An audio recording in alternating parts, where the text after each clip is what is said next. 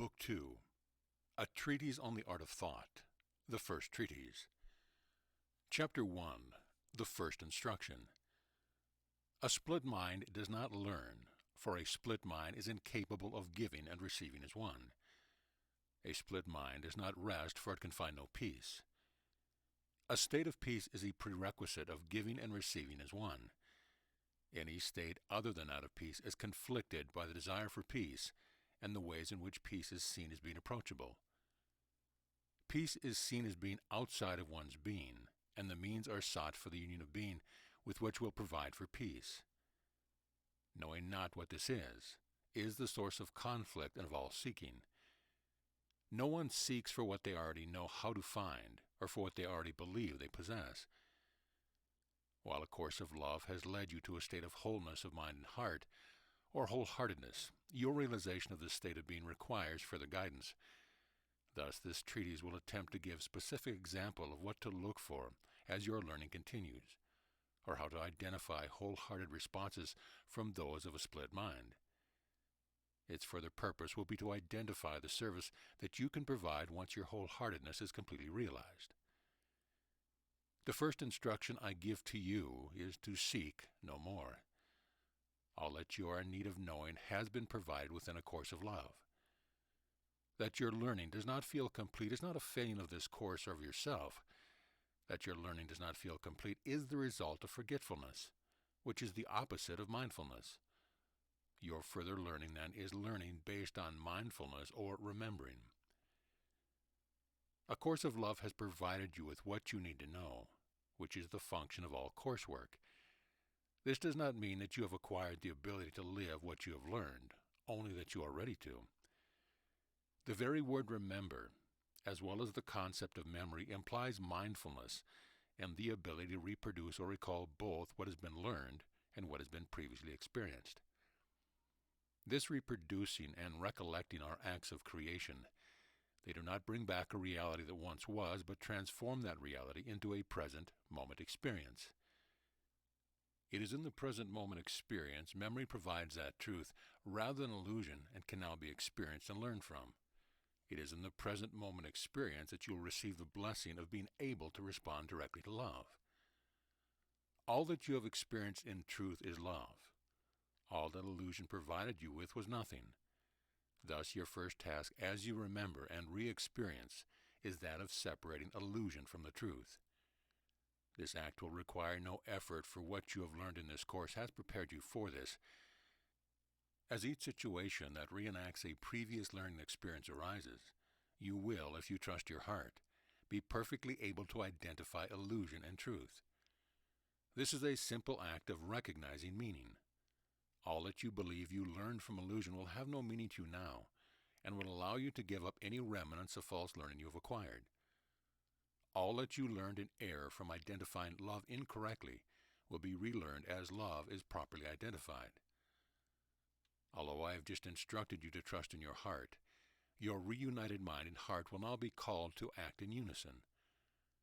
That a course of love instructed you little in the mechanics of the mind was consistent with the theme and learning goals of this course. The mechanics of the mind can in truth be left behind now as we concentrate rather on the art of thought. The mechanics of the mind were what engaged you in so many daily battles that you became almost too weary to continue.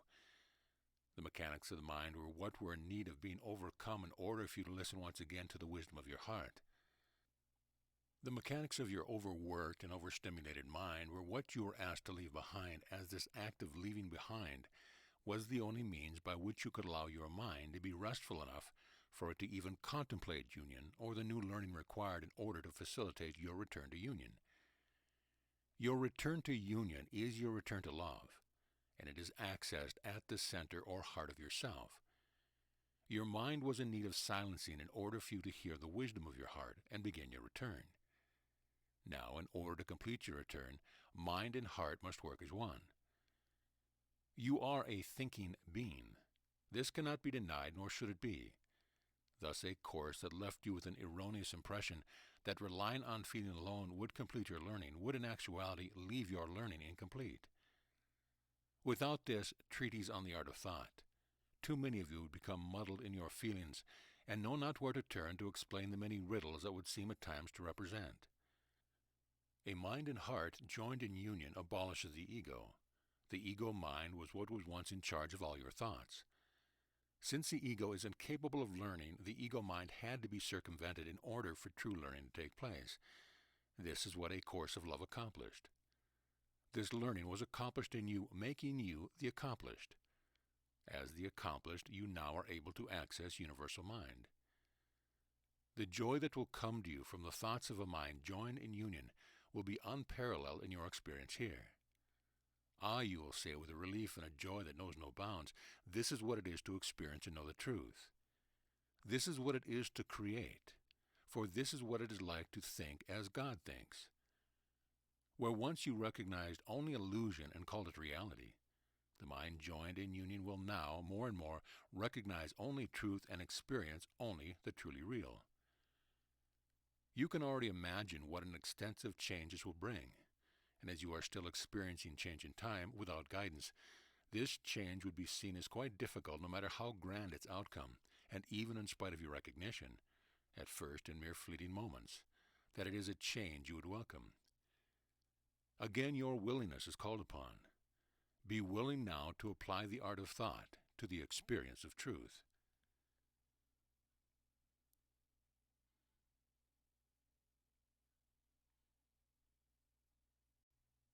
Chapter 2.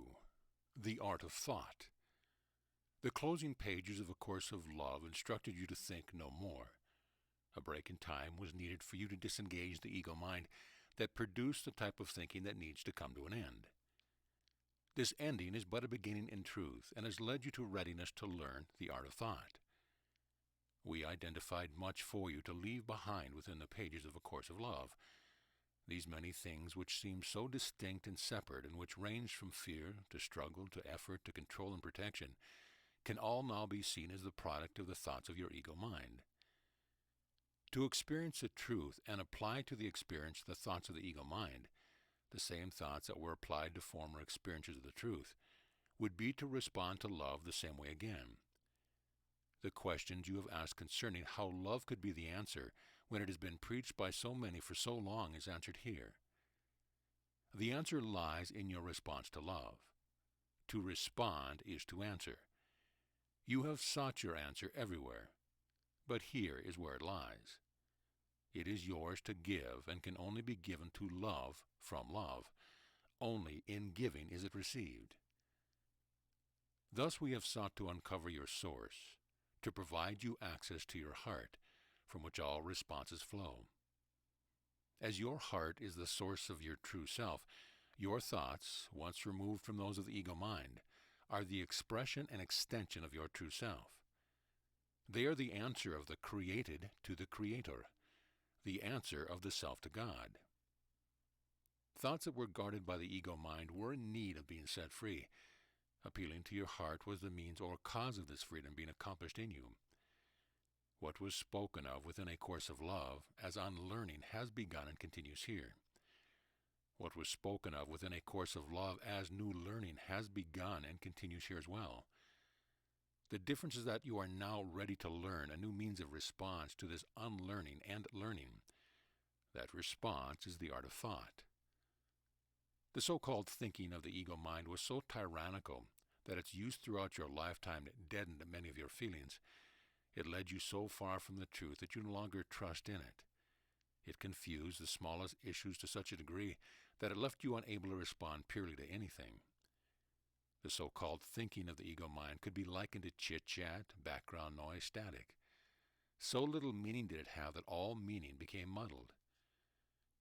Your only recourse to the situation in the past was focus. You thus applied your thoughts to learning subjects of a specific nature. Through this focus, you believed you accomplished much. You congratulated yourself on having the discipline required to train your mind to focus and to learn, or shamed yourself when you were unable to do so. To those most skilled in this training of the ego mind, worldly rewards have long been given. Those people attain degrees and skills and then further apply the disciplines that they have learned by using their skills and knowledge in the world for even greater reward. These rewards have further emphasized the importance of such focused thoughts and thus further entrenched the ego mind. To think that you could learn the truth of who you are through these same means was the fallacy that the early teaching of A Course of Love sought to dispel. But again, as was stated often through A Course of Love, an alternative exists. It did not exist when you knew not of it, and so your attempts at learning have been valiant and are no cause for anxiety. But now this alternative is being revealed to you, and it does call for a change of thought so extensive that all thoughts as you once knew it does need to cease. You have already succeeded in learning in this new way once, or you would not be here. This is your proof that you can do so again and again until the new way totally replaces the old, and the art of thought leaves behind forever the need for what the ego mind once but seemed to offer you. The thoughts of your ego mind were ruled by the nature of the body. To exist as creatures whose only thoughts are of survival of the body is to exist in a lower order. The laws of the body have thus subjected you to conditions that invited the ego mind to turn its attention to existence in this lower order. It is only you who can recognize and invite the higher order or subject yourself to its conditions. It is only your attention to the existence of this higher order that will reveal its laws to you. These are the laws of God or the laws of love. The laws of God or the laws of love can be summarized by the simple statement of giving and receiving being one in truth. The implications of this statement are far broader than at first might seem indicated. All of these implications have been touched upon within A Course of Love. The most essential of these implications is that of a relationship for giving and receiving cannot occur without relationship. All relationship is but relationship between creator and created. The new means of thinking is referred to here as the art of thought, in order to call your wholehearted attention to the continual act of creation that is the relationship between creator and created. Creation is but a dialogue to which you have not responded. The art of thought will free you to respond. This response needs to be at first seen in two parts. An example illustrates. To look at a sunset is to see an object, the sun. It is also to see the sky, to see the variety of colors displayed, to see the horizon. It is to see the surrounding area, perhaps to see the play of clouds among the descending rays, perhaps to feel the warmth or chill of the evening. The whole experience might include the sound of birds or traffic, the rhythm of the ocean, or the pounding of your heart. It might be a shared experience, one in which you share the feeling of awe inspired by the sight with one you love. It might be seen as you walk or drive, rake leaves, or gaze from an office window. It might be a deathbed vision or the last sunset of which a young child is aware. It might be a scene taken totally for granted as you go about whatever business calls you have at the hour. The sunset is a gift of God. It is what it is. This is the first part of this example. The second part is its reception. A gift has been given. What is your response? The sunset is part of your human experience. In the lower order of that experience, it speaks to your survival needs. It may signal many things ranging from a desire to get safely home before it is dark, to a desire to eat an evening meal. It signals changes in the natural world around you. Birds and squirrels and flowers, too, have a reaction to the setting of the sun. They react to what is. This is their response, an altogether lovely response of created to creator. Yet to rise above this lower order of experience is to receive and to give back. First, the sunset is experienced for what it is. It is acknowledged. It is a fact of your existence as a human being, a part of the natural world, a gift of the Creator. Secondly, it is experienced relationally. It speaks to you and you to it. It binds you to the natural world and to the present, but also to the higher world and the eternal. It binds you to all those who have and will experience a sunset by being a shared experience.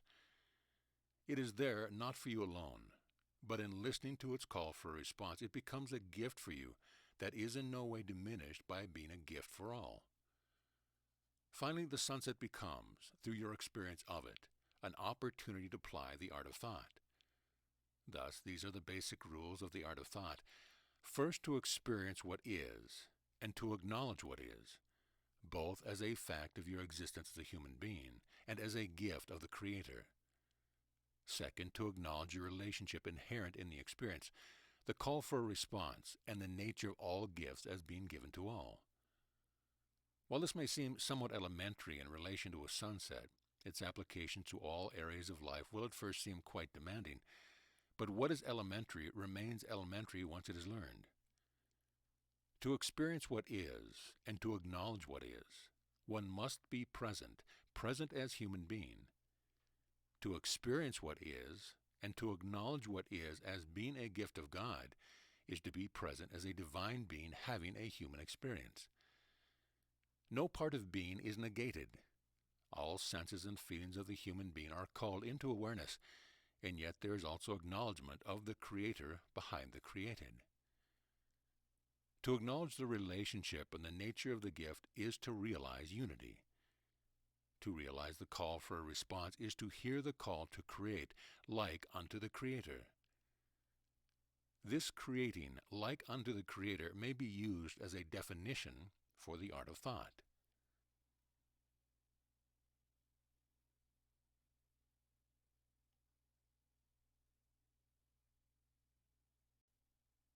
Chapter 3.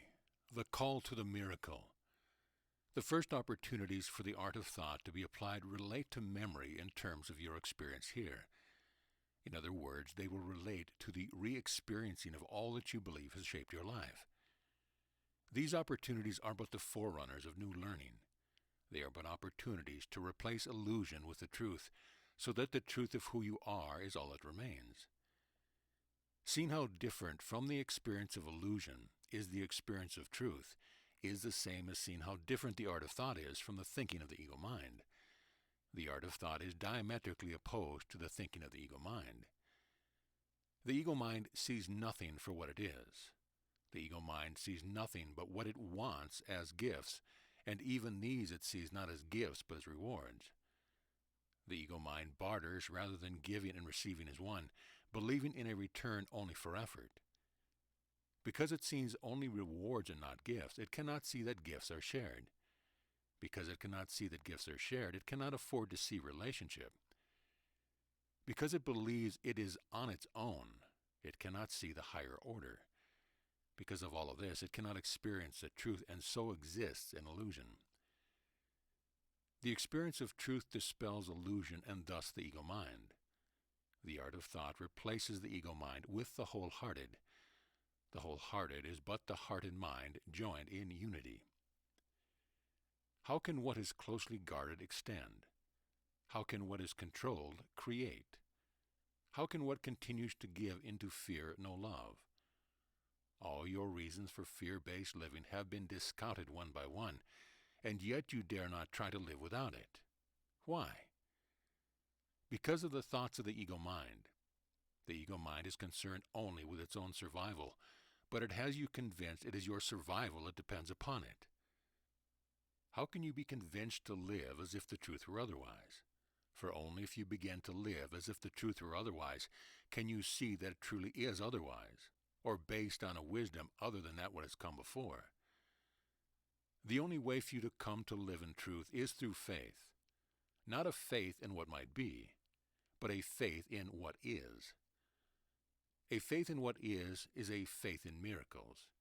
Miracles are what you are now asked to call upon. For calling upon miracles is an act of faith. You think the quest for miracles is a quest for proof that demonstrates a lack of faith, but the reverse is true. What kind of miracle would lead to a lack of faith? There is no such kind of miracle. I ask you now to request a miracle. What kind of miracle should you ask for? How big of a miracle should you request? How big is your faith? How much proof does it require?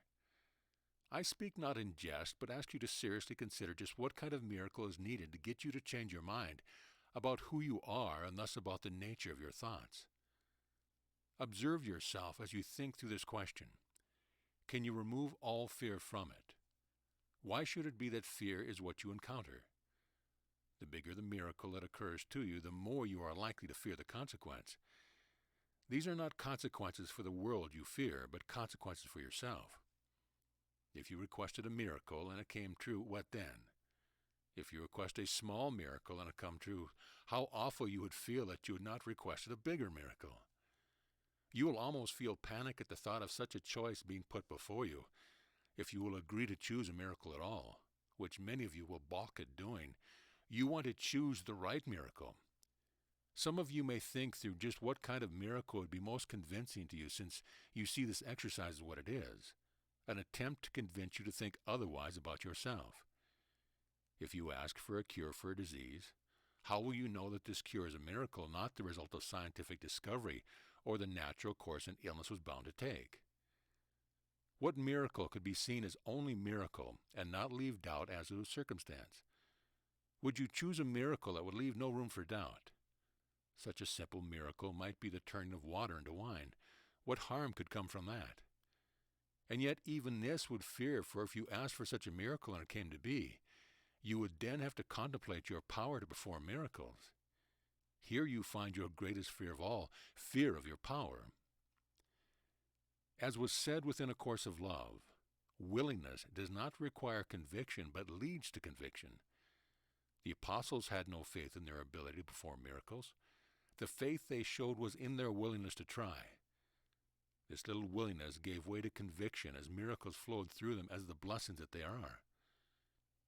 I do not want to lose any of you here, but such is your fear that you can already see your own loss. As great as the fear of miracles is, the fear of not being able to perform is even greater. You think of this as a test and one you can pass or fail. And what's more, not only would your passing of this test require you to contemplate your power, but your failure would require you to contemplate your lack of it.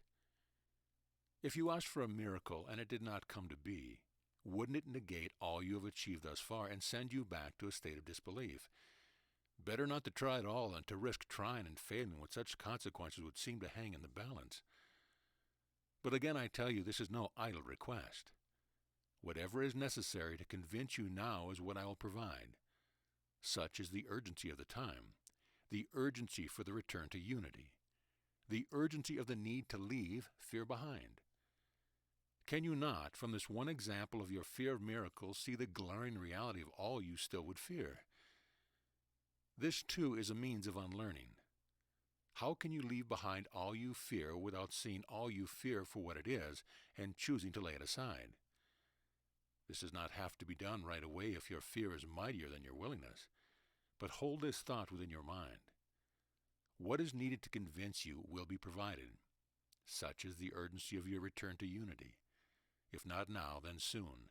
You will be asked to make this final choice, this choice to leave fear behind for good and to become who you are. Who you are is a miracle worker. This is not all that you are, but it is a measure of who you are. This is not all that you are, but this is the quickest means of realizing who you are. As was said in A Course in Miracles, miracles are time-saving devices. Although asking you to choose a miracle would seem to violate one of the rules of miracle readiness as described in A Course in Miracles, the extreme need of your return to love requires extreme measures. Let us consider your objections to miracles one by one, for in so doing we will uncover the source of all your fears as well as the source of miracles.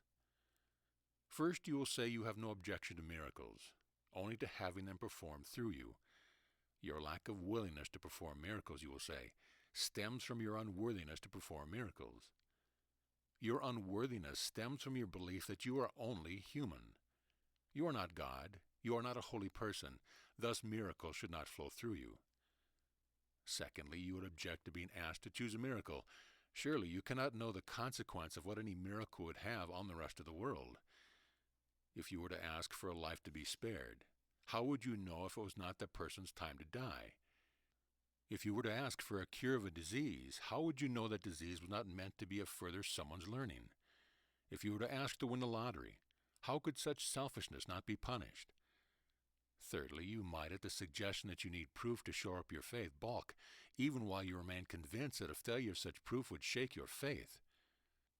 Fourth, you might balk at the suggestion that God would grant miracles on such a whim. Such a fanciful idea as that of your being convinced of your own power. How could this possibly be important? Even were you to possess such power, surely it is a power that is of God and needs not you for its accomplishment.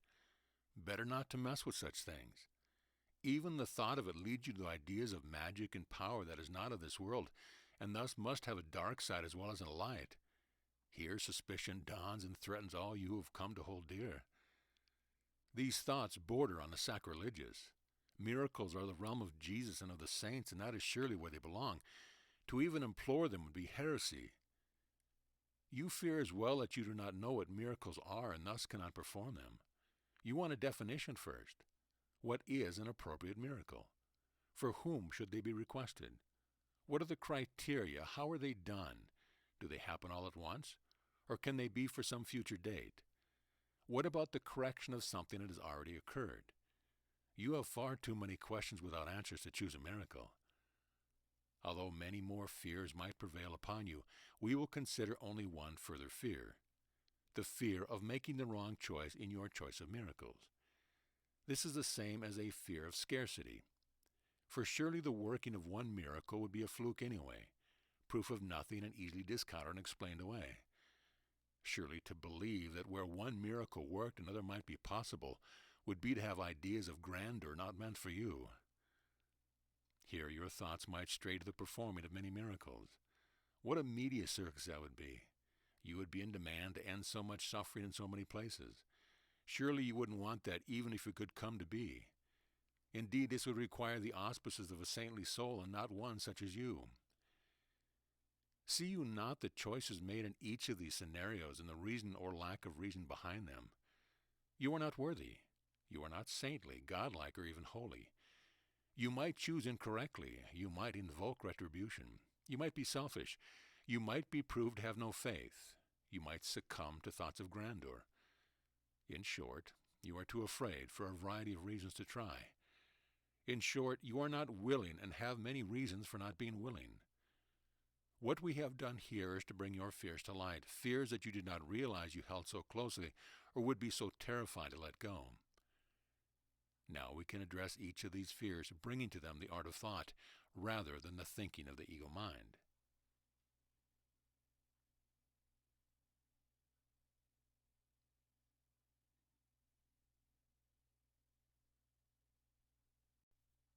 Chapter 4. The Center of the Universe. By asking you to request a miracle, I am honoring who you are and inviting you into the state of mind that is miracle readiness. The art of thought is the expression of that state. The art of thought is the miracle. Thus we dispel, along with the illusion of fear, the illusion of specificity. You have not been asked to request a specific miracle. Although your thoughts have naturally gone to consideration of the specific, this is but an indication that you are still in the habit of thinking you learned under the instruction of the ego mind. This treatise must change that habit in order for all your thoughts to become the miracles that express the truth of who you are. This treatise will put your instruction fully under my guidance and allow you to disregard the instruction of the ego mind. A Course of Love began with an injunction to pray. A Course in Miracles began with a definition of miracles. Both are the same. Prayer and the art of thought are the same. This should serve to make it clear that the request I have made of you is once again far more broad and generalizable than your old habit of thought has led you to see. Miracles are, in other words, a way of thinking, the new way that we are going to learn together. They are the state of giving and receiving as one. They are the state in which blessings flow. They are your natural state. How can the rules of thought we have identified serve to bring about the miracle that you are? The first means identified was that of experiencing what is and acknowledging what is, both as a fact of your existence as a human being and as a gift of the Creator. Now that we have more properly identified the miracle, you must see that yourself is what is in need of identification and acknowledgement. This identification and acknowledgement was the stated goal of A Course of Love. It does not negate your existence as a human being, nor does it deny your existence as being a gift of the Creator. Recall the sunset. Are you any less the glory of God than the sun? This is the call to be as aware of yourself as you are capable of being aware of the sunset. When the sun has remained but an object to you, no effect is possible from the sunset. The sun, even during the most blazing sunset, has at times remained no more than object to you, so too has yourself. When yourself is seen as no more than a body, it is seen as little more than an object. The second rule of the art of thought is to acknowledge relationship, the call for a response, and the nature of all gifts as being given to all. This is thus a call to realize that you exist in relationship, that your relationship calls for a response, and that you are given to all as all are given to you. This is an enormous shift in your habit of thought as you become the center of the universe. This is quite a different you than the self of the ego mind. The ego mind, in its imitation of creation, put the you of the ego or the body at the center of its thought system, and from this central position developed all of its ideas of glorifying the separated self as well as the subjugating the separated self. This subjugation to the ego mind is what led to the ego mind being able to develop the laws of man. These laws of man are the laws of the body's survival. Your responsibilities shift completely onto the laws of God. Your thoughts are released from their concentration on what exists outside of you as your responsibility is placed where it belongs, in the call to respond. This response is only yours to give, and is all you are asked to give. This response comes from within the self, the rightly identified and acknowledged self. Think of all you now feel responsible for, and this lesson will become more clear.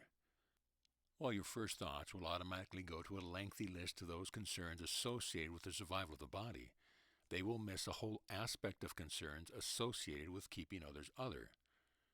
You keep others other by attempting to respond for them, rather than responding to them. You thus have thought it is your responsibility to care for the world outside of yourself, rather than for yourself. There is much play in the words response, responsible, and responsibility here. There is no accident. Your call is to respond, and you have seen this call incorrectly as a call to be responsible. The idea of responsibility sprang from the ego mind that would usurp the power of God. What kind of gift arrives with a demand for the receiver to be responsible for it? You may answer that there are many, even within this course's definition of a gift, the most obvious of which might be your children. Another of what might be your talents. It is the idea of your responsibility for these gifts that has led to your oppression. Again, I tell you, your call is to respond rather than to be responsible. How can you be free to respond when your thinking remains tied to responsibility? Responsibility but implies a guardianship that is not needed. Responsibility implies needs that would not be met without you. Response is given and thus genuine. It is a natural act of giving and receiving as one. Responsibility is a demanded response, a necessary response, an obligation. Response happens from within. Responsibility is all but dealing with the outside world. While both may result in the same or similar actions, does not negate the need for the difference to be realized. Charity is a responsibility. Love is a response. See you not the difference? Can a father not be guided by responsibility and still fail to give love? Can a dancer not struggle mightily to perfect her talent without experiencing its joy? Do you think the Creator is responsible for what was created? To think of the Creator in this way is to think of the Creator with the upside-down thinking of the ego mind. Is this not the kind of thinking that has caused you to blame God for what you have labeled bad, as well as to praise God for what you have labeled good? Would not this kind of Creator be at odds with the concept of free will? But for a Creator not to respond to what has been created, this would indeed be a travesty. This would be antithetical to the laws of creation. This would be antithetical to love. My request to you to choose a miracle is but a request to you to hear creation's response to who you are. What might such a response sound like, feel like, look like? It is a response of pure appreciation and love. It is always available. It is the gift given in everything you look upon and see without the obstacle of the ego mind's interpretation. Let us speak a moment of this interpretation. That each of you interprets what you see, read, hear, smell, and touch differently must mean something. What you have decided this means is that you are an independent thinker, something you have prized. Some of you will accept another's interpretation of meaning if it is helpful to you, saves you time, or seems in accord with your own views. Others of you feel it is necessary to interpret everything on your own. Without further discussion, you would see interpretation and response quite similarly, and this would but lead to a continuation of the belief in different forms of the truth. The art of thought is being taught here in order to prevent just such a conclusion. The truth is the truth, and not dependent upon your definition of it. A response is not an interpretation. A response is an expression of who you are, rather than of what you believe something else to be. You who have thought that your interpretation of events and feelings has given them their meaning, think again. Their meaning exists already, and is not up to you to determine. This is not your responsibility. You who have thought that your interpretation of situations and the feelings they have aroused have defined who you are, think again. Be willing to apply the art of thought rather than the thinking of the ego mind. Interpretation but gives you opinions about those things that you experience. Response reveals the truth to you because it reveals the truth of you. The joy you have thought has come to you from an interpretation that is uniquely your own is as nothing compared to the joy that will come to you from a response that is uniquely you. But you must give up your penchant for interpretation before you can learn to respond. I realize that this will concern you while you continue to not realize a difference between response and interpretation. The only way for this concern to have the chance to leave you is for you to begin to practice the art of thought and thus begin to learn the difference. As was already stated, the first opportunities for you to learn the art of thought will be provided through what we have called the re-experiencing of memory. These are opportunities to re-experience the lessons your life has brought you. You will experience the same lessons in the same way, rather than in a new way, if you meet these experiences again with the attitude of interpreting them rather than responding to them. They do not require interpretation, but response. Response was what was required in the first place, and your inability to respond need not be repeated. You are being revisited with these lessons expressly for the purpose of not repeating your former reaction or interpretation of them. You are being revisited with these lessons so that you may apply to them the art of thought rather than the art of the ego mind. The art of thought will reveal the truth to you. The thinking of the ego mind would simply reinterpret the meaning you previously gave to these lessons. This is a sticky distinction, for you are used to congratulating yourself on the maturity required to reinterpret previous lessons. To form a new opinion about something gives you a feeling of open-mindedness and growth. Lay aside your desire for reasons for self-congratulation in favor of self-revelation. The saying, "The truth shall be revealed to you," is the same as saying, "Yourself shall be revealed to you." Revelation is a proper description of the mode by which the art of thought teaches and helps you to learn. It is not through study, effort, or reinterpretation, but through revelation. Revelation is direct communication with God in the sense that it is a direct communication from a self you have known not, the self that is one with the Creator. We must backtrack a little here to do the same exposition as we did in regard to miracles in regard to revelation. By asking you to choose a miracle, you were provided a means through which your fears became clear to you. There are a few of you who would deny these fears. Fewer still are unafraid of miracles and eager to embrace them. As you may have surmised, we are getting at your final fears here, those most deeply buried and kept in secret from you. Some of you who would count yourself least fearful are those of you whose fears are most deeply buried. So whether you count yourself among the fearful or not, please continue to give me your attention just a while longer as we uncover all that would still hold you back. As was said within A Course of Love, all fear is doubt about yourself. Now we must expand upon this thought, for doubt about yourself is doubt about God. While God is nothing but the source of love, you have, in your doubt, made of God the source of fear.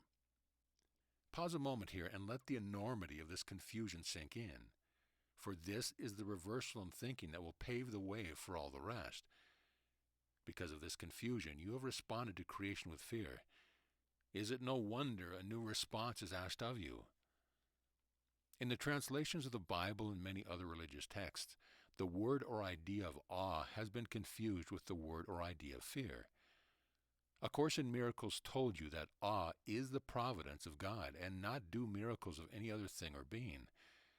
I bring up this point to assure you that this confusion is nothing new, but a confusion so deeply ingrained in you that it has become an aspect of yourself as a human being. From time immemorial, fear has been associated with God. This was a thinking I came to reverse. While I succeeded in revealing a God of love, this revelation has not been reconciled with your experience here. This is what we will now seek to do by putting an end to fear and ushering in, with this ending, the beginning of a time of miracles.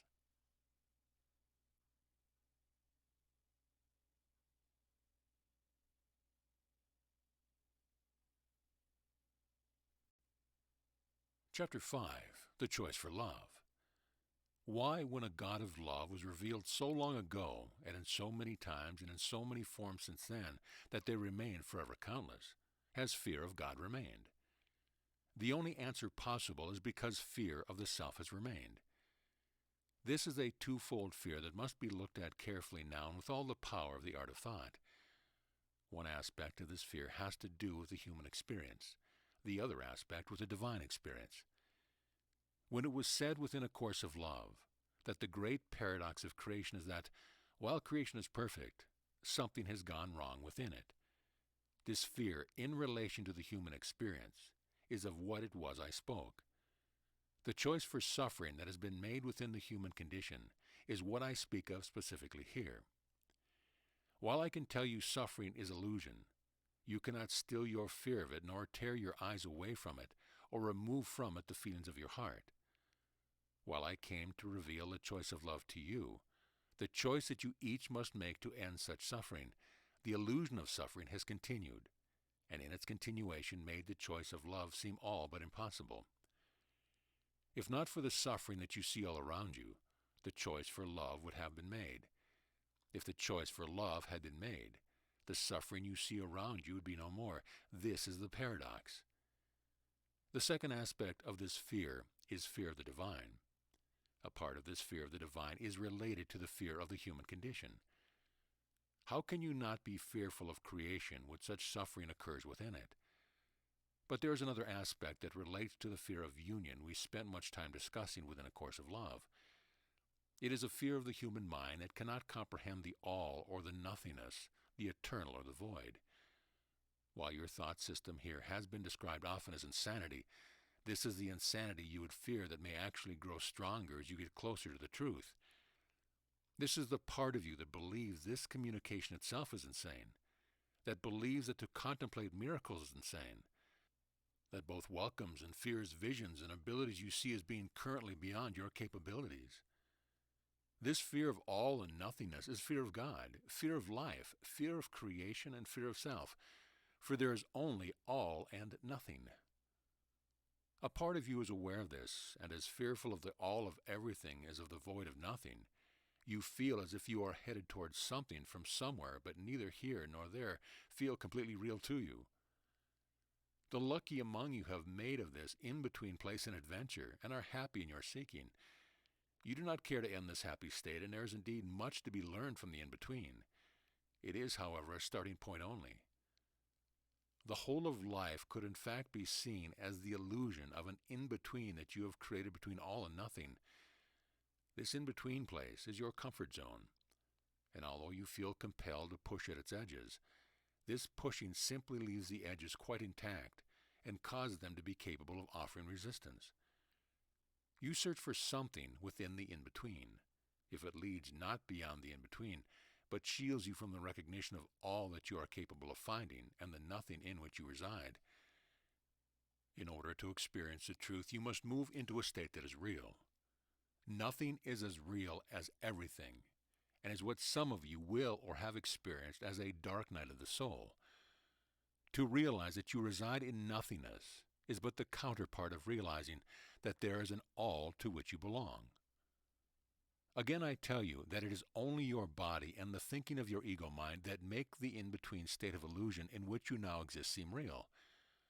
I must make a distinction here between the seemingly real and the aspect of your existence that is real. Your heart, as we have defined it many times within this course, must exist in the thought system that is real to you. The thought system of the ego mind is what has been real to you, and thus where your heart has been held captive. Thus, your real self is not present in the realm of the truly real, but is actually present within illusion. This is why all seeking must turn within, toward the heart where the real self abides.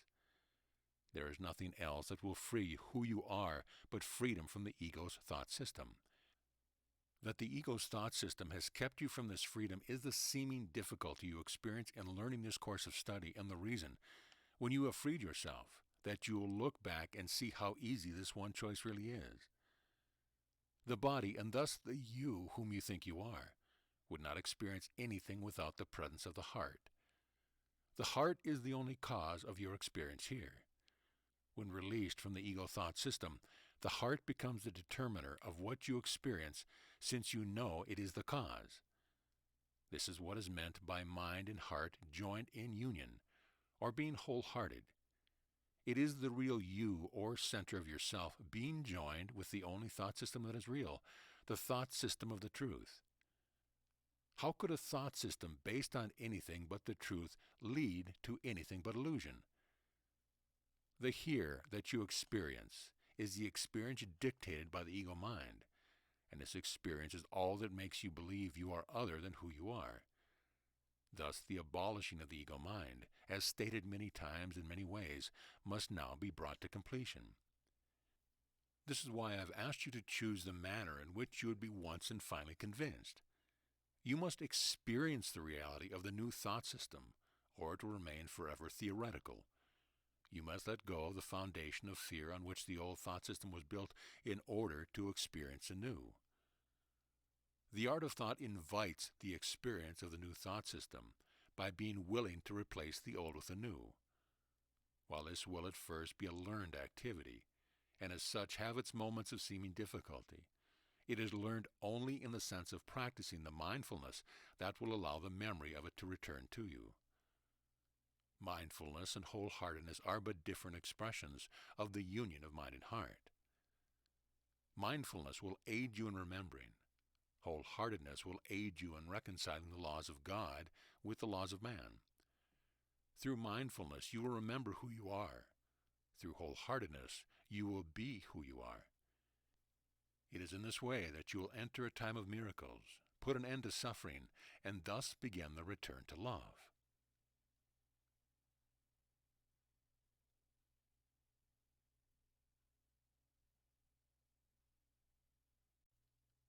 Chapter 6. The Act of Prayer. The thought system of the ego mind is a learned system, and this is why it can be unlearned. The thought system of the truth is always present, as the truth is always present, and can neither be learned or unlearned.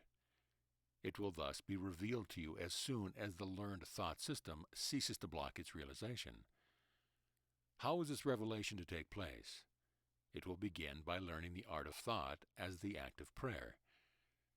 We have spoken already of memory here, and have presented the acts of reproducing and recollecting that are involved with memory as acts of creation.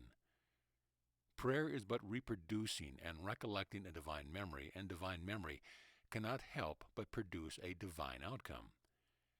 Said another way, prayer reproduces the truth and allows the truth to exist as it is.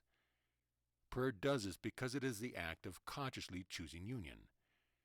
Choosing union moves you into the real state of all from the unreal state of the in-between. Only from within a state that is real can anything happen in truth. Thus prayer must be redefined as the act of consciously choosing union. With this definition, you can see how your life can become a prayer. This does not negate the fact that a prayer is also a constant dialogue of asking, being answered, and responding. This is the aspect of prayer that makes of it an act of creation. Prayer and miracles work hand in hand once both are seen for what they are. Do not forget what union is. Union is the mind and heart being joined in wholeheartedness. It is your union with yourself. Union with yourself is union with God. Thus your concentration must not stray back to old concepts of prayer, or of reaching God through the intercession of prayer as if God were separate from you and accessible only through a specific means of communication. You can see perhaps how this attitude toward prayer came about, as it is, like much you have learned, close to the truth without being the truth. To use prayer only as a means of reaching out to a God seen as separate is to attempt to use what cannot be used. Such ideas of prayer have no credence because this reaching out does at least recognize that there is something to reach out to. Such ideas of prayer have long been opening doors for those who are ready to walk through them to a real relationship with God and self. But this is not the concept of prayer of which we speak, nor one that can reasonably be called a way of life or likened to the art of thought. Prayers such as these emanate from either heart or mind, and have not the power of the wholehearted. Prayers such as these emanate from the state of fear that is the reality of the separated self. To pray out of fear is not to pray at all, because such prayer chooses not the union that is the prerequisite. To pray out of fear is to ask from an unreal state of lacking for what is seen as missing or desired. In contrast, true prayer, formed in union, is a means of creating, recollecting, or recalling a divine memory, and transforming that divine memory into a present moment experience. Memory is valuable to us now because it relies not on perception. If perception were all that were available to you, each experience would begin and end and have no ability to relate to anything else at all. Without memory, what you learned one day would be gone the next. A person you met one day you would not know the next. Thus memory allows relationship. Memory, or how you relate to past experience, is what makes each individual unique. A family can share many similar experiences without relating to them in the same way. It is the way experience is related to, through memory, which shapes the different personalities, paths, and thus future experiences of each of you. So what happens when memories of past experiences are revisited under the all-encompassing umbrella of a new way of thought? The different personalities become one. The different paths become one path. The future experiences become one, and in this oneness is peace everlasting. What happens when this oneness is accomplished is the divine memories arise to replace perception. This is miracle-mindedness. The accomplishment of this state of being is the reason for which you are here. It is your return to yourself. It heralds the return of heaven through the second coming of Christ, the energy that will bridge the two worlds.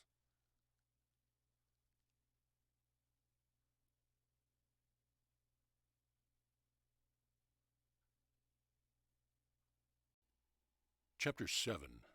Suffering and the New Learning. Suffering is seen as a condition of this world because the world is seen as a world in which who you are can never be accomplished. You have perceived this inability to be who you are in terms of not being able to do as you desire to do, live as you would desire to live, achieve what you would choose to achieve.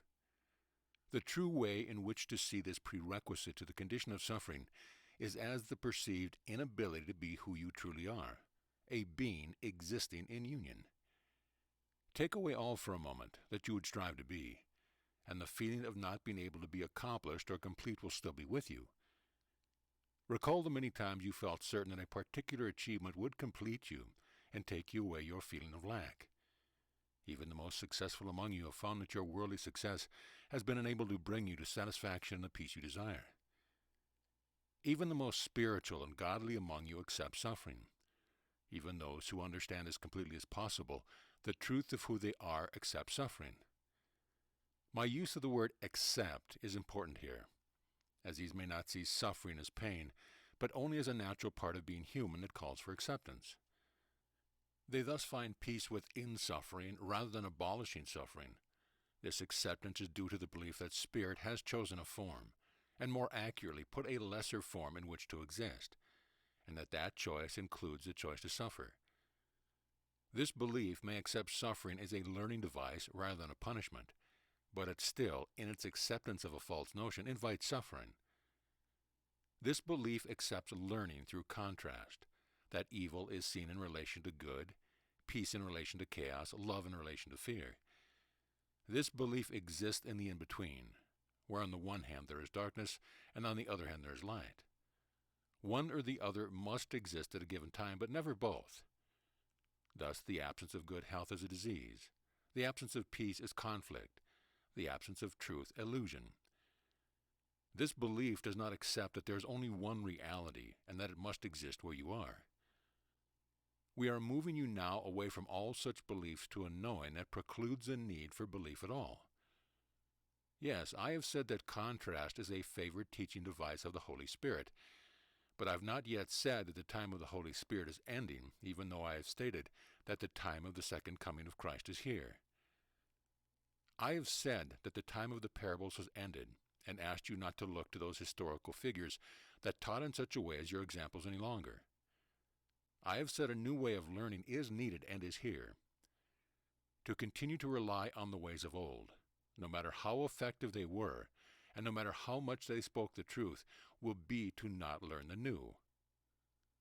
You have advanced, taken steps, climbed to a new level, and acquired an ability to perceive differently, in order to make this new learning possible. If you do not let what you have attained serve you, you will not realize what this new learning has been for. You may reach an ideal of human satisfaction and happiness, but you will not go beyond what is human. This is why we must speak now of being human in a new way. We must reconcile the differences between the human and divine. We must, in other words, speak of incarnation.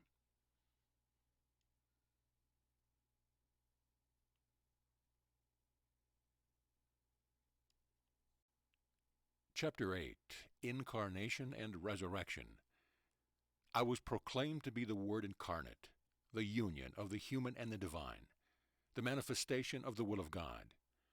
I have told you that you are no different than I was. Now I call you to be no different than I am. As a man I suffered, died, and was buried. As who I am, I resurrected.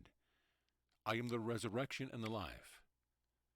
What I was in life was the manifestation, in form, of the will of God. Thus too have you been. God is the giver of life, thus life is God's will.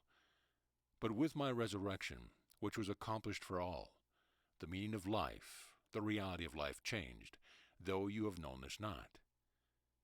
The great experiment in separation ended with the resurrection, though you have known this not. For the resurrection and life are now one and the same. That they are the same has not meant the automatic realization of this change of enormous proportions. The very nature of change is one of slow realization. Change occurs all around you every day without your realization of it. Only in retrospect are the greatest of changes seen. Thus, the understanding of the truth of a historical event changes over time, and it may take 100 or 1,000 or even 2,000 years for the real truth to be realized.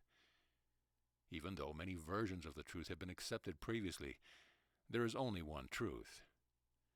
There was only one truth at the time the event or change took place, and there is only one truth in time or eternity regardless of the variety of interpretation of the truth.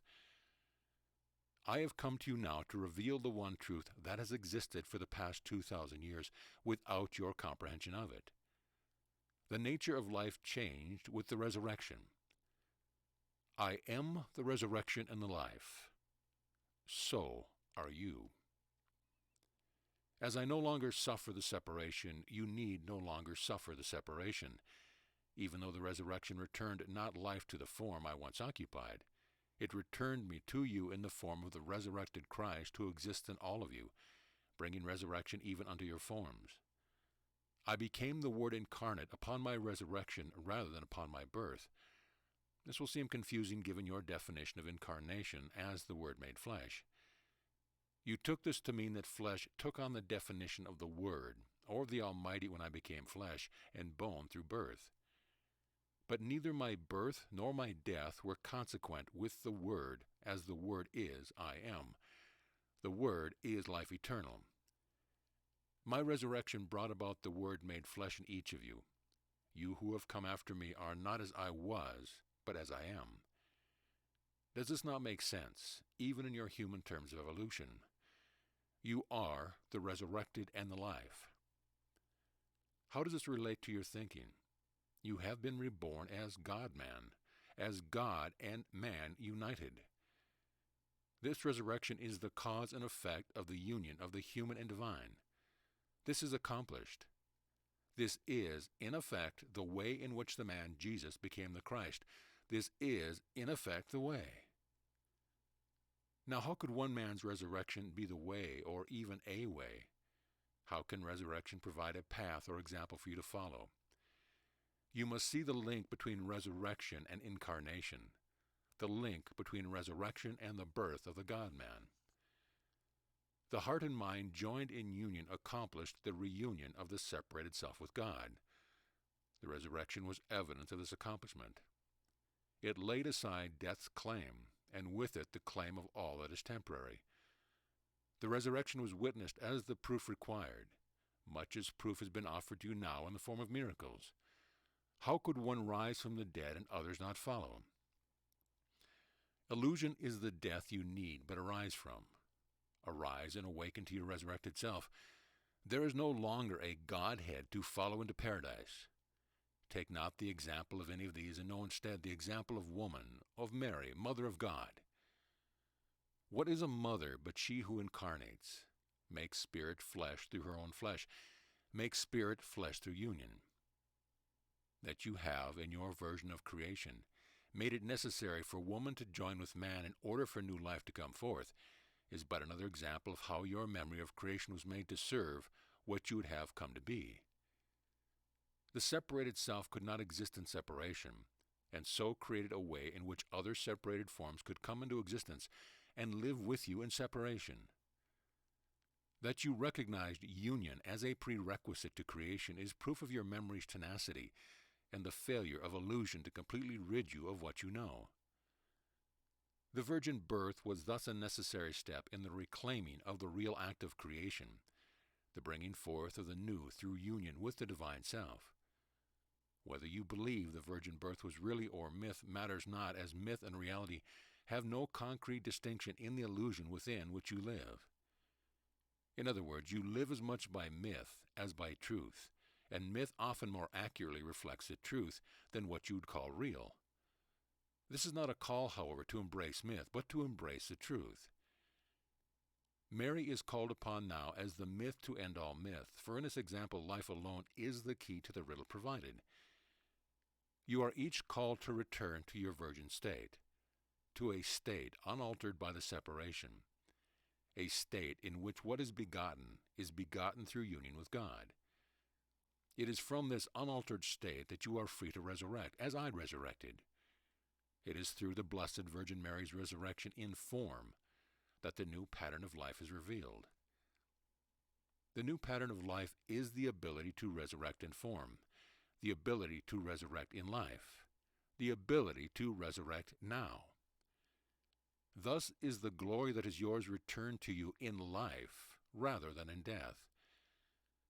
The male provided the manifestation, or the effect of the cause created by the female in the virgin birth. My mother Mary was responsible for the incarnation of Christ in me, as I am responsible for the incarnation of Christ in you. This union of the male and female is but union of the parts of yourself expressed in form and story, expressed, in other words, in a visual pattern that aids your understanding of the invisible. It is one more demonstration of the union that returns you to your natural state. It is one more demonstration of cause and effect being one in truth. It is one more demonstration of what needs to occur now in this time in order for the truth of the resurrection to be revealed and lived. We have talked thus far of union of heart and mind. Lest you think that this union is not all-encompassing, we will reflect a moment here on how the art of thought brings all you have seen as parts of the self, such as male and female, conception and action, inspiration and manifestation, together into the wholehearted.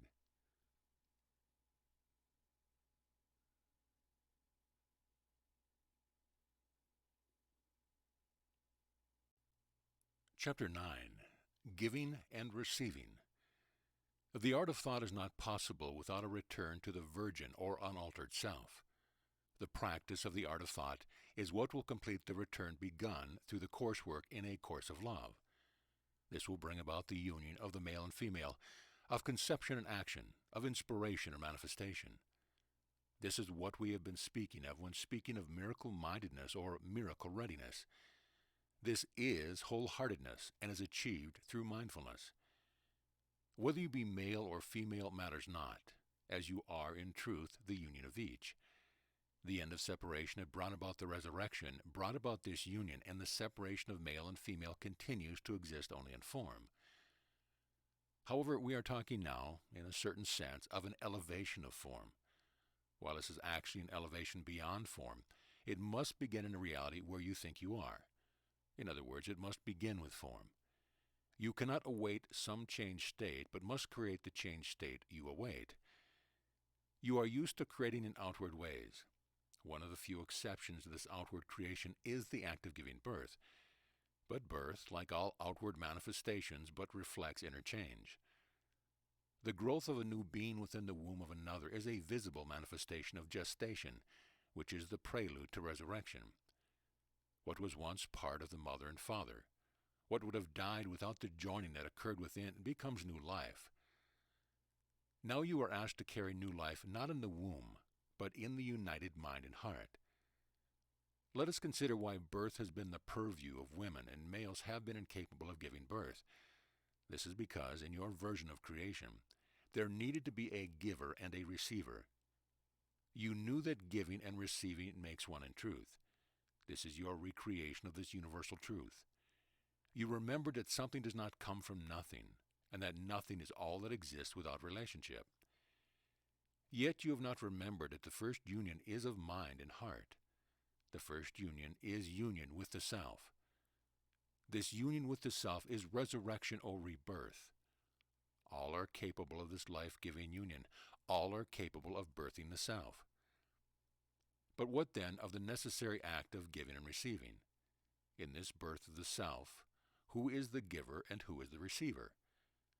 In order for the self to be birthed, giving and receiving must be one in truth. Yet it seems there must be one to give and one to receive. You have long waited to receive what you have thought could come only from some other.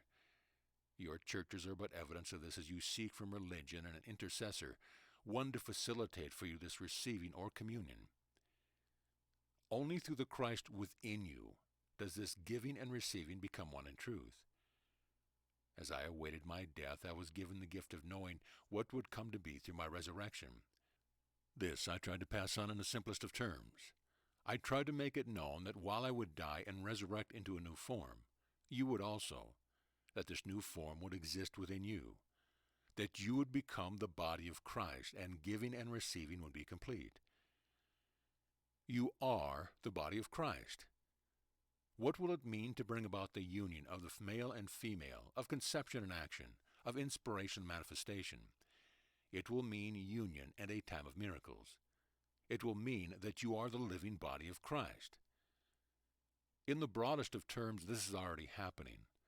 As the ego has become threatened and allowed the coming of guidance, males and females both have begun to work with the parts of themselves over which the ego has the least control. For males, this has most often meant a turning away from the intellectual realm, which was ruled by the ego, to the realm of feeling. For females, this has most often meant a turning away from the feeling realm, where the egos hold most sway, toward the intellectual. This instinctual turning toward an opposite has been made to serve you through the intercession of the Holy Spirit. In turning within, rather than without, to find what you need to free you from the ego's reign, you have turned toward wholeness. In the same way that embracing both the male and female attributes within you causes a merging of both and a wholeness to be achieved, so too does a wholeness then come about with conception and action, inspiration and manifestation. Lest you fight these ideas as stereotypical, I will give you just a few brief examples. These I ask you to cull from your own recent experience. What has caused the ego to become more apparent to you as you have learned this course? Has it not seemed to lie dormant for periods of time, and then suddenly be called back to life through some event or situation. What was this event or situation? Did it not threaten your self-image? And did this threat occur at what you would call the feeling level or at the intellectual level? Were your feelings hurt or your pride? Your feelings called into question or your ideas? And what guise did the ego take as it rallied to your aid? Did it require you to retreat or advance? Did it stir emotions or attempt to still them? These may be difficult questions to answer, as your initial reaction and your response will likely have taken on different forms. You say, for instance, have reacted by being hurt or angry. Your response may then have been either an emotional one or an intellectual one. The point here is that the one that is most comfortable, and that is likely your first reaction, is cognizant with your old pattern, or the pattern of the ego. What breaks the ego's hold will be the second reaction, or the turning away from the old. One first reaction might be to puff oneself up with pride, bolster one's position, think one's way through, argue, manipulate, or chastise another so that you feel better in relationship to the other in the situation or event. Another first reaction might be one of self-pity, of making oneself or another feel guilty, or of experiencing a sense of diminished self-esteem or worthiness. The first will feel like an intellectual position, the second like a feeling position. Turning away from the intellectual position to one feeling will most readily and quickly solve the first. The second will be most readily and quickly overcome by a turn toward reason or the intellect. The perceived attack will have entered at the place where you have placed your highest value and are thus most vulnerable. In the past, your response would have been to protect and use that which you have most valued. Now your response will have been changing. You will not see so much the value in what has been called your ego into action and will turn away from it. What was is being thrown out, and the first step in this is embracing what you heretofore have not embraced. You are pulling forth sides of yourselves that were previously undervalued rather than looking for other to provide what you lack. This is important and universal in its impact. It would seem to be about balance, but is about wholeness. Male and female are labels laden with attributes. When the different attributes are merged, male and female will be no more and wholeness will reign.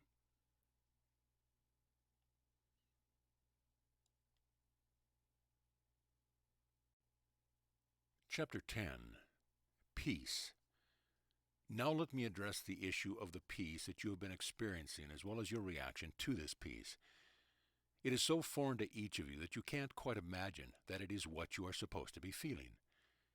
There is a core of peace at the center of yourself now, and the issue that you choose to deal with will not affect that core of peace at all. While you may find this almost disturbing, you will not go to extremes to break this peace. My peace is yours. You have asked for it, and it has been given to you. To not have it, you will have to choose not to have it, and this will be tempting on occasion. You will wonder at the lack of extremes in your feelings and want to bring them back. You will experience this loss of extremes as a lack. You will think something is wrong.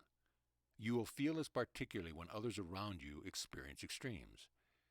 A friend has experienced feelings on the extreme level, and this will seem to tell you that this friend is really alive. Whether it be joy or sorrow, it will seem real in a way that peace does not. It will seem so human that a wave of desire to be fully human will wash over you. You will think that this human who has caught your attention is fully engaged and fully experiencing the moment. You will think this is what you want. And I say again that it will not matter whether it be joy or sorrow, for you are, or have been, attracted by both for the same reason, the reason of wanting to be fully engaged in the human experience. Here is this experience you have created, and how often have you been fully engaged in it? How often have you given yourself over to those highs and lows? You will be tempted to give yourself over once again to this most human of ways. You will cry and laugh for the poignancy of the human experience. This is the known that you will be tempted not to give up. If you can't be moved from your peace by the greatest of these experiences, the most profound sorrow, the most all-encompassing joy, you will feel inhuman. You will think that this cannot be where you are meant to be, what you are meant to feel. You will wonder what is wrong with you. This is temptation, the temptation of the human experience. This is what you continue to choose over the peace of God. This is not a right or a wrong choice, but it is a choice. It is your free will to continue to make this choice. You used your free will to choose the human experience. Now, are you willing to use it to choose the peace of God instead? Can you wholeheartedly choose peace? Can you choose peace long enough to become accustomed to joy without sorrow? If you cannot, you will continue to create hell as well as heaven, and will continue the separation between the divine and the human. Is heaven worth enough to you to give up hell? These extremes of the human experience have been learning devices. They have cracked open hearts and minds to the divine presence within. You have chosen them for just this reason. But you can now be an observer and look upon them as your brothers and sisters' learning choices without choosing to return to learning in the same way again. You no longer need these experiences to alert you to the divine presence. Once you have learned to read, you do not return to learning to read over and over again, even while you may continue to read for a lifetime. You can continue to experience life and still carry the peace of God within you. As you live in peace, you can be an example to your brothers and sisters, an example that says there is another way. Are you being asked to give up extremes? Yes. You are being asked to give up all that would take peace from you. But as you have been told before, you will be giving up nothing. It will seem as if it is so for a while perhaps. You will continue to be attracted to those living at the extremes, and there is no reason not to take joy in observing another's happiness, or to feel compassion at another's suffering. But you need not partake, and you cannot partake, if you are going to carry the peace of God within you. This is what has been meant by the many references that have been made to God not seeing suffering. God exists with you in peace. When you feel peace, you feel the peace of God. There is no other peace. There is no other God. Whether you believe it now or not, I assure you, within the peace of God is all the joy of what you have known as the human experience, and none of the sorrow. Each of you will have an experience you look back on, an experience of profound joy or grief that also became an experience of profound learning. You will think that you would not be who you are now without experiences such as this one. You will think that I cannot possibly be asking you to give up these type of experiences, but you have already had them. I ask you not to give them up, only to make now a new choice. It is your memory of these events that holds such sway over you that you would choose not the peace of God. But look past what you have remembered to what was truly there. No moment of true learning ever arrived without the peace of God, for without the peace of God, no true learning is possible. Let us separate experiences you might call peak experiences from experiences of extremes that served as learning devices. Peak experiences often follow occasions of happiness or trauma, but they do not happen within them. Peak experiences are what you can look forward to rather than back upon if you but choose the peace of God. The extremes that we are talking of leaving behind are extremes of reaction to a chosen lesson. What you are being asked to leave behind is the need for such lessons. If you have learned the curriculum, what further lessons are needed? What quiet knowing cannot come to you in peace? Why would you believe you can learn from the turmoil of extremes what you cannot learn in peace eternal?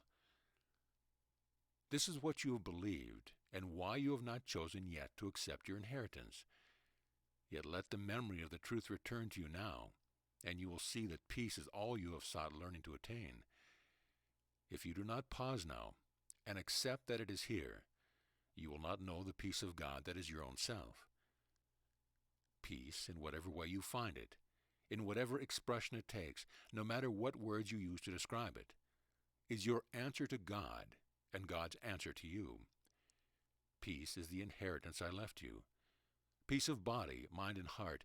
Peace is the realm of miracles, the condition of the wholehearted, the prerequisite to the art of thought, the description of heaven, the abode of Christ. Peace has come to you, and you to peace. Now your final instruction is here. You who have found peace, live in peace. You have been given the peace of God. Go in peace. Spread peace throughout the land. Go out in peace and love and service to all. For in this going out you come home, and bring with you all the brothers and sisters you have brought to peace. Go in peace to love and serve with all your heart. Thus are we one heart, one mind, one unity. Thus we are one in relationship of love and peace that is our eternal home. Welcome home, my brothers and sisters in Christ, welcome home.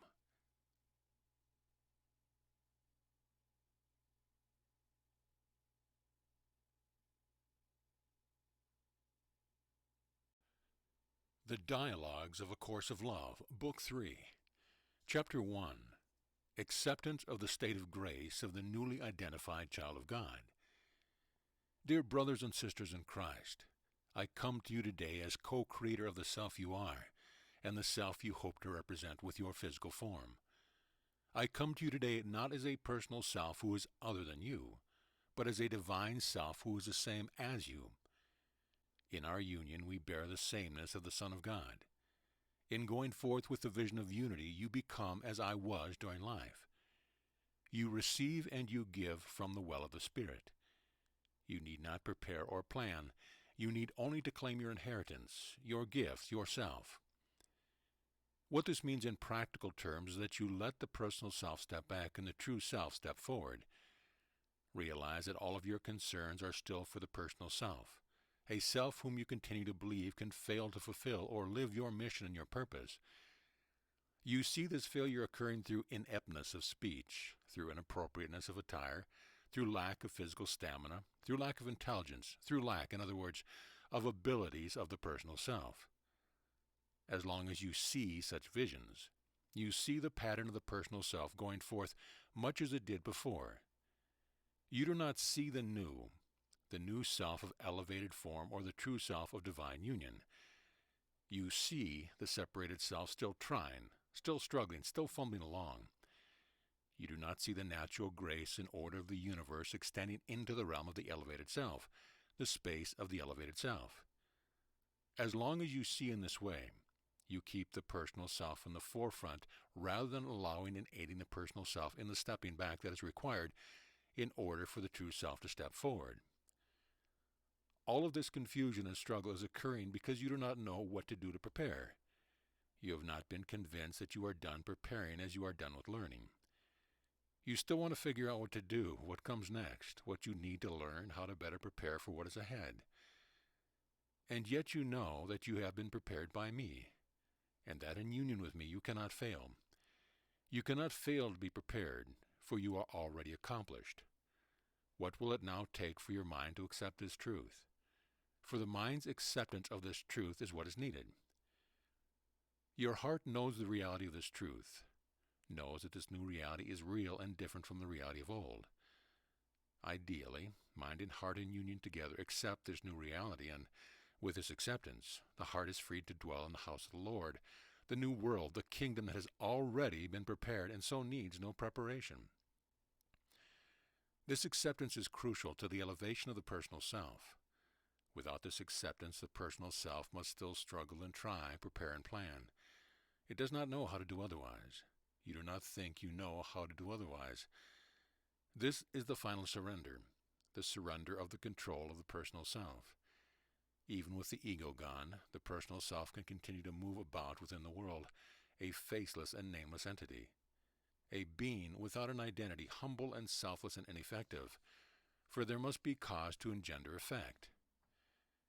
These anti-ego tendencies are the real danger in this time. You are not called to selflessness, but to self. This is the transition you have felt yourself to be in. The ego is gone, but the true self has not been allowed as yet to dwell within the personal self, thus elevating the personal self. You have been selfless for a time, and the personal self has floundered from this lack of identity. A person could literally die during this time from lack of identity, lack of cause. To die to the personal self is not what is required any longer, as we work instead to elevate the personal self. This elevation occurs through the acceptance of your true identity, not through being identity-less. The reign of the ego began during just such a time of identity-lessness. You can't go on in such a way. Help is here. Be what you have been called to be. Open your dwelling place to your true self, your true identity. Imagine this opening, this replacement occurring with every fiber of your being.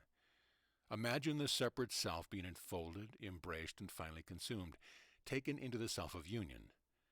The body of Christ becomes real through this indwelling of Christ in form. This thought makes you worry about the identity of the one you have called yourself. This has been the purpose of many renaming ceremonies that symbolize the release of the old and the acceptance of the new. This occurs in one form or another in the sacraments you have known as baptism, confirmation, and marriage. Each of these invite a new identity. So too do we invite a new identity now. While these sacraments have largely lost their meaning, the sacrament I now call you to restores meaning. Since new names are only symbols of new identities, renaming is not required or expected here. We go beyond what can be symbolized to what can only be known within. It is to this state of grace that I call you now today, the state of grace of the newly identified child of God. Open your heart, for the one who dwells there in union with all will emerge from this opening. What was once a tiny pinprick of light becomes a beacon as you open your heart and allow your true identity to be what is, even within your form. You are in grace and union with the source and cause of unity. Be no longer causeless. You and your source are one. I am no longer the personal self who is separate and alone. I am my Christ self. I dwell in unity. My identity is certain. This is the truth. I am not less than I once was, but more. Where once I was empty, I am now full. Where once I dwelt in darkness, I now dwell in the light. Where once I had forgotten, now I remember who I am. Now I go forth to live as who I am within the world, to make cause and effect as one, and union with the source of love and all creation, the reality. These dialogues are for everyone because we exist in unity with everyone. No one will be forced to join our conversation. Only those listening will be ready to hear. Only those ready to hear will listen. Remember that you cannot be taught what unity would freely give. The goal is no longer learning. The goal is accepting the identity that has always been yours and that has newly been revealed and returned to your remembrance. To know and not accept what you know to be the truth is a continuation of the pattern of insanity that must be replaced with a pattern of sanity. Insanity is acting as if the truth is not the truth. Sanity is accepting the truth as your reality and acting from that truth. Once the truth has been learned, the nature of untruth remains only as an acceptance of insanity.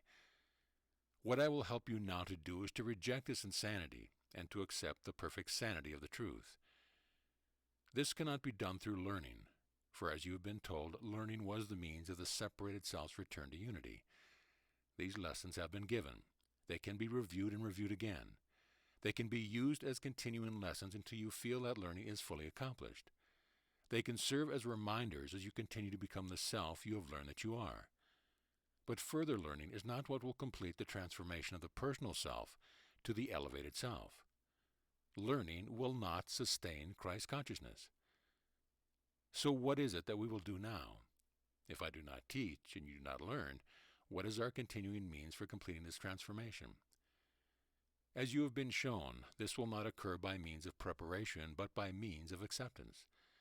This will not occur by means of trying, but by means of surrender. As you begin this dialogue, questions naturally arise. You might think that for the receiver or transcriber of this dialogue may, in truth, feel like a dialogue, an exchange, a conversation, and wonder how you, as the reader of these words, can feel the same way. You can feel the same way by realizing that you are, as you read these words, as much a receiver of this dialogue as she who first hears these words and transfers them to paper. Is a piece of music not received by you even when you may be one of the thousands or millions who hear it? Does it matter who is first to hear the music? That is, in truth, a dialogue between me and you. Wish not that the way of the transcriber of these words were the way for everyone, and think not that to hear directly from the source is different than what you do hear. This is thinking with the mindset of separation rather than the mindset of unity. What I say to you here, I say to you. It matters not that I say these same words to many, for you and the many who join in the receiving these words are one. These dialogues begin with prayer to remind you of what you have learned in unity, a learning that has been different from all learning you but thought you accomplished as a separated self. You have achieved an incredible feat by allowing and accepting a state of unity, even though you cannot learn how to do so. This has been the difficulty with every curriculum that has sought to teach the truth. In order for the truth to be learned, you first had to enter a state in which this learning could occur, a state that could not be taught but only accessed through your longing and desire. You who have joined mind and heart in unity have returned to the natural state of knowing, in which learning is no longer needed. You have now come upon a curriculum that is impossible to learn. No teacher is available, for none is needed. And yet many of you still feel what you describe as a need for continued learning and a continuing relationship with a teacher who will guide you through the application of what you have learned. You dare not as yet to turn to your own heart and trust the knowing that is returned to you as you begin to live in the reality of the truth. This is akin to thinking of a God who exists outside or apart from yourself. If you fully accepted your true identity, you would no longer look outside of yourself for guidance, for you would realize that yourself is all there is. We are one body, one Christ. We are one self. Yourself is not the person you have been since birth. Your body does not contain you.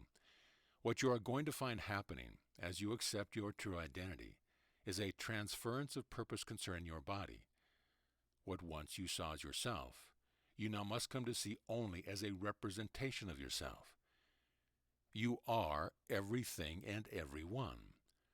All that you see is you. You stand not separate and apart from anything. We are one body. Learning accepts that there are these separate from you who know things that you know not.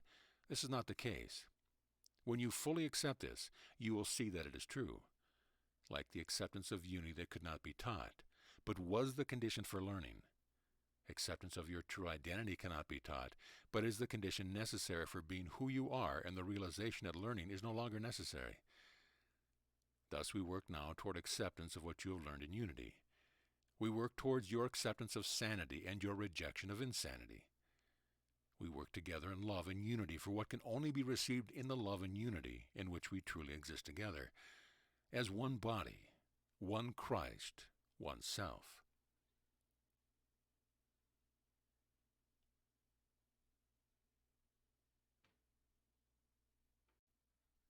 Chapter 2. Acceptance and Denial. You are now asked to do two things simultaneously, to accept the new and to deny the old. Acceptance is a willingness to receive. Obviously, when you consider this definition of acceptance, you will see that this is not the way of the old. Willingness to receive is quite contrary to the attitude and actions with which you have led your life thus far. You were told within a course of love that willingness was all that was necessary for you to be able to take this course into your heart and let it return to you your true identity. Those of you who found within this willingness an ability to receive and left behind your efforts to learn this course began the work that has been continued here, the work of replacing the old patterns of learning with the new pattern of acceptance. To deny is to refuse to accept as true or right that which you know is not true or right. This is the denial of insanity in favor of the acceptance of sanity, the denial of the false for the acceptance of the true. Although you are called to these two actions simultaneously, the action of acceptance and the action of denial, it can thus be seen that they are in truth one and the same action, just as means and end, cause and effect, are one. You are asked to accept or receive the truth of who you are, and the revelations that will show you how to live as who you are within the world, and you are asked to refuse to accept who you are not, and the ways of life that allowed you to live within the world as a false self. The patterns of the new will begin to arise naturally when you deny the patterns of the old. As you have been told, you know not what to do, and you are no longer a victim to the circumstance of a split mind that allowed the confusion that led me to once say, "They know not what they do." You must understand that you do know, and you will know as soon as the patterns of old have been denied. Denial is the correct word here, for I do not want you combating or resisting the old patterns. Patterns are not in quite the same category as the false remembering you were able to purge through unlearning. Patterns are both learned systems and systems of design. The pattern of learning was a pattern of divine design, created in unity and cooperation to enable the return to unity.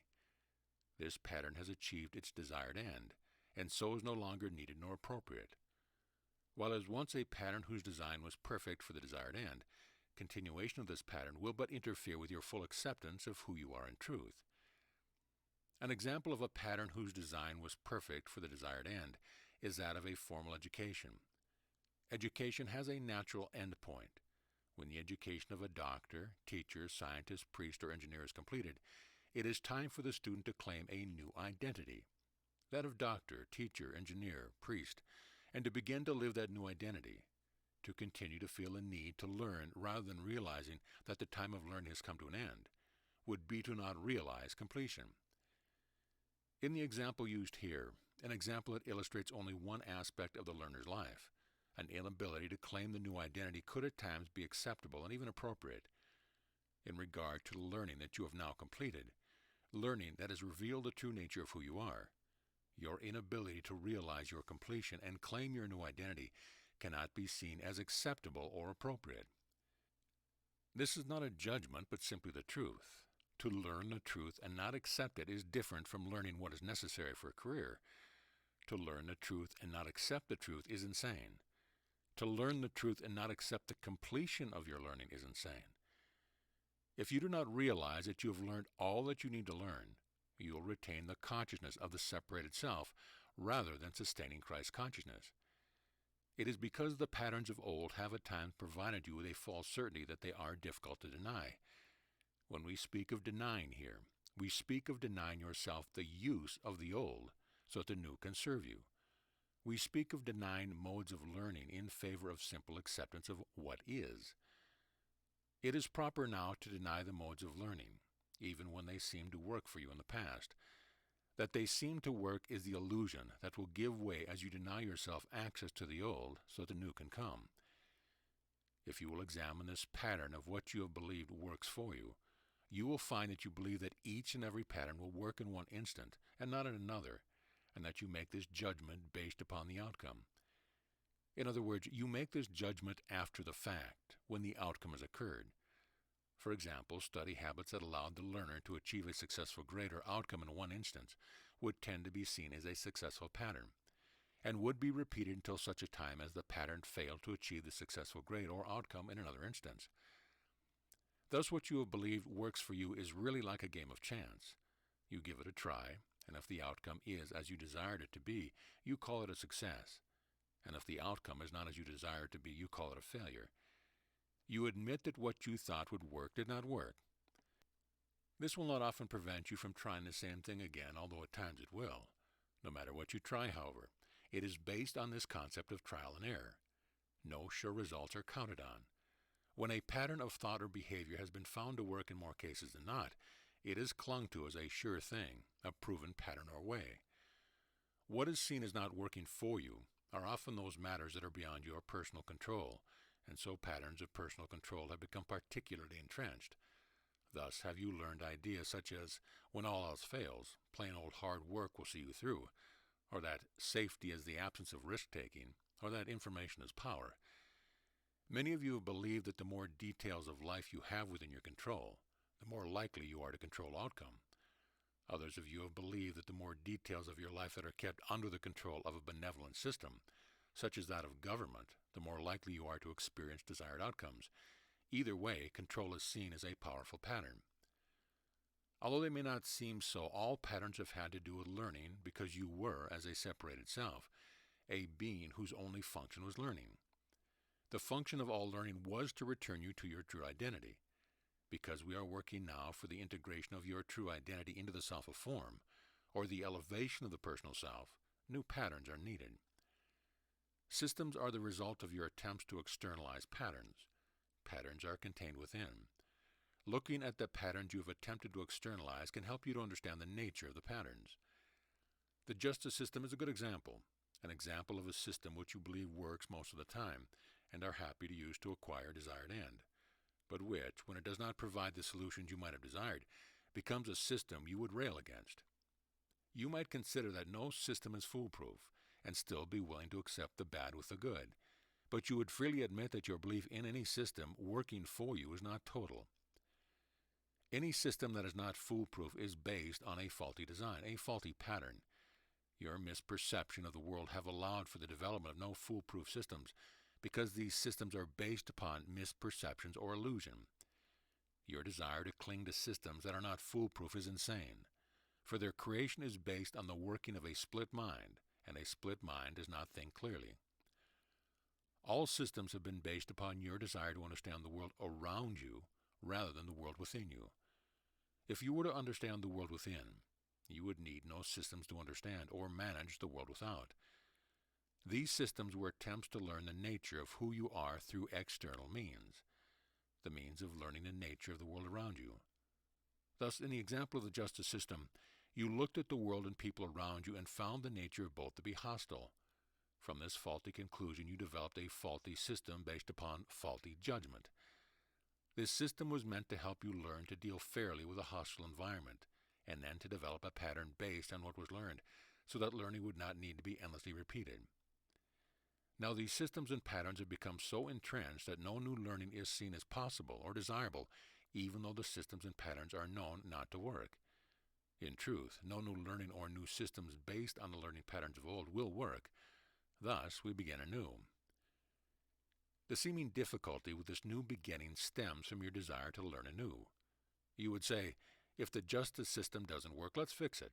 You would say, if the old way doesn't work, teach me a new way. You would say, I will work hard to learn and to implement the new if you will just tell me what the new way is. You would say, teach me the new pattern and I will put it into effect. What this points out is a pattern in itself. It is a pattern of reaction rather than cause. It is a pattern of looking without and wondering what to do about what you see, rather than a pattern of changing what you see by looking within. Within is where the real world and all your brothers and sisters exist in the unity of Christ consciousness. Change within affects change without, not the other way around. Within is where you look to your own heart, rather than to any other authority for advice or guidance. Within is where you find the knowing of Christ consciousness, the consciousness of unity. Within is where you find the power of creation, the power to create the patterns of the new. Looking within is not an attempt to find the answers of the personal self of old, the separated self who depended on learned wisdom for answers. Looking within is turning to the real self and the consciousness shared by all for the creation of a new answer, the answer to the only remaining question, that of how to sustain Christ's consciousness in form. This is the agreement God asks of you. You're part of the shared agreement that will fulfill the promise of your inheritance. This is the covenant of the new in which you honor your agreement to bring heaven to earth and to usher in the reign of Christ. To usher in is to show the way, to cast your palms upon the path of your brothers and sisters. Do you not see that your acceptance of this promise is the acceptance of your own promise? Do you not see that acceptance of the new and denial of the old is necessary forerunner of our work together in establishing the covenant of the new?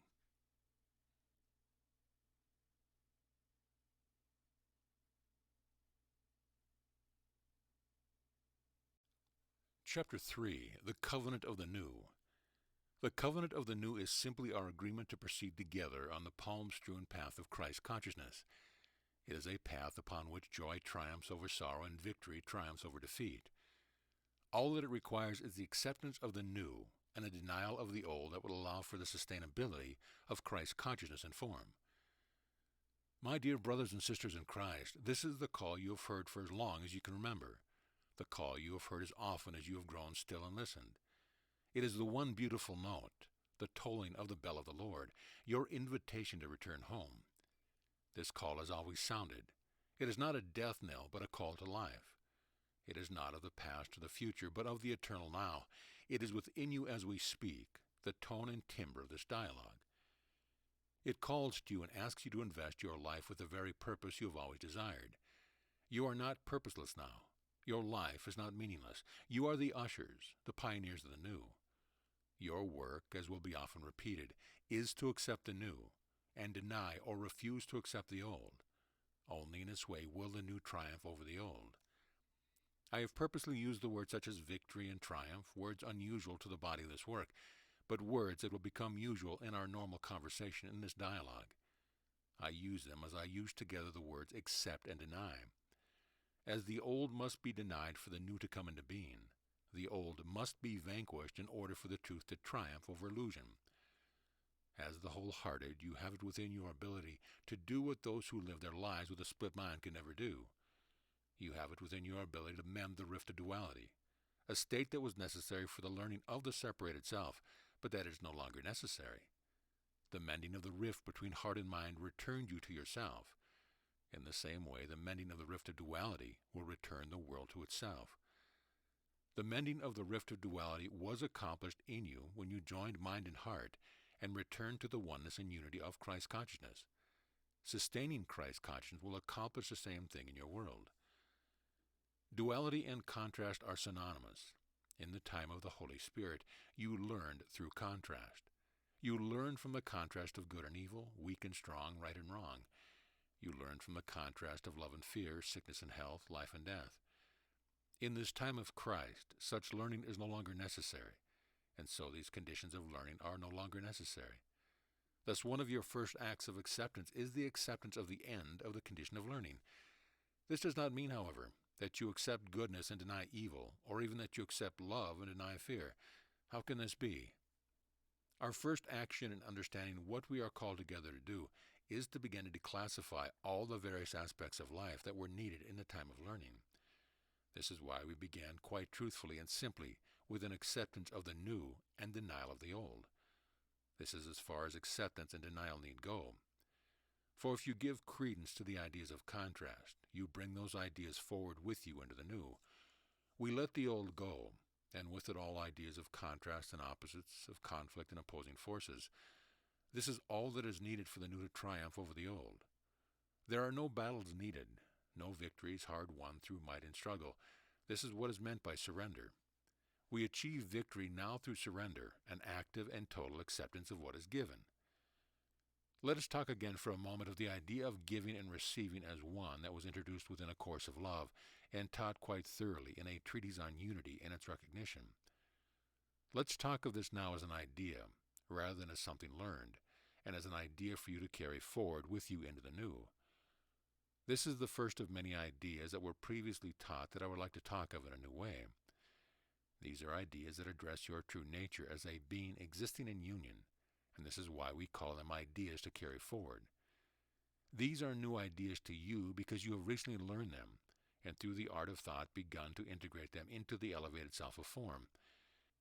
These are really not new ideas, however, but rather ideas of who you truly are, birthed within the self of form, so that the self and the elevated self of form are able to work with ideas birthed from the same source.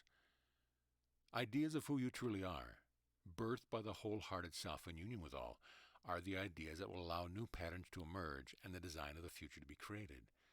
These are the ideas that replace the learned concepts we leave behind.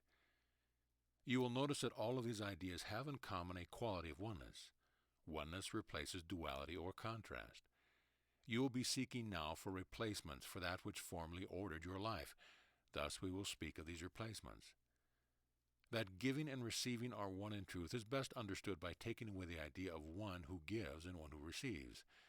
If all are one, such ideas make no sense. This would seem to make the idea of giving and receiving as one senseless as well. In a way, this is true. Giving and receiving as one is senseless in terms related to a shared consciousness. Giving and receiving as one is not senseless, however, when that shared consciousness is occupying form. All ideas leave not their source, thus giving and receiving is an idea, as are all ideas that exist apart from form. Giving and receiving are thus one within the shared consciousness of unity, which is the same as saying giving and receiving are one in truth. A shared consciousness is the truth of who you are. The elevation of the personal self, however, requires that this giving and receiving as one be shared in form. Yet the elevated form, which now represents the shared consciousness of the self, is not separate from the shared consciousness. Thus, giving and receiving as one is now the nature of the elevated self of form, And what we work toward through this dialogue is your full awareness of what this means. Helping you to achieve full awareness of who you are is different than helping you to learn. As was said before, you know what you need to know. What we seek to achieve through this dialogue is acceptance and awareness of what you know. Acceptance is easily achieved through willingness. Full awareness in form of what has previously been hidden by the mist of illusion is the more challenging task. Giving and receiving as one has become one in form as well as one in idea. What this means, simply stated once again, is that giving and receiving occur in unison, or in union. There is no time in which giving and receiving seem to be separate actions.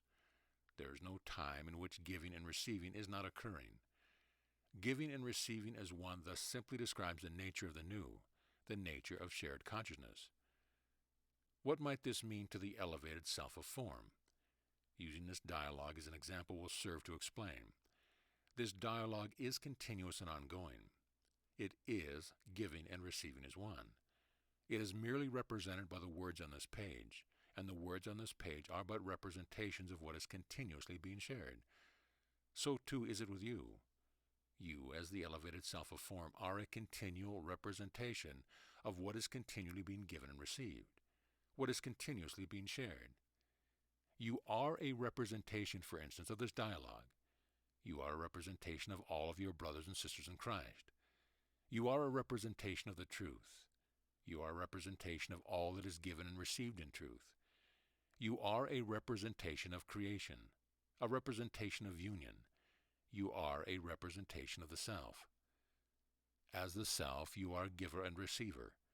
Your self is a full participant in this dialogue. You, as the self, are the truth. You, as the self, are the creator and the created. You, as the self, are union itself. This is what awareness is about.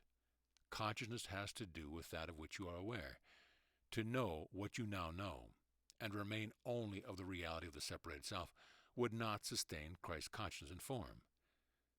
This is why I will often repeat that I am no longer your teacher. You must realize your oneness with me and all that was created, and you cannot do this while you think of me as teacher and yourself as a student. While you think of yourself as a learning being, you will still be looking to something or someone other than yourself, rather than seeking the awareness that exists within. This is not meant to convey any division between the self and the elevated self of form, but to demonstrate that there is a difference in form between the self and the elevated self of form. The self was and will always remain more than the body. The body, however, is also newly the self. The body is also newly one body, one Christ.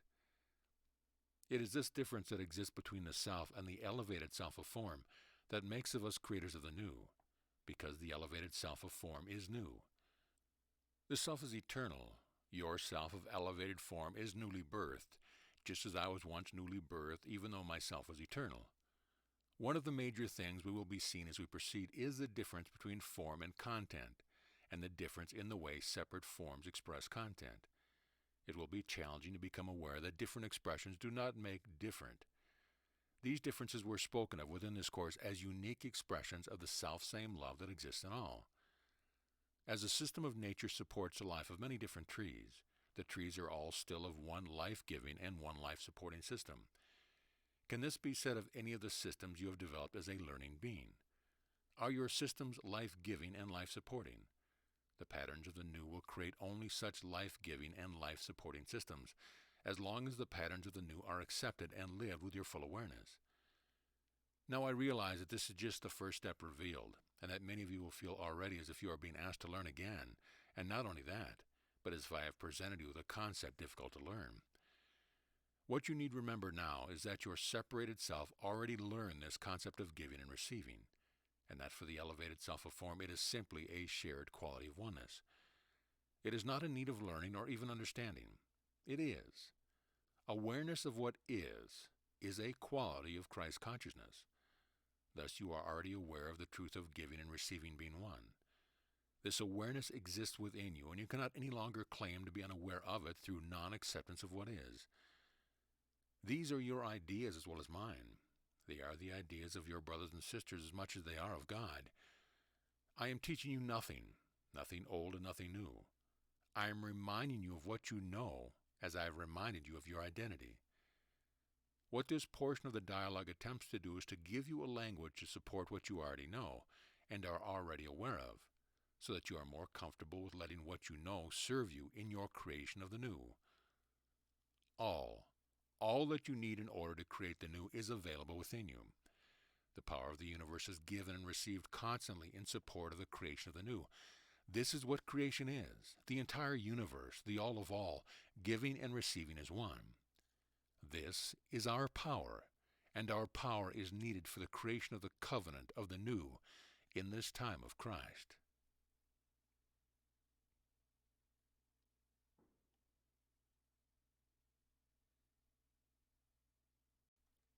Chapter 4, The New You. This covenant is the fulfillment of the agreement between you and God. The agreement is for you to be the new. As you are new, so too is God, for you are one, if not the same. As you are new, so too is the world, for you are one, if not the same.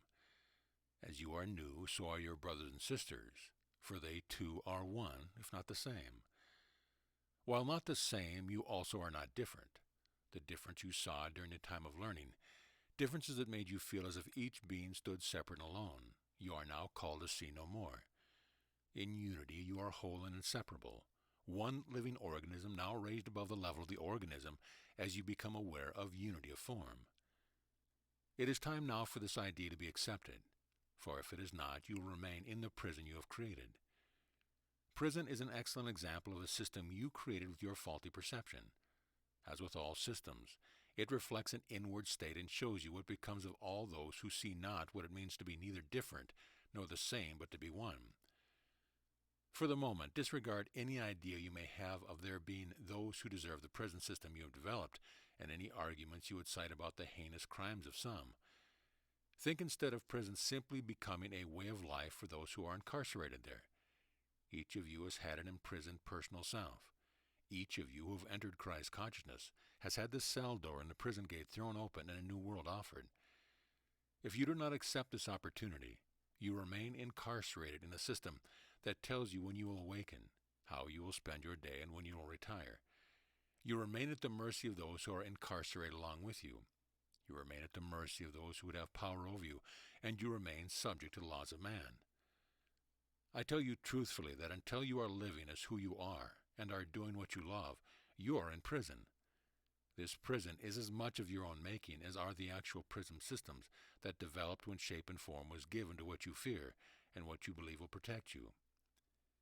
Just as an actual prisoner, when released from prison, must adjust to a life in which his or her actions are no longer restricted artificially, you must adjust to your new freedom. Your life has been artificially restricted by the prison you have created of it, and the actual prison system merely mirrors this restriction on a grand scale for all to see and look upon with dread. For most, the prison system is a very successful deterrent. The thought of time in prison fills the mind with fear. And yet those who are in prison often become so acclimated to prison life that life on the outside is no longer seen as desirable. How can this be? A life of artificial structure is all any of you have known. An internally structured life will quickly replace the life of an inmate if you will but let it do so. Even those who actually are incarcerated in the prison system you have made are free to follow an internally structured life to a greater extent than many of those who call themselves free. Your prison was created by the separated thoughts of the separated thought system. Systems, as you may recall, are the result of your attempts to externalize the patterns contained within, patterns of both learning and of design. Let's look at each of these terms separately so we can see the nature of existence in the same way and speak the same language while discussing it. Let us begin by coming to an agreement about the idea of divine design. This divine design could also be called creation. And where we have spoken of creation previously, divine design was also spoken of. Here I am quite confident that you have either seen and learned enough during your time as a learning being that you accept that a divine design created the universe and all that is in it, or that you trust enough in the wisdom of your heart that you know that this is so. Either way, you may still believe in a divine design without accepting that a divine design exists and that you are part of it. Remember that our goal here is to deny the old and accept the new. In this case, the old you would deny is the idea of a purposeless existence, a universe with no divine order, a life in which you are at the mercy of fate. The new idea you are asked to accept is that existence is purposeful, that the universe exists in divine order, and that your life is part of that divine design. Divine patterns are the patterns that made your existence and form possible, as well as the patterns that have made your return to your true identity possible. These patterns are both external and internal. External divine patterns include the observable forms that make up your world, everything from the planet on which you exist to the stars in the sky, from the body you seem to inhabit to the animal and plant life that exists around you, from the daintiest and most intricately laced snowflake to the stem of a plant to the working of the human brain. A divine pattern is evident and should not be beyond your belief. Despite the differences in what you see, think, and feel, there is but one external divine pattern that created the observable world, and only one internal divine pattern that created the internal world. The internal divine pattern was that of learning. The two patterns, the internal and the external, were created together to exist in a complementary fashion. Both of these divine patterns are now being newly recreated, and we will talk much more of them and of the creative time we are now entering. Thus far, we are merely working together to create a pattern of acceptance to replace the pattern of learning. Systems of thought are both divinely inspired and products of the separated self. The idea of giving and receiving as one might be thought of as a divinely inspired system of thought. In such a way of thinking, one would take the internal thought pattern, enhance it with the external pattern, and by seeing the unity and cooperation of all, understand and live according to the system of thought of giving and receiving being one. Systems of thoughts are thus the foundation upon which how you live arises. The truth is a system of thought. It exists in wholeness and has always been available. Systems of thought that arose from the separated self are those you have accepted as the truth. Some of these systems of thought were part of the divine pattern. Contrast is one such system. As a learning being, you accepted that you learn through contrast, knowing that contrast was provided for your learning. It was upon the foundation of this and other thought systems that your perception developed. Through contrast, you identified and classified the world around you based upon the differences or contrasts that you saw. Other systems of thought were not part of the divine system. The ego is one such system. It may seem peculiar to think of the ego as a system, and we have heretofore referred to both the ego and to the ego's thought system. But the ego is quite rightly seen as a system in and of itself.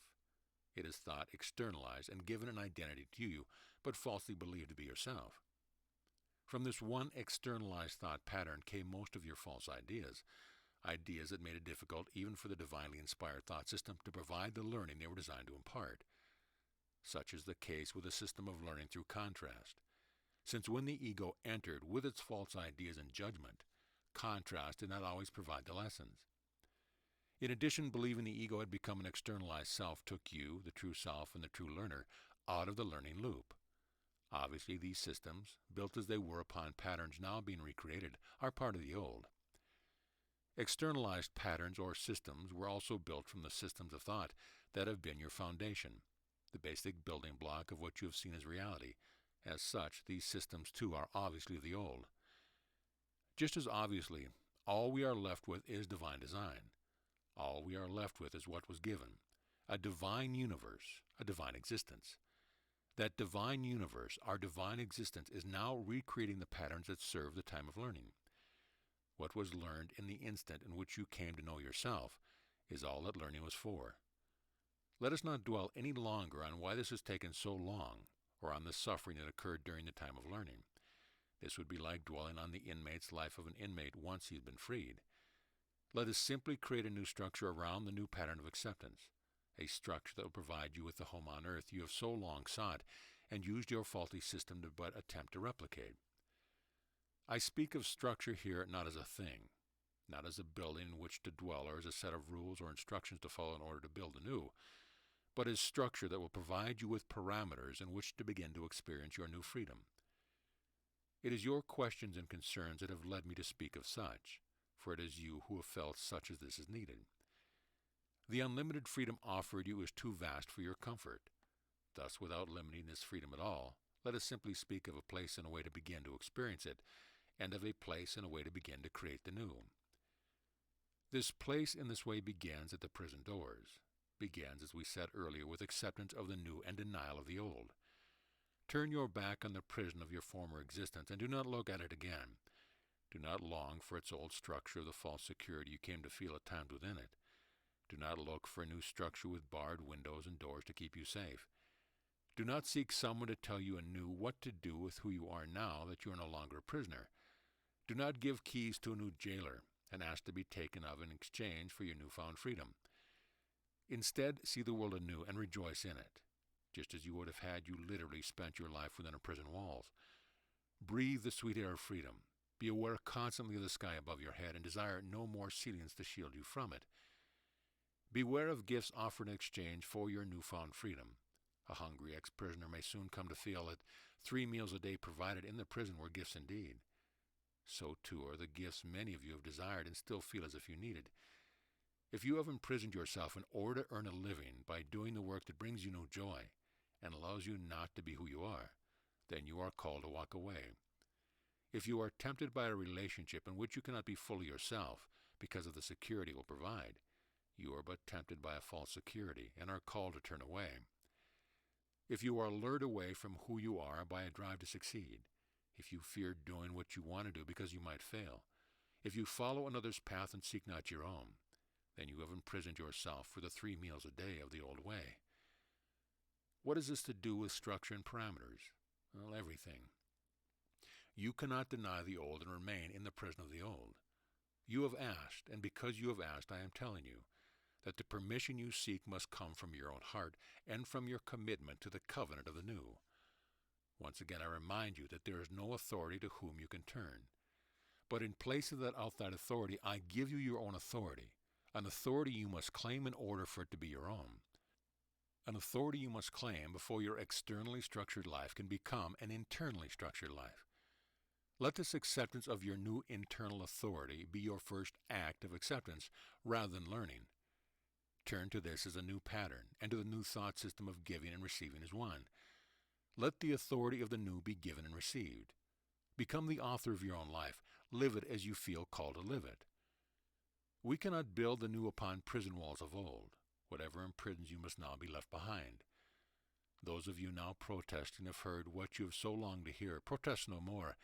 You cannot keep your prison and have the new life that you long to have.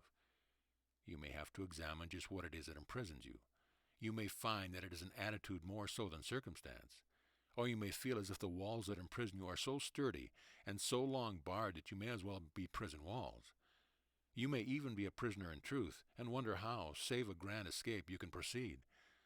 But I tell you truthfully, your release is at hand, and it will come from your own authority and no place else. It is up to you to accept that your release is possible, to desire it without fear, to call it into being. Do you not see that you must begin with yourself? That if you are unwilling to claim your freedom, it will not claim you. What is one, or in union with all, draws from the well of divine design. You need not turn to old patterns or systems to accomplish your release. You can only turn to what is left now that the patterns and systems of learning are no longer. You accept that what has been given is available. You accept and you receive. You realize that the first order of creation of the new is restoration of the original order, or original design. As you have been returned to yourself, now your life must be returned to where it fits within a divine design, to where it is a life of meaning and purpose. This return is the return of wholeness. This return is not selfish on your part, but magnanimous. It returns wholeness to you and wholeness to the divine design. It returns to creation to what it is. Understand that this cannot be fearful. This cannot fail. This will not bring suffering, but will end suffering. Your part is to invite it and accept it when it comes. State your willingness, accept the coming of your release, and prepare to leave your prison behind. Invite this simply by inviting what brings you joy. Invite yourself first to this new world, but leave not your brothers and sisters behind. Invite them too. For those who are imprisoned are one with you, and need but your release to find their own. Dear brothers and sisters in Christ, I hear your protests and the reasons that you feel might prevent you from the acceptance I call you to. Yet as you fully accept that you are right to your inheritance, Your right to be who you are, and your commitment to the covenant of the new are one and the same. These reasons will disappear. All the different reasons you would cite become what they are, one reason, the same reason. And you will see that what is one is neither the same nor different. You will see that there is one answer, an answer different for everyone and yet the same for everyone. That answer is acceptance of yourself. That answer is acceptance of the new you.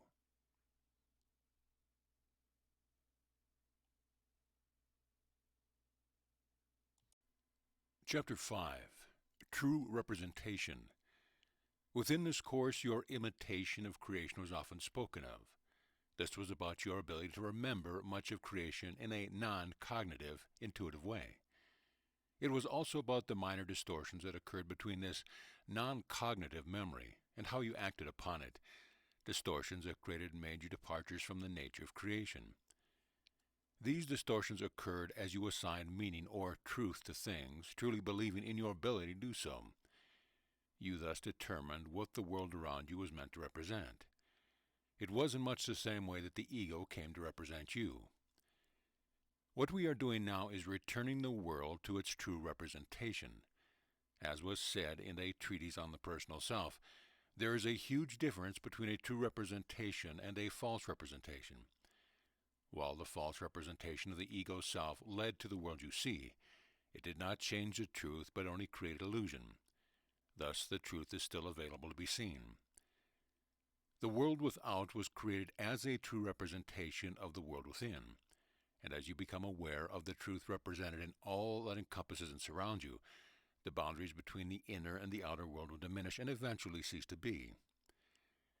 Let me provide you with an example that illustrates how one aspect of what was created in the pattern of learning, while not being seen in the way it was intended, still represents what is and thus contains all meaning or the truth. When two bodies join and joy results from this joining, this is a form mimicking content, form representing what is. The form was created in order to show, to teach, that joining is the way. Think of the word desire and its association with sex. To desire someone is to desire joining.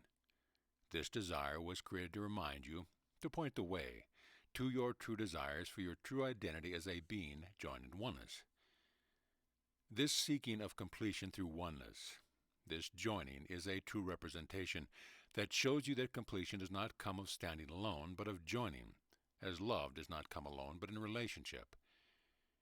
You have determined sex to be the ultimate fulfillment of love and called it making love. If it were painful rather than pleasurable, if you did not lose yourself and experience completion, you would not desire it. Sex experienced for this pleasure and completion, regardless of emotional attachment or non-attachment, still would produce a desired effect of creating desire for oneness, if you truly saw and understood the body and its acts as representative of truth. You have thought the things you do represent your drives, but they simply represent what was given to help you remember and return to who you truly are. Obviously, as you have been told that the ego has represented a false self, it is possible to misrepresent. But the new world you have entered need not be filled with misrepresentation, for you are cause and effect. It is through the representation of the true that the false is exposed as nothing. A lie is nothing but a lie. The false is nothing but the false. It does not become some thing, for in the becoming it would need to take on the properties of the truth. Think of the ego again as an example here. The ego but seemed to be who you were for a time. Now that you know who you are in truth, the ego does not remain, a separate entity with a life of its own. No, the ego is gone. Because it was a lie, its exposure to the truth dissolved it. Thus must it now be with everything in your world. Everywhere you look, the lie of false representation will be exposed, and the truth will be represented once again. As was said earlier, this scene of truth is the first step, as it is the step necessary for the restoration of divine design. True seeing facilitates the return to what is, and we but proceed from this starting point. While you have learned to take judgment from your seen, this must be re-emphasized now as you are called to see what you might previously have thought of as inconsequential in the light of truth. Everything given represents the truth. Remember now that you are not called to reinterpret, but to accept revelation.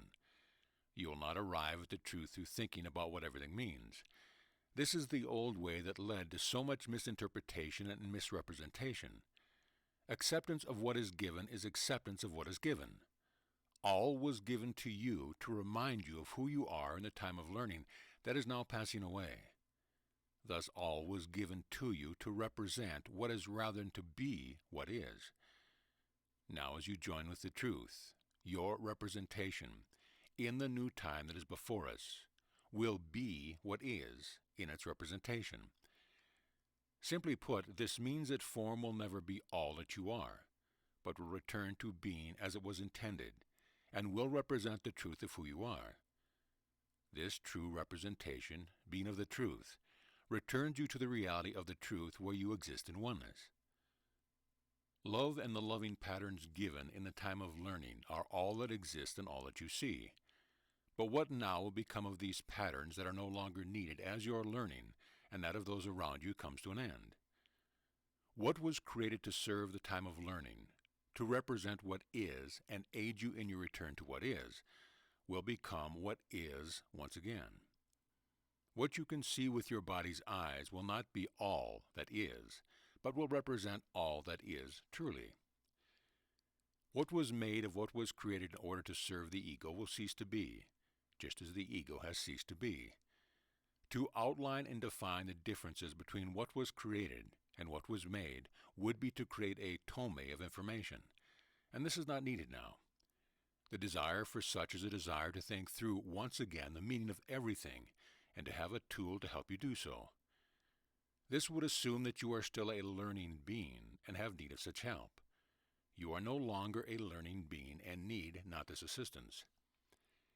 In this time of Christ, we are not called to recreate the tools of learning, but to allow all that was created to show the way back to self and God to be what it is in truth. This is the return to love, to love. This is acceptance of yourself. What then is the call to creation that has been spoken of? This is the acceptance of the new you. Acceptance that you are going beyond simple recognition and acceptance of the self as God created the self, to the living of this self and form. This is an acceptance that recognizes that while the self that God created is eternal, and the self of form as ancient as the sea and stars, the elevated self of form is new and will create a new world. This is the answer to the question, what is next? If there is nothing to learn, if coursework is behind you and accomplishment is complete, what then are you to do? You are to create in community, in dialogue, in commitment and togetherness. You are to be the living covenant of the new. But while this is what awaits you, I am merely answering the questions that remain and that occur as this dialogue proceeds. What I am attempting to answer now is your confusion concerning what is. This is crucial as you learn to accept what is and to deny what is not. While the question of what is not has been answered as fully as possible, your questions and my answers in regard to what is are somewhat confusing to you, because what is not a constant that can be answered. That you want answers while I tell you to await revelation speaks to the impatience of the human spirit, the longing that has so long gone unfulfilled that now you are close you cannot bear to wait another day, another hour. You want release from your prison now, and so you should. Yet what you think imprisons you is also what I am addressing here. Release through death is no longer the answer. Release through life is the answer. Release through resurrection is the answer.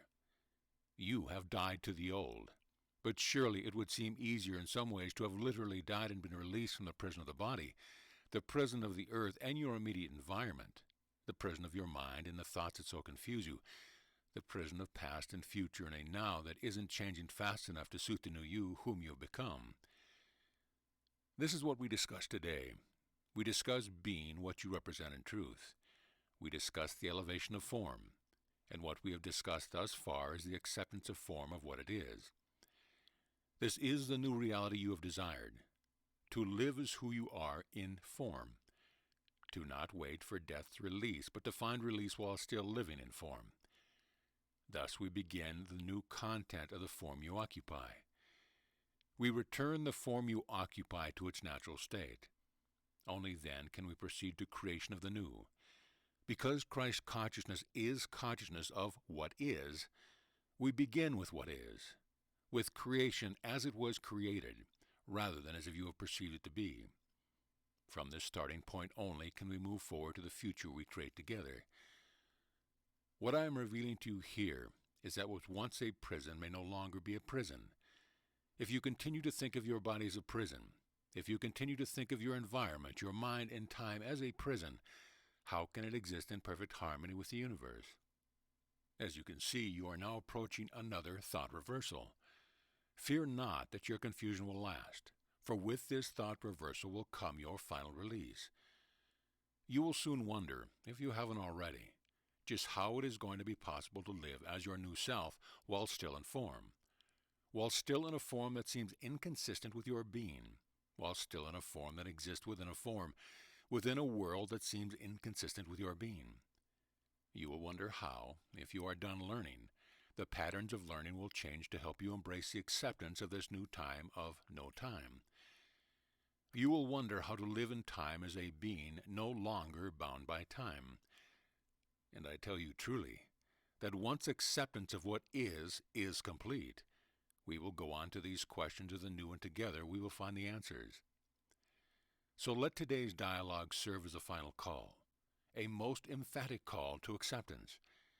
See the importance of this acceptance to everything that is still to come. Hesitate no longer. Let your willingness exceed your trepidation. No longer wait to be told before you accept what you have already been told. Do not wait for a grander call before you accept the call that has already sounded in your heart. Let this be the day of your final surrender, the day that will usher in a new day. Chapter 6. The Body and the Elevation of Form. Within the text of the coursework provided, you heard many ideas that either changed or reinforced those you already had about yourself. A Course of Love is a teaching text, and the goal of its teaching was stated and restated many times so that you would not forget the purpose of the learning you were participating in. Eventually, your learning reached an end point as the learning goal of this course was met, and this you were told as well. I say this to remind you that the time of teaching, like the time of learning, had its place as well as methods. One of the methods employed by your teacher within the text of your coursework was that of comparison, a method that will be used less and less as the time of learning passes. The thought reversal of which we recently spoke of is why I bring this up.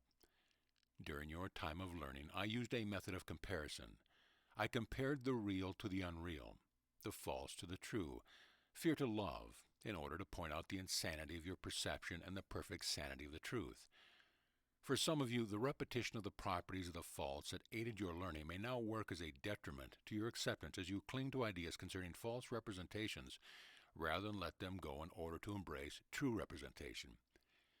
In the time of learning, you were so entrenched in your false beliefs that their insanity needed to be stated and stated again. But as we enter this new time of elevated form, these same ideas that many of you attach to form rather than to your perception of form, must be rejected. This is why I have already spoken of and speak of again as a revisioning of what you believe imprisons you. While the false representation of the body as the self was almost as detrimental to your learning as the false representation of the ego as the self, the body, given your choice to return to who you truly are while still in form, continues, while the ego, of course, does not. Your belief in the non-existence of the ego is now total and has brought a freedom and a liberation which you rejoice. Your true self is beginning to reveal itself to you in ways of which you will become increasingly aware.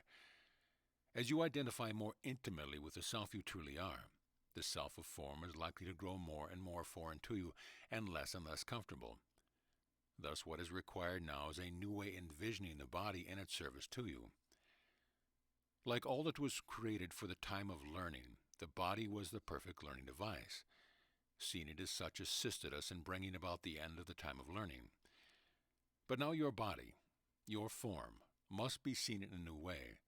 It is thus with new ideas about the body that will begin the final thought reversal that will allow you to live in form as who you truly are. The body, as all else you see among the living, is in fact living. It exists as living form. And so we begin with a distinction between what exists as living form and what exists as inanimate or non-living form. While you might think this is an easily drawn distinction, and it is not perhaps as you have been previously seen it, for everything that exists in form is of the same source. Even those things you have not made from nothing. There is not one thing that you have made that does not exist as some variation of what was originally created. Because, and this cannot be repeated enough, creation begins with what is. And so even the creations you have made are only distinct from what was originally created in your perception of what they are or what you have determined there used to be. There is thus truth, or what might be called the seeds of the truly real, or the energy of creation in everything that exists in form. It is your perception of the forms around you as non-living forms that cause them to have rigidity and a particular meaning. But they still are real, even if they are not as they appear to be in the body's eye. What is not real are the things that you have made to represent what is real, since you didn't understand what it was you were making things to represent. These are the systems we have already spoken of. Systems of justice, systems of government, systems of corporations, the systems of economics and science, the systems, in short, of what you think governs you. In the Bible, there were many stories about miracles, both before and after the time in which I lived. If you were to pose to a scientist whether or not these miracles were possible, they would tell you of all the laws of science that would be opposed to them occurring. You would be told that if the sun had stood still, galactic catastrophes would have resulted, that there are reasons Noah's flood could not have occurred as described, or that it would have been impossible to repopulate the earth afterwards, even if it had taken place as described. What these laws of science do not take into account are the laws of God. Although science is beginning to see much as it truly is, scientists still look for natural laws that govern what is in a if-this, then-that world. This same kind of attitude still governs your ideas about the body and the system of the world in which you exist.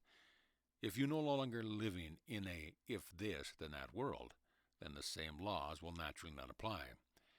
You developed an if-this, then-that world because it was the easiest way in which to learn. It was the easiest way in which to learn because it seemed to provide proof. Yet if science teaches anything, it teaches that what is proven can be disproved, and often is.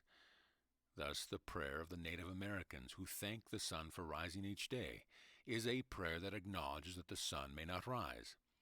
This is not a doomsday attitude, but an attitude that accepts that scientific or natural law and the law of spirit are not the same.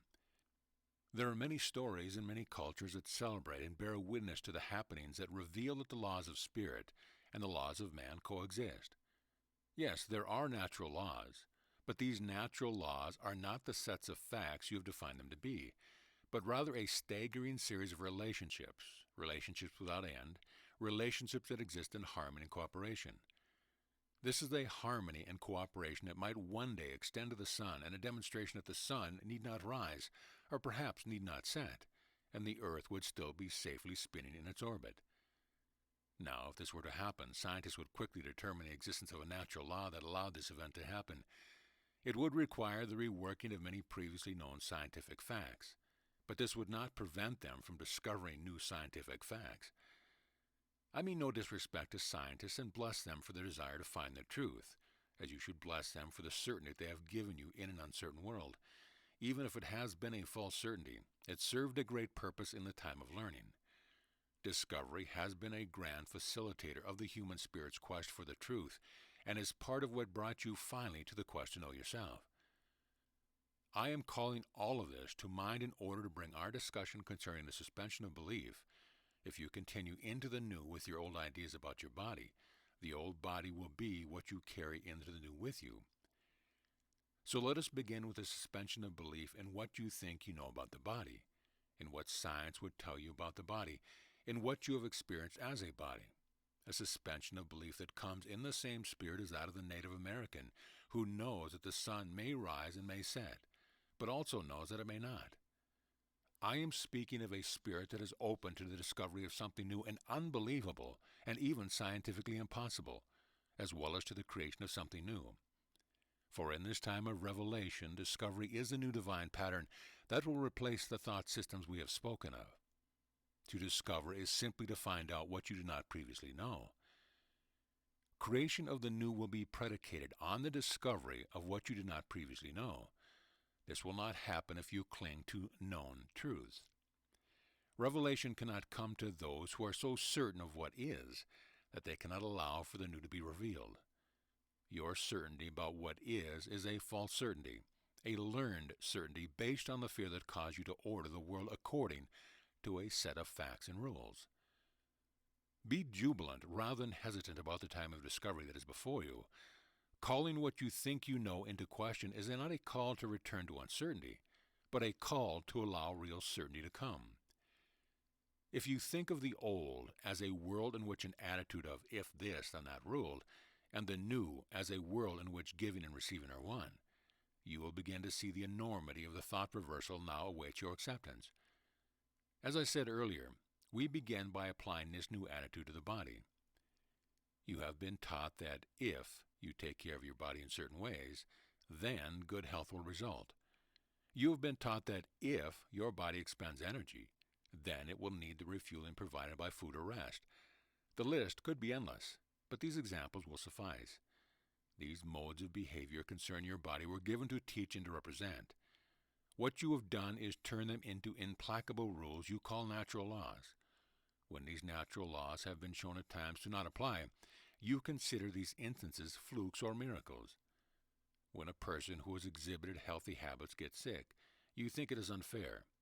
When a person has exhibited unhealthy habits gets sick, you think, even if you would not say, that they did it to themselves, that they could have prevented it by abstaining from the unhealthy habits.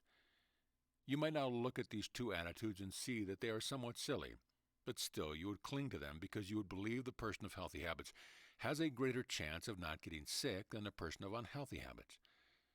Again, we could go into countless examples of this type of thinking, but the examples matter not except to make you see that these attitudes are not ruled by certainty, but by a mere idea of bettering the odds against what fate may occur. What fate may offer is itself an attitude that put life at the risk of the whim of the external force that has no reality except in your imagination.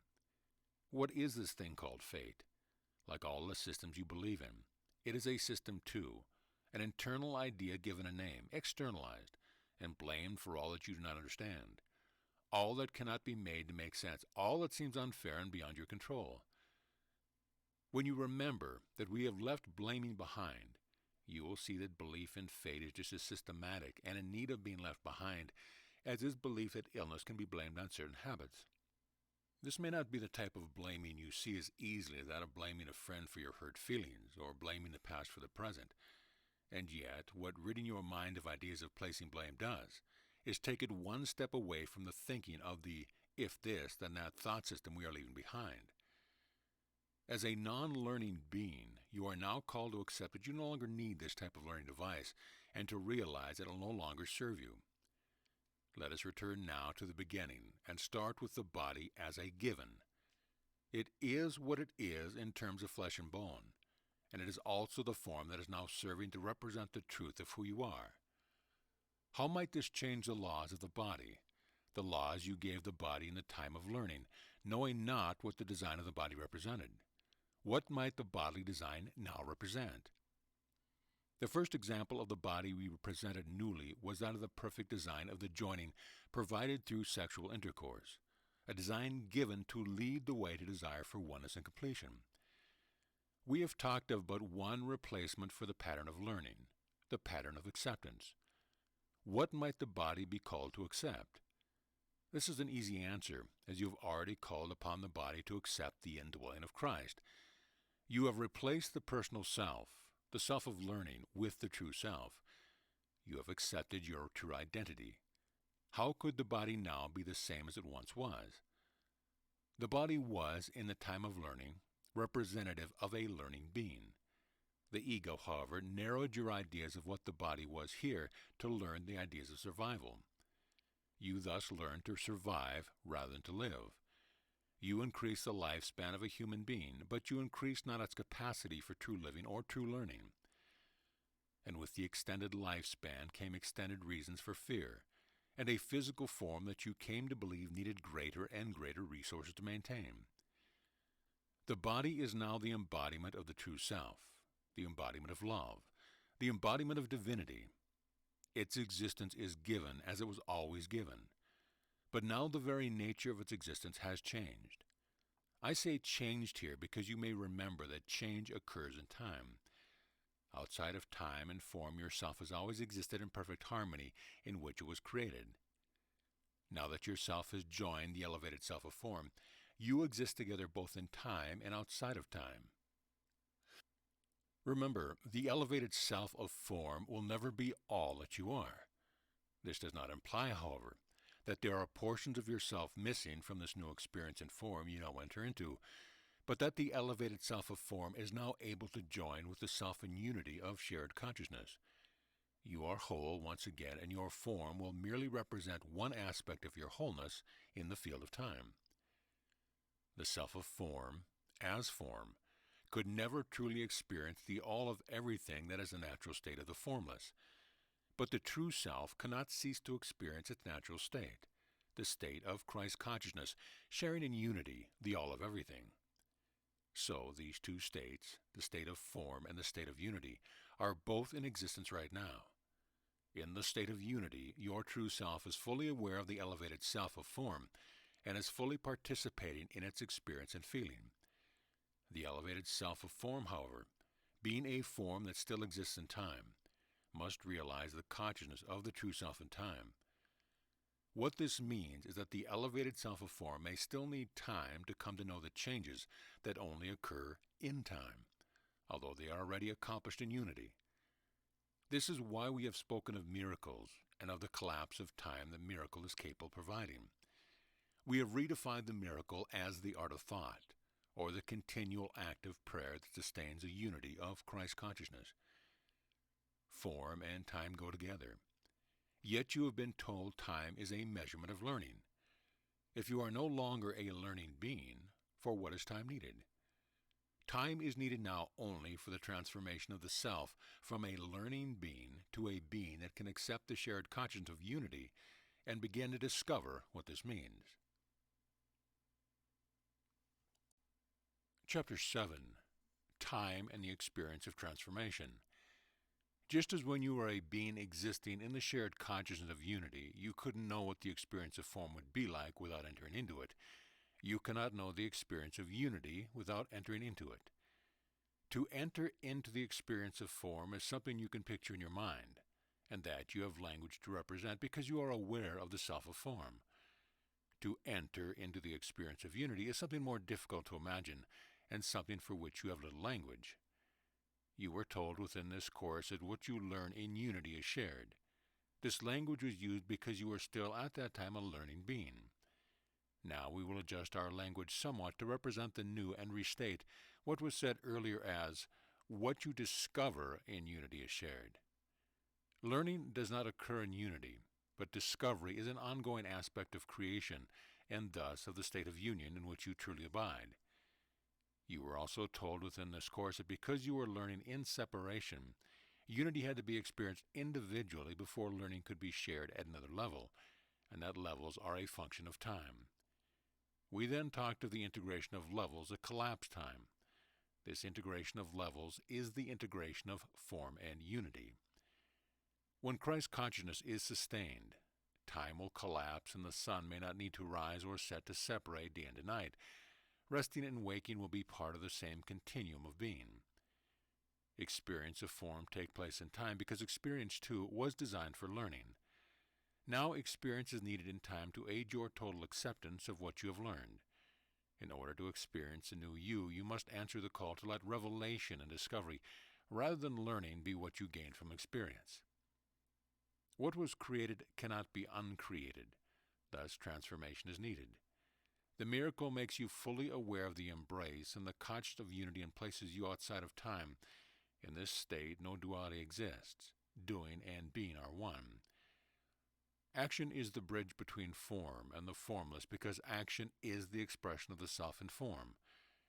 Right action comes from the unity in which doing and being are one, or in other words, from the state in which there is no division between who you are and what you do. Right action comes from the state of wholeness. Being whole is being all you are. Being all you are is what the elevated self of form represents. You have been told that you are time-bound only as a particular self, existing as man or woman in a particular time in history. Now you are called to discover how to exist in form without being defined by this time-bound particularity. That you are living form does not require you to be defined by particularity. You can accept the body now as what it is in all its manifestations, while not seeing it as bound by the particularity of time and space. It may still exist in a particular time and place, but this is simply the nature of one aspect of what you are. The nature of form is that it exists as matter. It occupies space and is perceptible to the senses. You have previously seen this one aspect of form as separated from mind, heart, and spirit, these aspects that are not perceptible to the senses. But let me repeat that all that lives is from the same source, and there is nothing more alive than mind and heart combined in the spirit of wholeheartedness. Matter is simply another word for content, and need not be maligned. The content of all living things is the energy of the spirit of wholeheartedness. The content of all living things is, in other words, whole. By seeing only aspects of wholeness, you have not seen content nor matter truly. You have not been aware of all that you are. You are thus now called to discover and to become aware of all that you are. The body, rather than aiding you in learning as it once did, will aid you now in this discovery. Realize that this is a call to love all of yourself. You who once could love spirit or mind or body, because of the dualistic nature associated with them, now can love all of yourself, all of God, all of creation. You can respond to love with love. But again, we start with the body, returning love to it now. It is what it is, and nothing that it is deserving of anything other than love. This call to love all of yourself is a call to unconditional, non-judgmental love. It is not just a call to non-judgmentalness, but to non-judgmental love. This non-judgmental love is the condition upon which your discovery of all you do not yet know awaits. Discovery is not the same as remembrance. Remembrance was necessary for your return to your true identity, the self as it was created. Remembrance was not about what you did not know, but about what you knew but had forgotten. Memory has returned you to yourself. Discovery will allow the new you to come into being by revealing what you do not yet know about how to live as the elevated self of form. This discovery can only take place in the reality of love.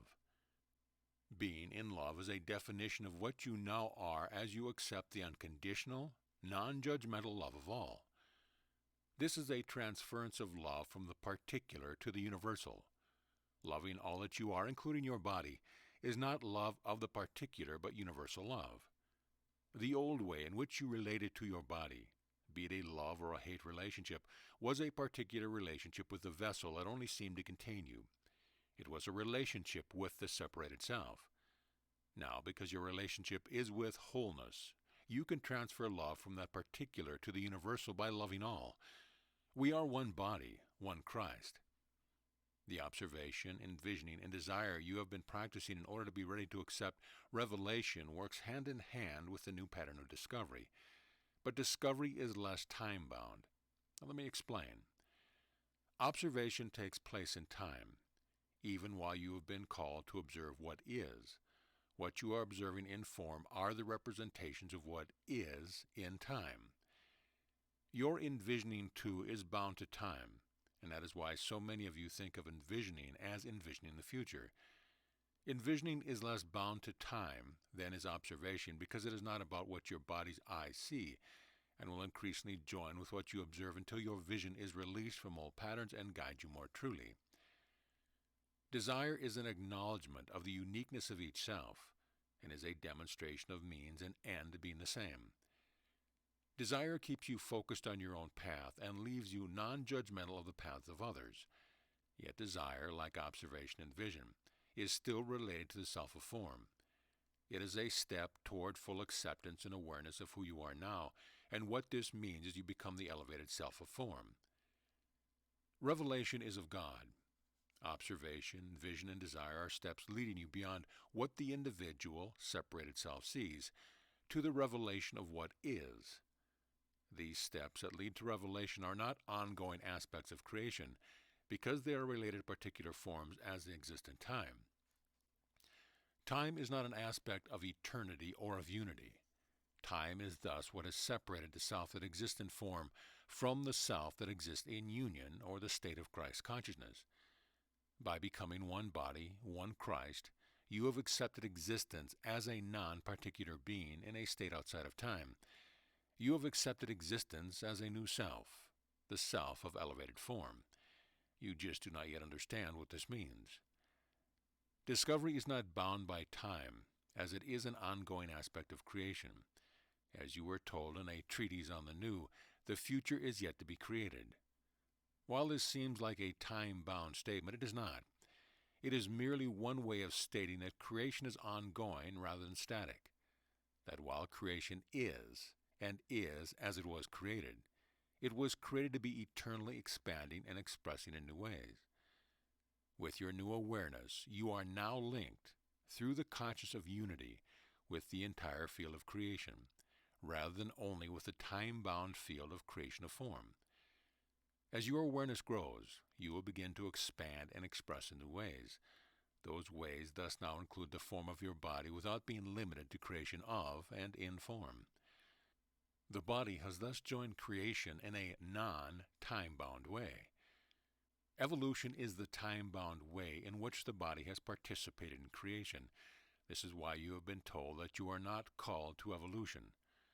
Time-bound evolution is the way of the creature, a natural response of the living organism to the stimulus of matter upon matter, and of the creature's perception of its own experience in time. This time-bound evolution is really adaptation. It occurs in reaction to what is perceived as necessary for survival. Time-bound evolution is still surely going on, and as the planet becomes crowded, as progress has left so many unfulfilled, as environmental concerns mount, even the perceived survival needs are leading you toward new answers of what survival may mean. Everyone knows in this time of Christ that the end of the old way is near and that the new is coming. They are thus moving toward anticipation rather than adaptation, and evolution moves with him. But evolution in time is part of the old that needs to be left behind. It is a provision of the time of learning that allows the learning being to learn at his or her own pace and to pass this learning on in time. Everyone knows that this has not worked to improve the fate of man. Everyone secretly fears that evolution will not keep pace with the changing world, and that man's reign over his environment will come to an abrupt and painful end. Some even fear an evolutionary setback and see any threat against civilization as they know it as a return to barbaric times. These scenarios of fear we leave behind us as we abandon ideas of evolution in time and proceed to an awareness of how the elevated self of form can replace the laws of evolution in time with the laws of transformation outside of time. In order to facilitate your understanding, I call you now to imagine your body as a dot in the center of a circle, and the circle is representing all that you are. The dot of your body is all that is bound by time. What transformation outside of time asks you to do is to see the body as but this one small aspect of what you are. In observing both yourself and others, you have learned to view your body in the field of time. This will be helpful now as you begin to imagine the more that you are, the more that exists beyond the body's boundaries and beyond the boundary of time and particularity. This circle in which you have placed your body is not a circle of time and space. It is not a circle that can be drawn around where you exist so as to define perhaps a mile of space and say that this is all you are. No, the circle that exists around you is the circle of shared consciousness, the circle of unity. In truth, this circle is everything, the all of all, the universe, God. But just as the earth can be seen as your home, although you are rarely consciously aware of existing in this larger home, You will not always be aware of this circle of the self as the all of everything, and it will, in fact, be helpful as we begin to imagine on a smaller scale. You might begin by imagining first your actual physical home, then your neighborhood, community, city, state, country. You see yourself as most yourself in your home, your neighborhood, your community. You identify with the citizens of the city, state, and country you occupy. You have an address, perhaps a yard, a farm, perhaps a public spot that has become a favorite park or lake or beach that you consider partially yours.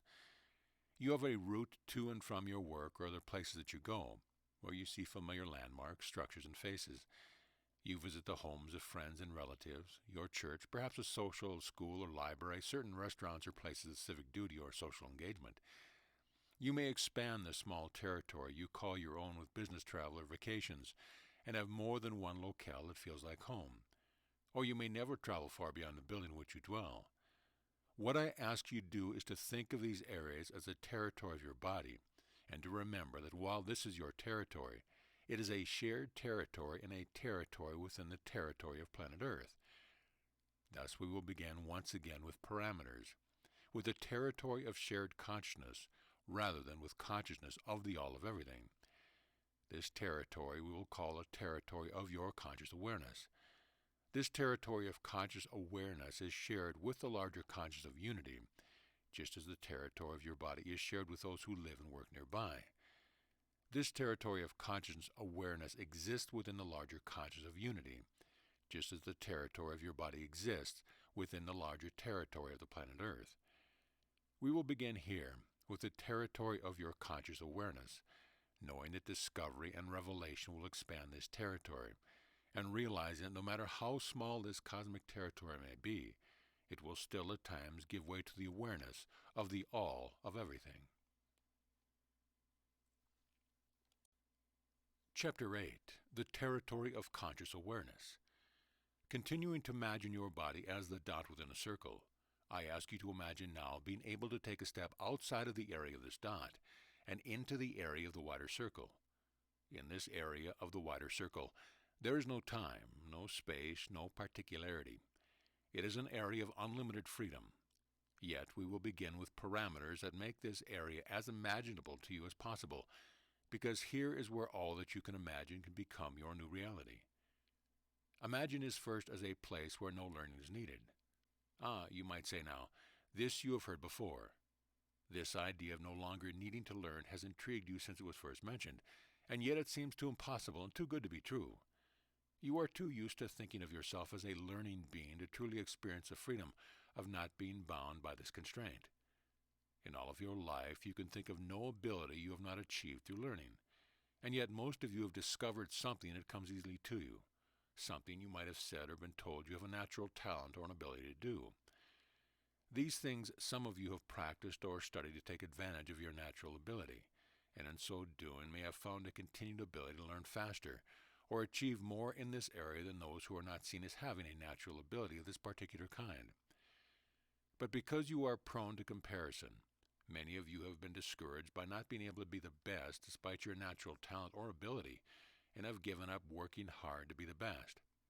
Others who have achieved the highest possible acclaim for their talents find this acclaim unfulfilling once it is achieved. All of these ideas we leave behind as we concentrate instead on the very simple idea of each of you containing a natural ability or talent that existed in some form prior to the time of learning. We concentrate on this idea merely as an idea and not in terms of the specific ability it may represent. We concentrate on this idea as the first parameter of the territory of your conscious awareness, as you let awareness grow in you that you have experienced something that existed prior to the time of learning, and that this something was quite wonderful. You might think of this ability that existed prior to the time of learning as coming from the content of the wider circle of who you are to infiltrate the dot of the body, or conversely as the body having taken a step outside of the dot of self to infiltrate the wider circle of the self. When you have realized that you are more than your body, your natural talent or ability has been one of the primary factors leading to this realization. It has been one of the primary factors leading to this realization because of part of you has always known this ability was a given, that you are gifted, given to, and able to receive. And despite what science might have to say to you about the source of such talents or abilities, you have known that you are not of the body. To accept this is to accept that you have access to a given self, to something neither earned nor worked hard to attain. To imagine this as an idea is to imagine this given self as a self that exists beyond the boundary we have described as the dot of the body. This idea will aid you too in your understanding of discovery, as your natural abilities or talents were discovered, and in that discovery you realize that although you had not previously known that this talent or ability existed, it was there awaiting but your discovery. You may have also seen that in the expression of this talent or ability, new discoveries awaited you, and that you greeted these discoveries with surprise and delight. As was written in a treatise on the new, these surprises of discovery have and will cause you to laugh and be joyous. There was never any need, and will never be any need, to figure them out, for surprises cannot be figured out. Surprises are meant to be joyous gifts being constantly revealed, gifts that need only be received and responded to, not learned. While discovery of the new will naturally include much that goes beyond what you now think of as your natural talents or abilities, the place or source of your natural talents or abilities is a place from which to start building your awareness of what is available or given, of what is but awaiting your discovery and conscious awareness. Thus, like the home in which you reside, the idea that you have an already existing awareness of the source of unity between the body will increase your comfort level and will help establish it as the first parameter in the territory of your conscious awareness. Now, this is not new information. Much of this was taught in a treatise on the nature of unity and its recognition. Between the course and the treatise, all of what you needed to learn was put forth. What we are now doing is discussing what was taught from the realm of wholeheartedness. What was learned was only able to be learned because you chose to become the wholehearted. You chose to join mind and heart, and it was done. But you do not yet know how to rid yourself of former patterns. Your mind, while it no longer wants to cling to known patterns, is confronted with them constantly. Thus your heart still seems to battle with the supremacy of mind. So what we are attempting to do is to open the mind to the wisdom of the heart with these dialogues. As the mind opens and accepts the new, the art of thought will become your new means of thinking. What has been learned will become an ability to think wholeheartedly, or with mind and heart in union. And then the ability will transcend ability, and wholehearted will become what you are, and wholeheartedness your sole means of expression. The self and the expression of self that comes from any place other than wholeheartedness is not the true self or the true expression of the self, but the self-expression that arises from separation. Self-expression that arises from separation is still valuable, as it is a sign of yearning toward the true self and the true expression of the self. Thus, where you have desired to express yourself in the past is very likely linked to the natural ability or talent you did not have to learn, to that which was given and available just a step beyond where the separated self could reach. Expand your reach. Step outside of the dot of the separated self and into the circle of unity where all your desire is already accomplished in the fullness and wholeness of the undivided self. The divided self is the small self of separation that is constantly yearning for union with that from which it is divided. Enter the place of no division, the place of shared consciousness, the place of wholeness. The natural ability that you recognize as a given and unlearned aspect of yourself is the doorway. Step through the doorway. Take the first step outside of the known reality of your conscious awareness, the learned reality of your separate consciousness, and into the realm of shared consciousness. Do not be surprised, however, if no shaft of light descends upon you, if you feel as if you have taken that step and yet remain unchanged. When you choose to take this step, it is taken. What you will become aware of on the other side of the door will require a new way of seeing, a new kind of awareness. Chapter 9. Awareness that does not come from thought. The door that is being opened to you here is the door of awareness of what is, a door that swings open and closed on the hinges of your thoughts. Thoughts are a greater boundary than the dot of your body and a greater means of imprisonment than bars and walls. They are why you do not see what is, and are the reason that you continue to desire to be provided with set answers. The final thought reversal that was spoken of in the section on acceptance is what is spoken of here. There you are asked to become aware of what imprisons you, only to have it later suggested that what you think imprisons you may not be what imprisons you at all. What you think is what imprisons you. You continue to think that your desire to know who you are calls you to think about who you are, and in that thinking to come up with a definition of who you are, a truth of who you are, a certainty about who you are. You have been led to see that this desire has always been with you, and you have thought it is the very desire that, once defined and acted upon, would fulfill you, allow you to be who you truly are, end your confusion, and give you peace to usher in the new. But you have thought about this desire to know who you are in one way or another all of your life without reaching the place of fulfillment you have sought. Even now, when you have learned all that you are in need of learning, the pattern, even of your wholeheartedness, remains one of thought. This pattern is what the new patterns of acceptance and discovery that we are beginning to lay out are going to replace. Thought is a practice and a pattern of the separated and thus learning self. When it was said within this course that you are an idea of God, and when ideas were spoken of as if they were synonymous with thought, this was an accurate and truthful way of expressing what was true for you as a learning being. But your reality has changed, and with that change, new patterns apply. This does not mean that the truth has changed, but that you have changed, and with your change, the truth, while it remains the truth, can now be presented in a way that speaks to who you are now, rather than who you were when you began A Course of Love. As we continue, you may feel as if contradictory things are being said, such as being called to consider what imprisons you, and then being called to reconsider. The call is still the same, but the means by which you are considering the call has changed. Thus there is no contradiction, although there may at times seem to be. This may seem as well to be inconsistent with the teaching of a treatise on the art of thought. If thought is what imprisons you, why would the art of thought be taught? You must continually remember your newness and the different aim toward which we now work. The aims we clearly embraced together when you were still a learning being were meant to allow you to come to know your true identity. A treatise on the art of thought was but a forerunner to what we now will embrace together. It was a means and an end.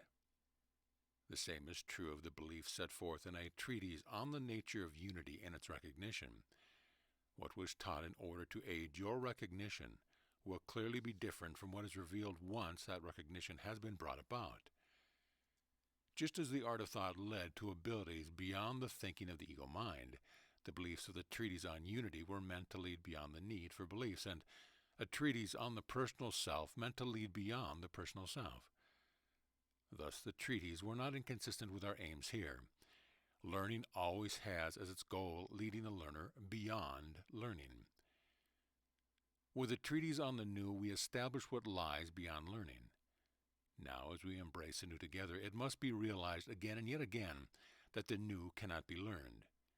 In other words, it must be realized that you cannot come to know the new, or to create the new, through the means of old, including the means of thought. We thus return to discovery and continue to expand the territory of your conscious awareness. We do this by discussing now the nature of ideas as opposed to the nature of thoughts.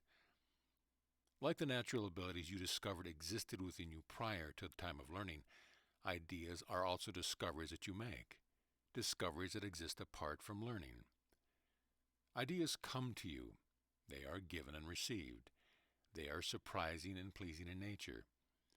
You may think that they are a result of learning, of thoughts you have contemplated and struggled with. You may think that all of your previous learning and thinking merely resulted eventually in a new idea being birthed, but this is not the case. Heredity can be cited as a cause for talent, but what is hereditary but that which already exists within you? So too is it with an idea. An idea already exists within you, but is awaiting its birth through you. This is how you must now come to see your form. It is that through which what already exists, what is already accomplished, comes or passes through by means of the expression of your form and the interaction of your form with all you are in relationship with. If we return to the image of the body as the dot in the wider circle, and accept that your discovery of your natural talent or ability, and your discovery of new ideas are discoveries of something that already existed beyond the doubt of the body. And if you accept that these ideas that already exist were able to pass through you in order to gain expression and form, then you are beginning to see, on a small scale, the action that, on a large scale, will become the new way. Chapter 10. The Goal and the Accomplishment of the Elevated Self of Form. What is found outside of the boundary of the personal self in the wider circle of unity is timeless. What comes to you in the form of natural abilities or talents, as ideas, as imagination, as inspiration, instinct, intuition, as vision, or as a calling, are ways of knowing that come to you and through you outside of the pattern of learning. Learning is about the transfer of knowledge that was gained in the time of learning, through the process of learning. Notice the inability of teaching or learning to call forth talents, ideas, imagination, inspiration, instinct, intuition, vision, or calling.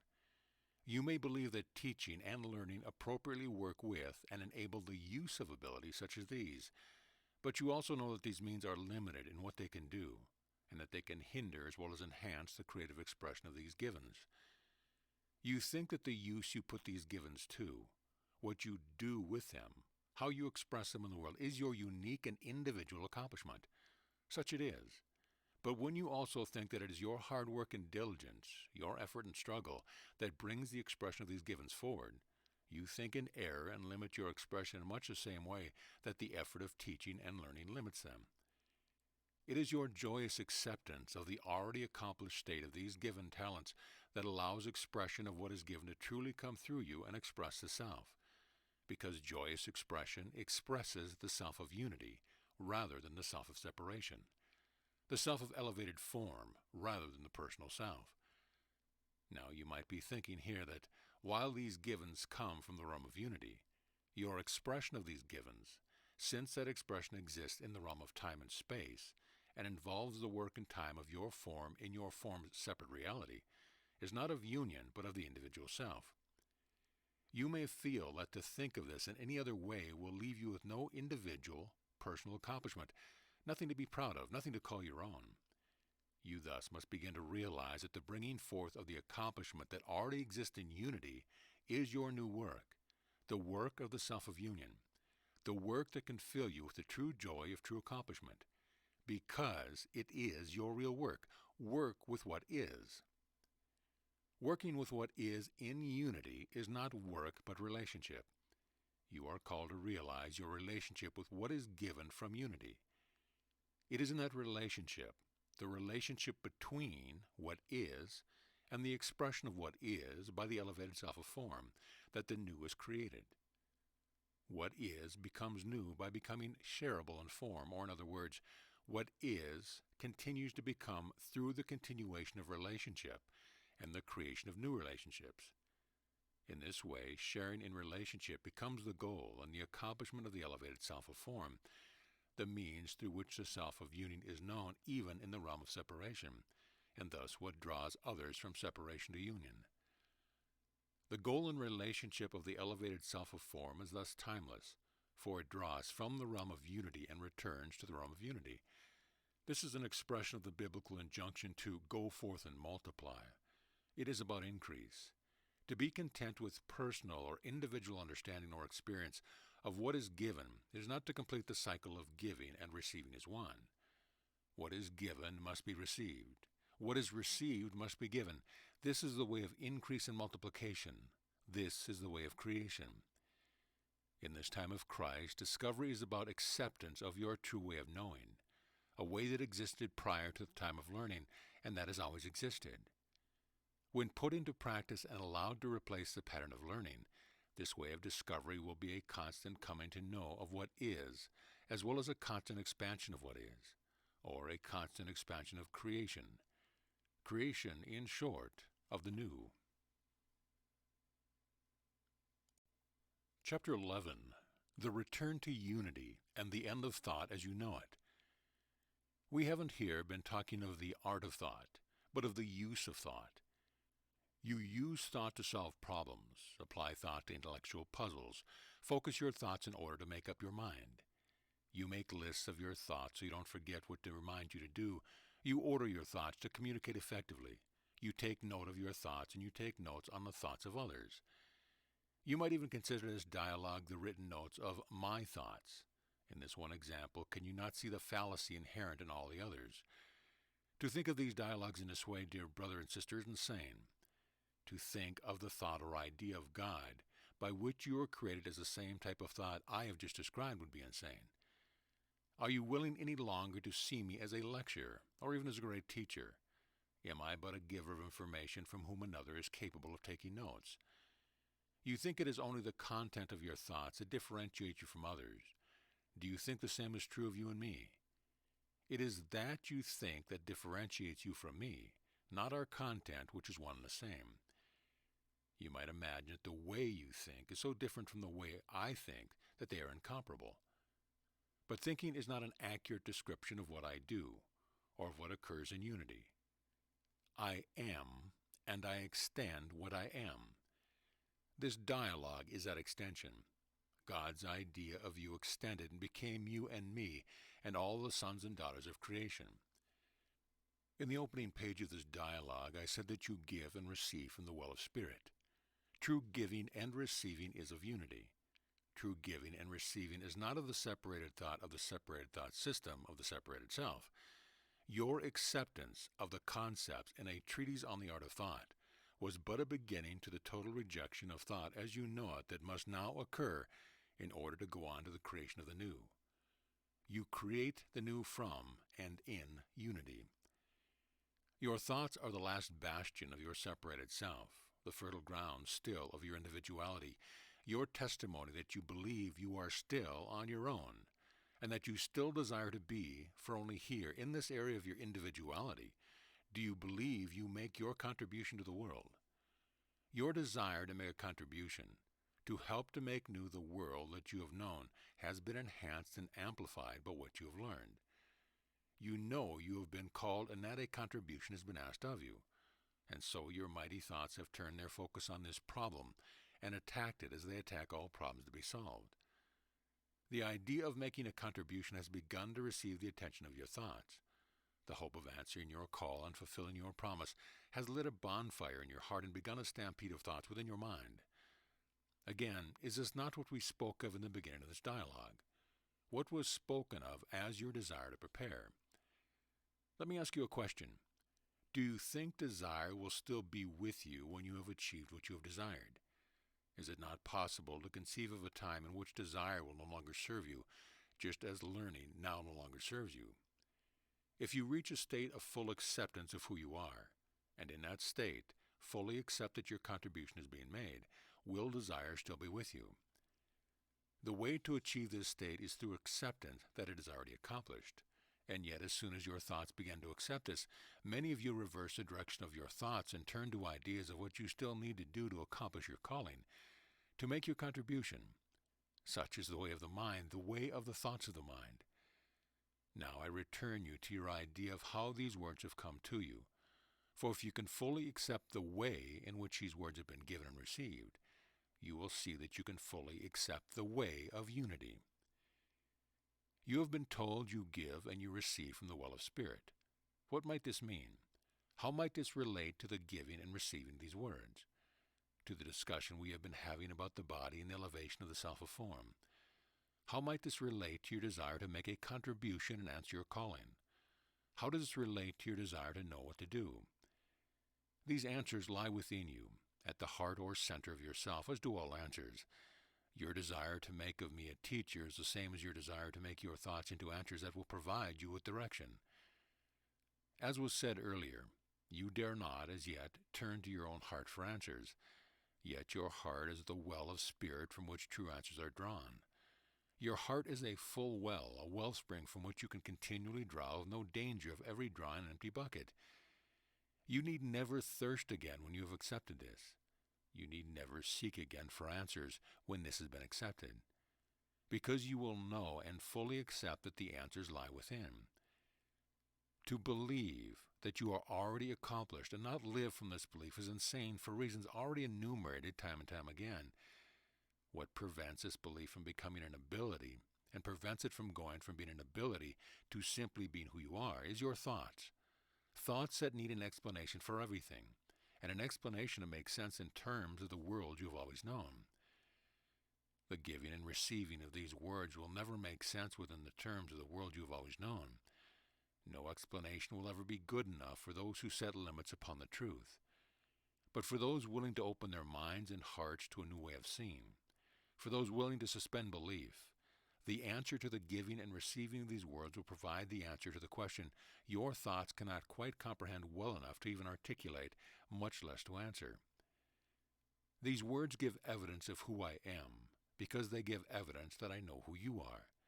That these words give evidence that I know who you are, and that they give the same evidence to your brothers and sisters that I know who they are, will tell you something of the nature of who you are if you but let this idea dwell within you and take up residence in your heart. We are the Sacred Heart. As was said as we began this dialogue, we together are the well of spirit. We together are the shared consciousness of unity. In our union we bear the sameness of the Son of God. In going forth with the vision of unity, you became as I was during life. You do not think your way through life, but instead draw your knowing forth from the well of spirit, from the shared consciousness from which these words are given and received.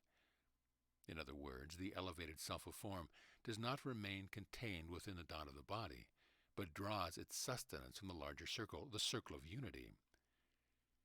What then becomes the contribution, the unique contribution of each elevated self of form? The contribution becomes a contribution from the well of spirit, from the shared consciousness of unity that finds its expression, its unique expression, through the elevated self of form. Why would you retain your desire to make an individual contribution when you can now make a contribution such as this? Is not your unique expression of the whole enough for you? Is it not infinitely greater than the contributions that are possible for the individual separated self to make? Is not the history of your world filled with individual contributions of incredible scope? Do you still believe that the contributions made by the man Jesus was an individual contribution? I tell you truthfully that the only contributions that endure, the only contributions that are truly lasting, are contributions that arise from the well of spirit. To seek importance for the personal self would be akin to placing the importance of Jesus on the man Jesus who existed in history. Some do see Jesus only as an important man among many important men. Those who do so miss the point of the life of Jesus just as they miss the point of their own lives. Those who do so seek to make individual contributions as important men and women and do not seek to give expression to what is in everyone's heart, to what is shared in unity, to what is the truth of who we all are rather than the truth of who the individual is. There is no truth inherent in the individual, separated self, but only illusion. Illusion can be described in many different ways that lead to many paths of seeking, but illusion can provide no place in which the seeking ends and the truth is found. Turn now not to your thoughts, but to the mind and heart joined in unity. In unity. Unity is where the heart and mind are joined.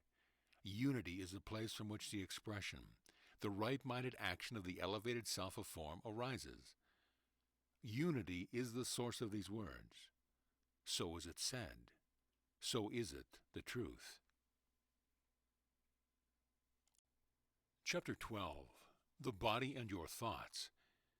In the terms in which you are used to thinking, terms that have put the body at the center of your universe and yourself, there is no mechanism through which thought can enter your mind. You believe thoughts exist in your mind and are themselves the product of your brain, which lies within your body. Since it is believed that a cessation of brain activity is equivalent to the end of thought, you accept this as proof that your thoughts originate from within your brain. You may have pictured the person who first received these words as receiving them either through her thoughts or through her ears, as in the idea of hearing words. The receiver of these words, in fact, hears these words as thoughts. They are not her thoughts, but they are also not separate from her. How can this be? They are quite simply not the separated thoughts of the separated thought system. This work is called a dialogue. A dialogue is most often thought of as a discourse between two or more people, and as such is associated with a spoken word. When you enter into dialogue with another person, You listen, you hear, and you respond. This is exactly what occurs here. You have entered into this dialogue. While you think these words come to you through the written form of this book, by means of your eyes and the decoding mechanism of your brain, they do not, nor did the words of this course. You were told within this course, and you are reminded now that these words enter through your heart. As your mind and heart joined in unity and became capable of hearing the same language, you truly began to enter the place of unity, to take the step outside of the dot of the body. Now you may not think that you have been doing this, yet few of you would argue that you have been simply reading these words as you have read the words of other books. While you may be aware that something different is going on here, you might also say that your body has felt no step into the realm of unity, and you may rightly wonder now, if you can take such a step and be unaware of it, what its value to you is. This is why we work now on your awareness and acceptance of your changed state. For without awareness, the value of what we do here does remain minimal, and this I cannot allow. The urgent need for your return to unity has been mentioned before, and I remind you of this urgency again. Let your reception of these words, a reception different from the reading of the words of most and maybe all other books you have read, be assigned to you. Keep this in mind as you consider how the first receiver of these words can hear these words as thoughts. Keep in mind that she thus has thoughts she is not thinking. We have spoken already of entering into dialogue. When you enter into dialogue with another person, you hear what it is they have to say. You hear their thoughts through the form of the spoken word. They do not then become your thoughts, but they do enter you.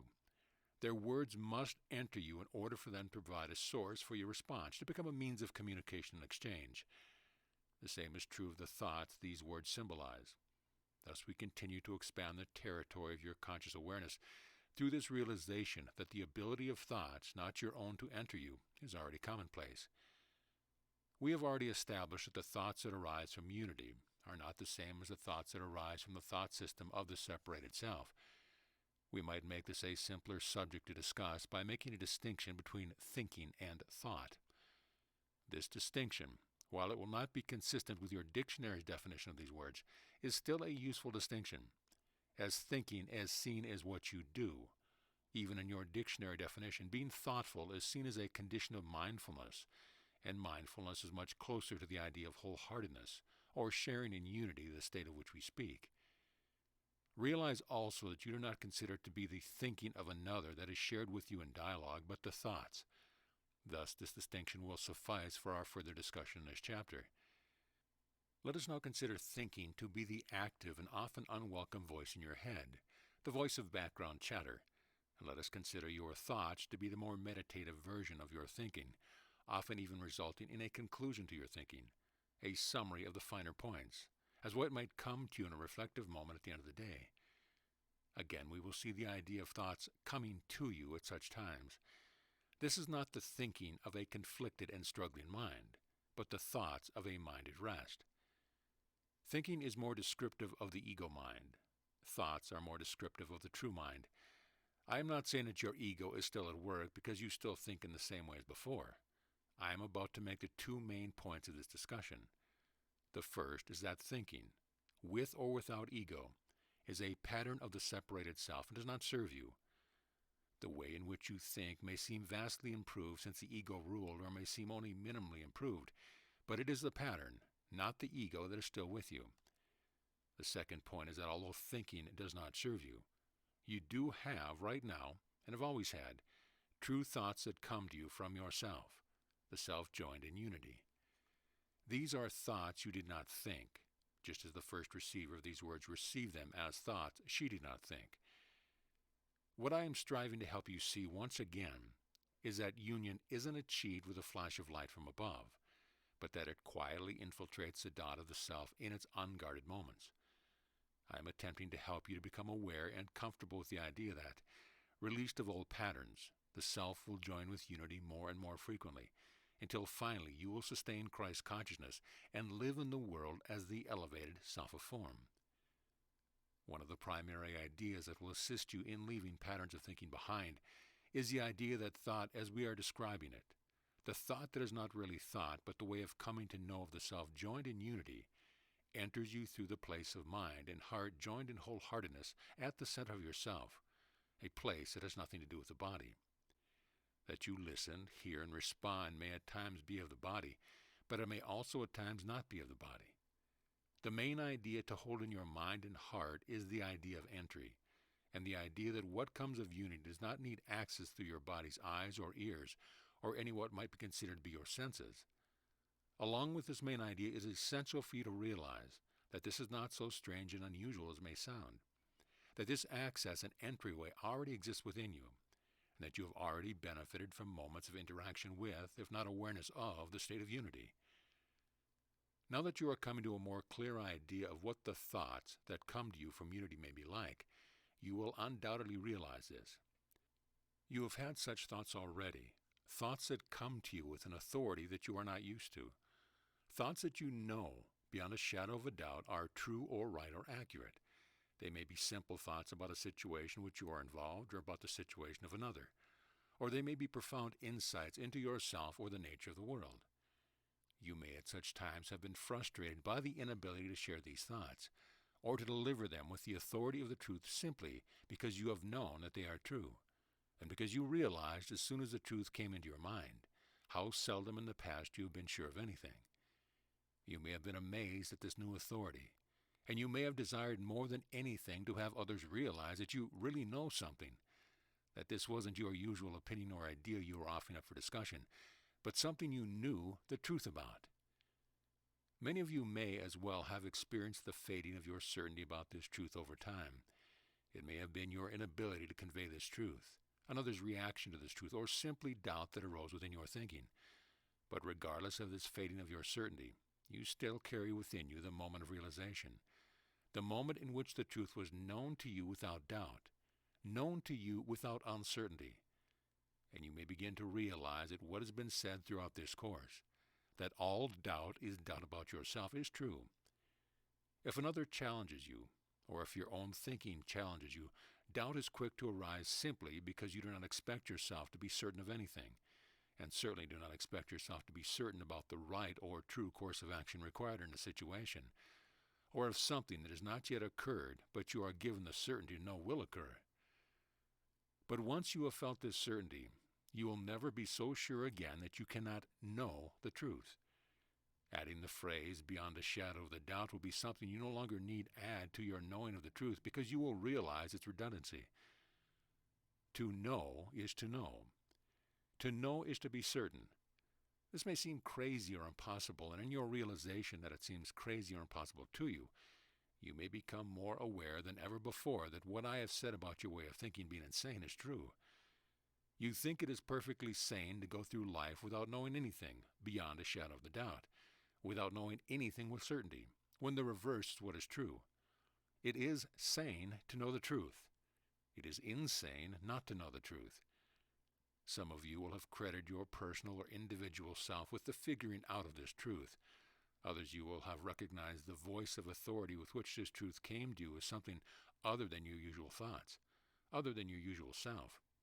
Either way, however, you know that yourself was involved somehow in this coming to know the truth, even if this coming to know of the truth wasn't quite of the you of the personal self.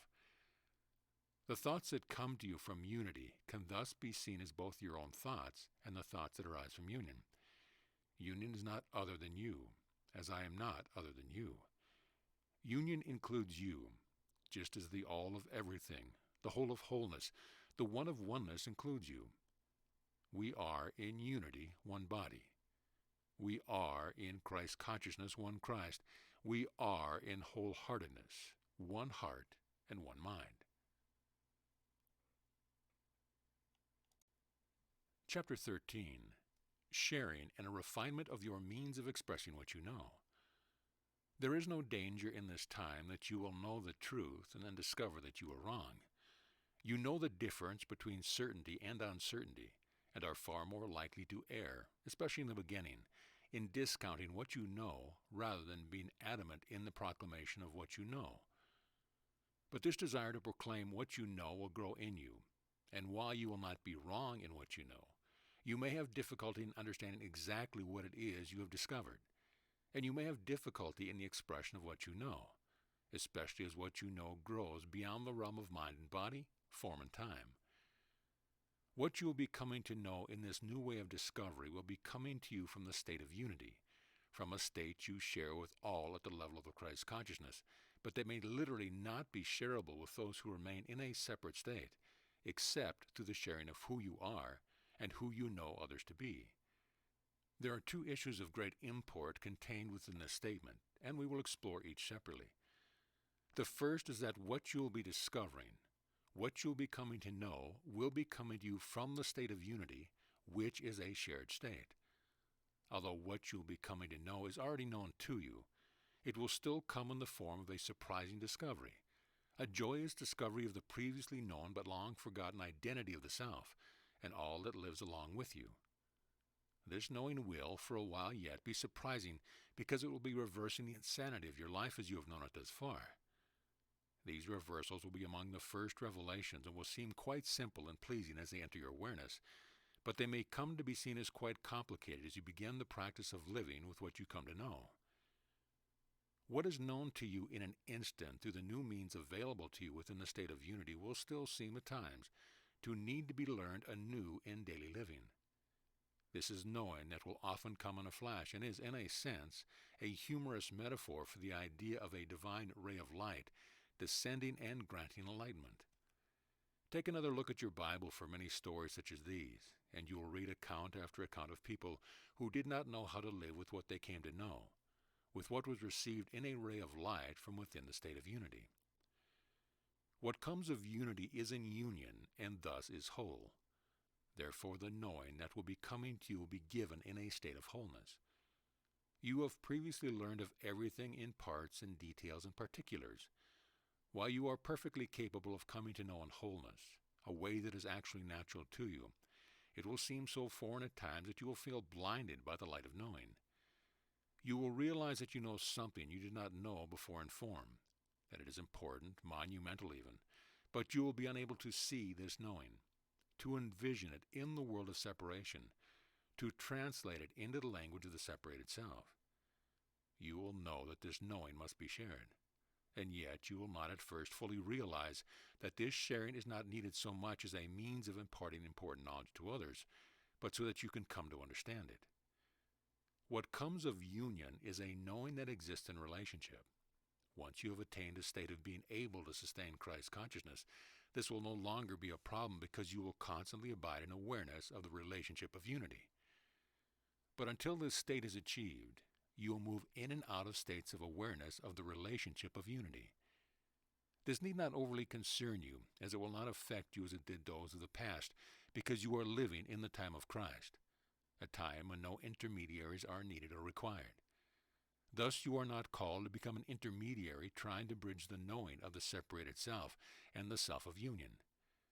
What you are called to do is to share in union with others whose awareness is expanding. You have been told and told again that you are not alone, and this has been among the biggest hurdles for many of you to overcome, because your state of aloneness is all you have known. This perceived state is synonymous with the personal self, with the idea of individuality, with separate thoughts, and with the ideas that no one will ever be able to truly know you. But join with others who are experiencing the expanding awareness of the time of Christ, and you will begin to see the evidence that things are different now. Join with others who are coming to know through the state of unity, and the evidence to the contrary will be overwhelming. You will begin to truly understand that you are not alone and separate, and that even the coming to know the state of unity is a shared coming to know, a coming to know in relationship. Just as you were taught that you could not learn on your own, you are now being told by one who knows that you also do not come to the knowing of the state of unity alone. Why then would you think that you could come to full expression of what you have come to know without sharing in relationship?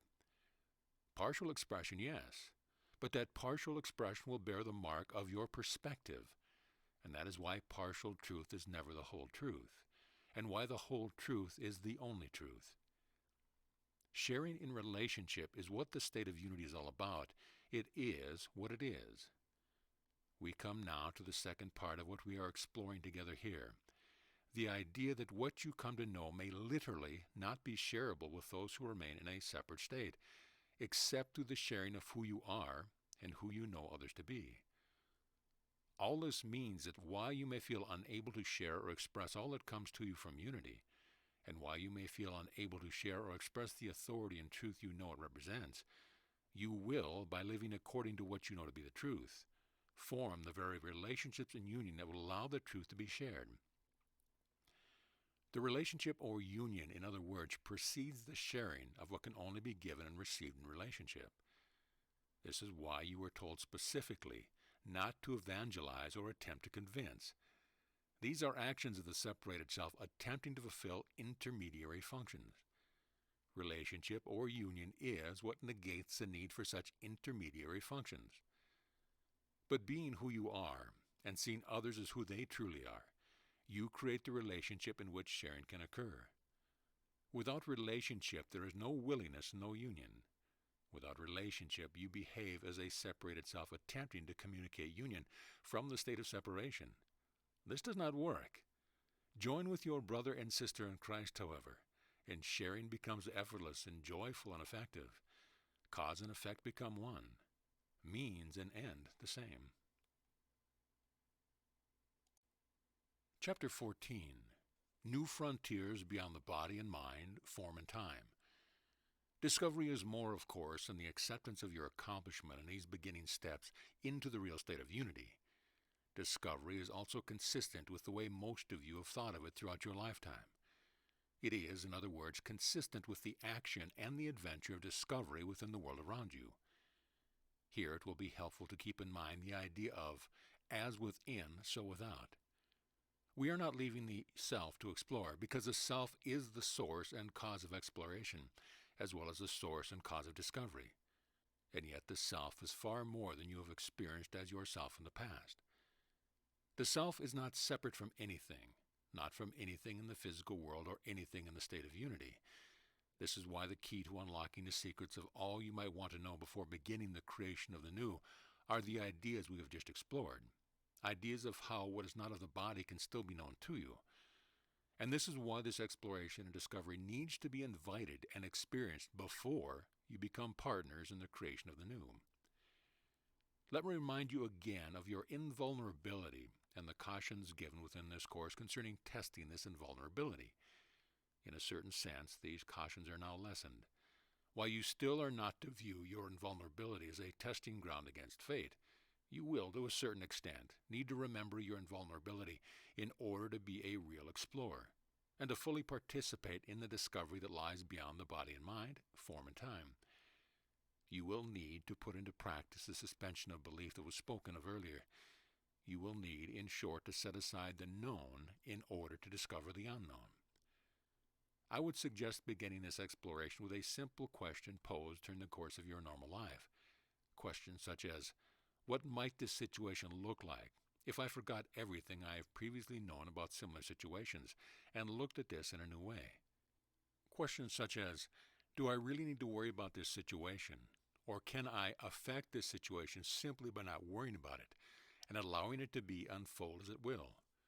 Questions such as, while I realize that the facts would tell me this or that is true, I wonder what would happen if I disregarded the facts and was open to this being something else.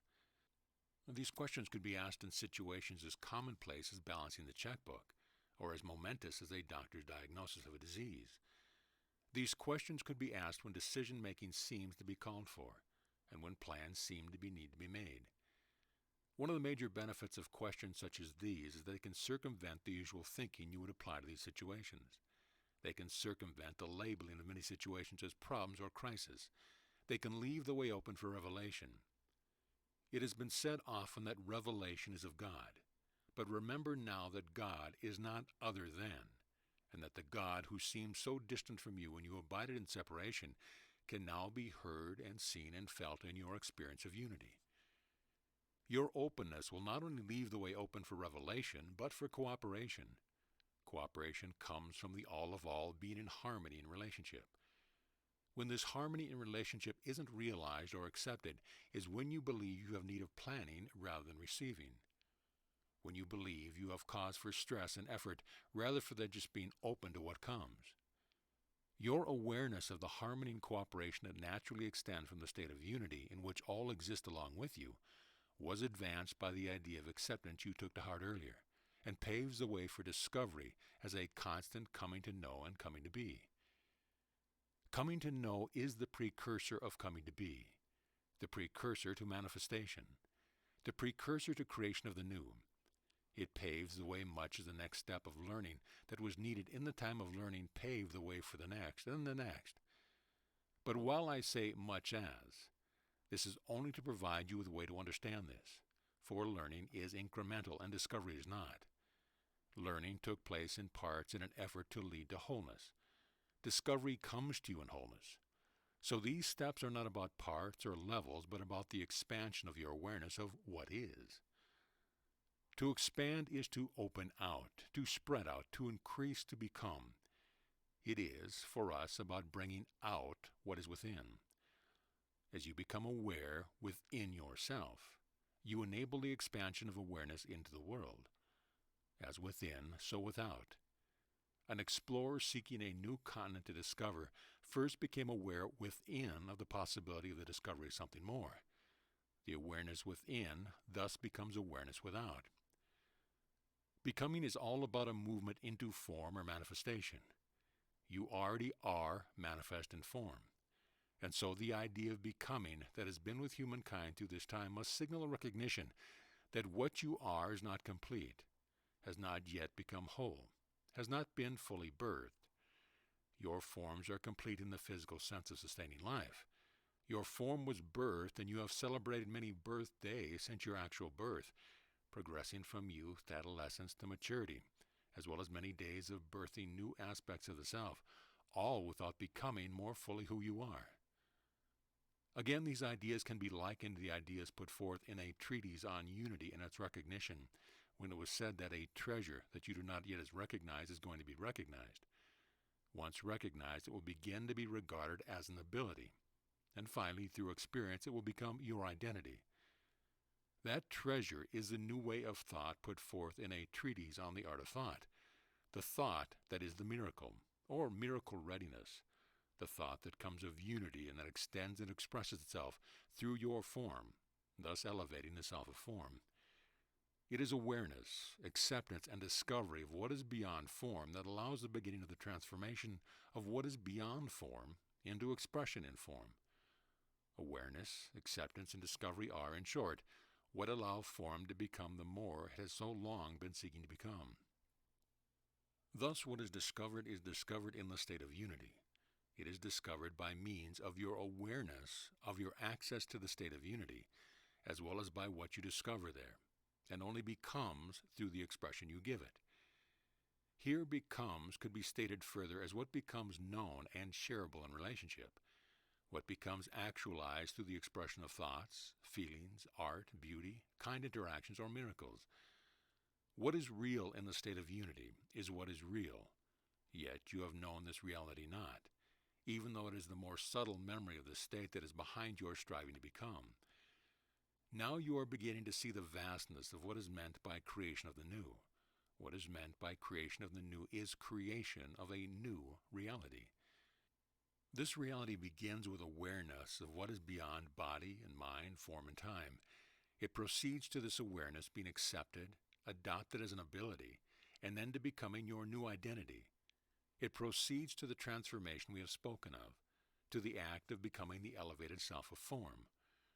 You are thus entering the time of becoming the new you, which must precede creation of the new world. For as it has been said, as within, so without. Being whole is being present. Being whole is being all you are. Being whole is being present as all you are. When this occurs, you are all in all, one in being with your Father. This wholeness of being is what lies beyond body and mind, form and time. Becoming the elevated self of form is becoming whole, and will be the way in which source and cause transform body and mind, form and time. Chapter 15. Becoming and the Principle of Creation. Before creation of the new can begin, You must come to know the way of creation as it is. It has not always been the same, and it will not be the same in the future as it is now. But there are certain principles that govern creation. These principles are like unto the patterns that were created for your time of learning, and that will be applied anew to the creation of new patterns for the new time that is upon us.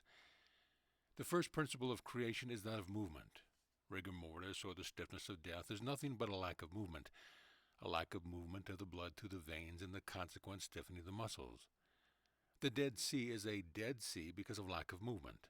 Thus, these are excellent examples to illustrate the principle of movement as life itself, the idea of lack of movement as lack of life.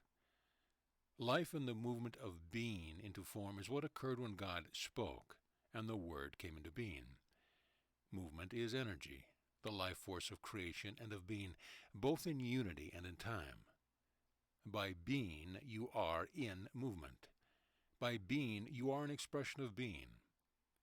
The second principle of creation, then, is that being is. It is what is, and it is the expression of what is. Life is movement through the force of expression. The third principle of creation is thus expression. These are not, however, separate principles, but a single unifying principle of wholeness, movement, being, expression. One did not occur before the other, as they are not separate. There was movement into being and an expression of being. But what was there to move before there was being? This is the way the mind looks at principles, one coming after the other and building upon each other. This is not the way of creation, which is why these principles of unity must be seen as the undivided wholeness of the principle of unity before creation of the new can begin. Let me use the creation story of what was once my tradition as an example. Before God said anything, a mighty wind swept over the wasteland and the waters. The wind, which is as great a signifier of movement as rigor mortis is of lack of movement, is the first element mentioned in this particular creation story. The first mention of movement is literally present in all creation stories because there is no story without movement. There is no story to tell without movement. Nothing is happening. So movement might be likened to something happening to the beginning of the story and the beginning of creation. Then God, a being, spoke. Here we have both the introduction of a being and the continuation of movement. Speaking denotes not only a speaker, the being, but the movement of sound. Then we are told the content of the words.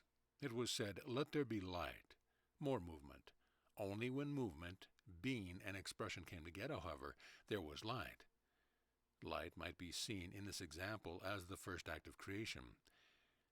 I repeat this story not as fact or to still any doubts about these principles of creation, but to give you an example that is easily understood, an example of the way in which these principles work together. What I have left out of this story, the formless wasteland, the earth and the water that the wind swept across and upon which the light first descended, is an interesting omission made by many. What were the earth and water if they were not form? They were barren form unable to create or bear fruit. Form was simply barren form before movement swept across it and animated with the attention and awareness of spirit, with sound, light, and expression. Could these barren forms not be compared to the forms of the not yet elevated? What if the existence of form was seen to predate the animation of that form with life and spirit? Would this not be consistent with what we attempt to do here, with our continuing work of creation? Would this not even be consistent with spirit existing in every living form from the beginning of time until the end of time? Time is what begins and ends. Time is what began when life took on existence in form and space. It is temporal rather than eternal. Alongside it, in the state of unity, rests all that is eternal, all that is real. What is real is but another way of saying what is true. What is true is eternal life, not temporal life. There are no degrees of life. One form is not more alive than another. All that lives contains the breath or wind of spirit, which is eternal and complete. Expression, movement, and being are about what is eternal, passing through what is temporal. Thus I return you to the lesson on Pass Through, which was contained within this course. The course sought to teach you to develop a relationship with all that passes through you. Now is the time when the fruit of these efforts will be reaped.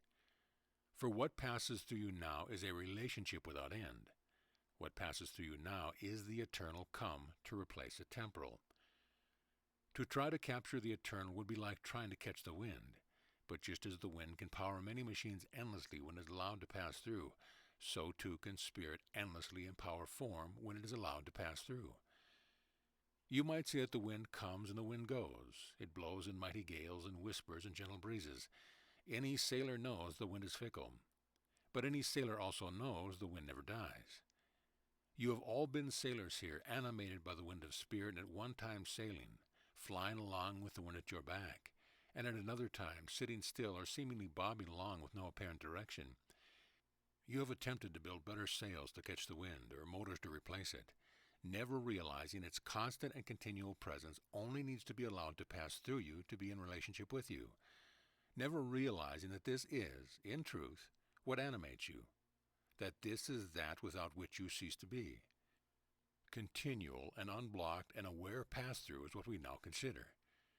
You have been prepared for this by the realization that your thinking mind will no longer be necessary as you access to unity or Christ consciousness is maintained and sustained. Let us begin with the idea of maintenance and proceed to the idea of sustenance. Maintenance is thought of most often as keeping what you have, and as keeping what you have in good repair. It is not often thought of as a lasting measure, which is the primary difference between the idea of maintenance and the idea of sustenance. Maintenance assumes that you already have something of value, and that you wish to take care of it so that it will continue to be of service to you. Maintenance implies a certain attitude, an attitude of care, vigilance, anticipation, and a knowing that without this care, vigilance, and anticipation, the value of what you seek to maintain will be lost. Thus we look at maintenance as the work or relationship with the desired service. In this example, maintenance is what you give in order to receive the maximum connection to unity that is possible in this time. You realize that some breaks in service will still occur, that maintenance will not make the connection perfect, but that it will keep it of service to you. And so we begin with the idea of maintenance of your relationship with unity. You have experienced unity now, and you wish it to continue to serve you. You thus must strive to maintain the conditions that will allow it to do so. This is, as with all maintenance, a temporary measure, but one you desire to have discussed, just as we discussed parameters to your state of conscious awareness. To move from maintenance to sustenance is our goal, however. To sustain is to keep in existence. To recognize unity as sustenance is to recognize it as that which sustains life. Sustaining unity or Christ consciousness is being done with the need to maintain conditions that allow it to be present. Maintenance will lead to sustenance. Let this idea enter you now. You have left behind the conditions of learning. Why? Because they are no longer needed. The time of learning has ended. When this time of becoming has ended, the conditions that allow your acceptance and discovery of all that is available within unity or Christ consciousness will no longer be needed. This will be as big a step as was the step that left behind the conditions of learning, a step from which you at times feel as if you're still reeling. This step was like the final step after your ascent of the highest mountain. These dialogues might be seen as taking place there, with the guide and the team of climbers who accompanied you on your ascent. And at this highest point of the highest peak of the highest mountain, you pause and become accustomed to the thinner air, the view from above to what you now can see. You catch your breath and let the wind of spirit fill your lungs once again. Here is where you work in relationship to maintain what you have learned. For you know that when you return to the level ground from which you climbed, you will be different as a result of having made your ascent. The hard work is done. What you gain here, you gain from what is beyond effort and beyond learning, and from the maintenance of the state in which you reject the conditions of learning. You maintain here, in short, all the conditions necessary to reach your goal. What you will have gained on your return will be the goal itself, the sustenance, for what you will have gained will never leave you, but will sustain you forevermore. Chapter 16. From Image to Presence. Barren forms might be seen as forms that existed before the onset of the state of becoming. You are now in the final stage of the state of becoming. You now know who you are, and so now you can begin the work, or the relationship of this final stage. the stage of becoming who you are. This is the stage in which movement, being, and expression come together into the recreation of wholeness that will be expressed in the elevated self of form. The creation story is occurring right now in each of you who have reached this final stage of becoming. This is both the beginning stage and the final stage, for once again, the story of creation moves inevitably to join with the accomplishment and wholeness that already exist in unity. Creation occurs in each of us, seemingly one at a time. Creation is our coming into our true identity, and is the extension or expression of that identity into the creation of wholeness and form. To be barren is to be empty. Empty is the opposite of full, the opposite of wholeness. It is the perceived condition of lack. It is the belief that what animated form with life did not remain. The belief that in the passing through, our relationship did not form. But as can be easily seen, the earth is no longer a formless wasteland. Form was animated with spirit and entered a state of becoming. You were animated with spirit, and you too entered a state of becoming. You can be an expression of being, and yet not express the wholeness of being. This is a description of the state of becoming. It is a perceived state. It is a state in which the unified principles of creation are seen to be taking place as separate steps. This is so because of the condition of time. Once these principles are unified, time will have ended just as time was once begun. The unified principles of creation, once unified within each of us, bring light to each of us. They bring the ability to see, the ability to know, the ability to be, and the ability to create. Through the art of thought, these abilities become who we are. God and creation are synonymous, and you are reminded of that here as you and God become synonymous through creation. Means and end are one, cause and effect the same. Creation is means and end as God is means and end. Creation is cause and effect as God is cause and effect. When you move from the state of becoming to the state of being whole, you will have moved through the act of creation, and you will have become a creator. You will be ready for creation of the new. You were told within this course that being is as love is. Here you are told that being is a principle of creation, and you are not told that love is a principle of creation. Love is not a principle any more than it is an attribute. This is because love remains in eternal wholeness. Love cannot be learned, and so has stood apart from the time of learning. Being could be learned here, because it was not yet whole. Being is synonymous with identity. When your being and your identity, yourself and your awareness of self are whole and complete, being, like love, is no longer capable of being learned, for it no longer has attributes. Love is the spirit of the wind that animates all form. Love is spirit, is God, is creation. Love is a description of the all because it is whole and rests in eternal completion and wholeness. Love is the state of unity, the only relationship through which the self and God become known to you. Love, God, creation are all that remained in union, in eternal completion, when form came into being. Yet movement, being, and expression are also what is, because they are the givens. Love, like God, like creation, is the giver of the givens. Life was given through the extension and the expression of God, of love, of creation, through the extension of wholeness into the seemingly separate identities of form.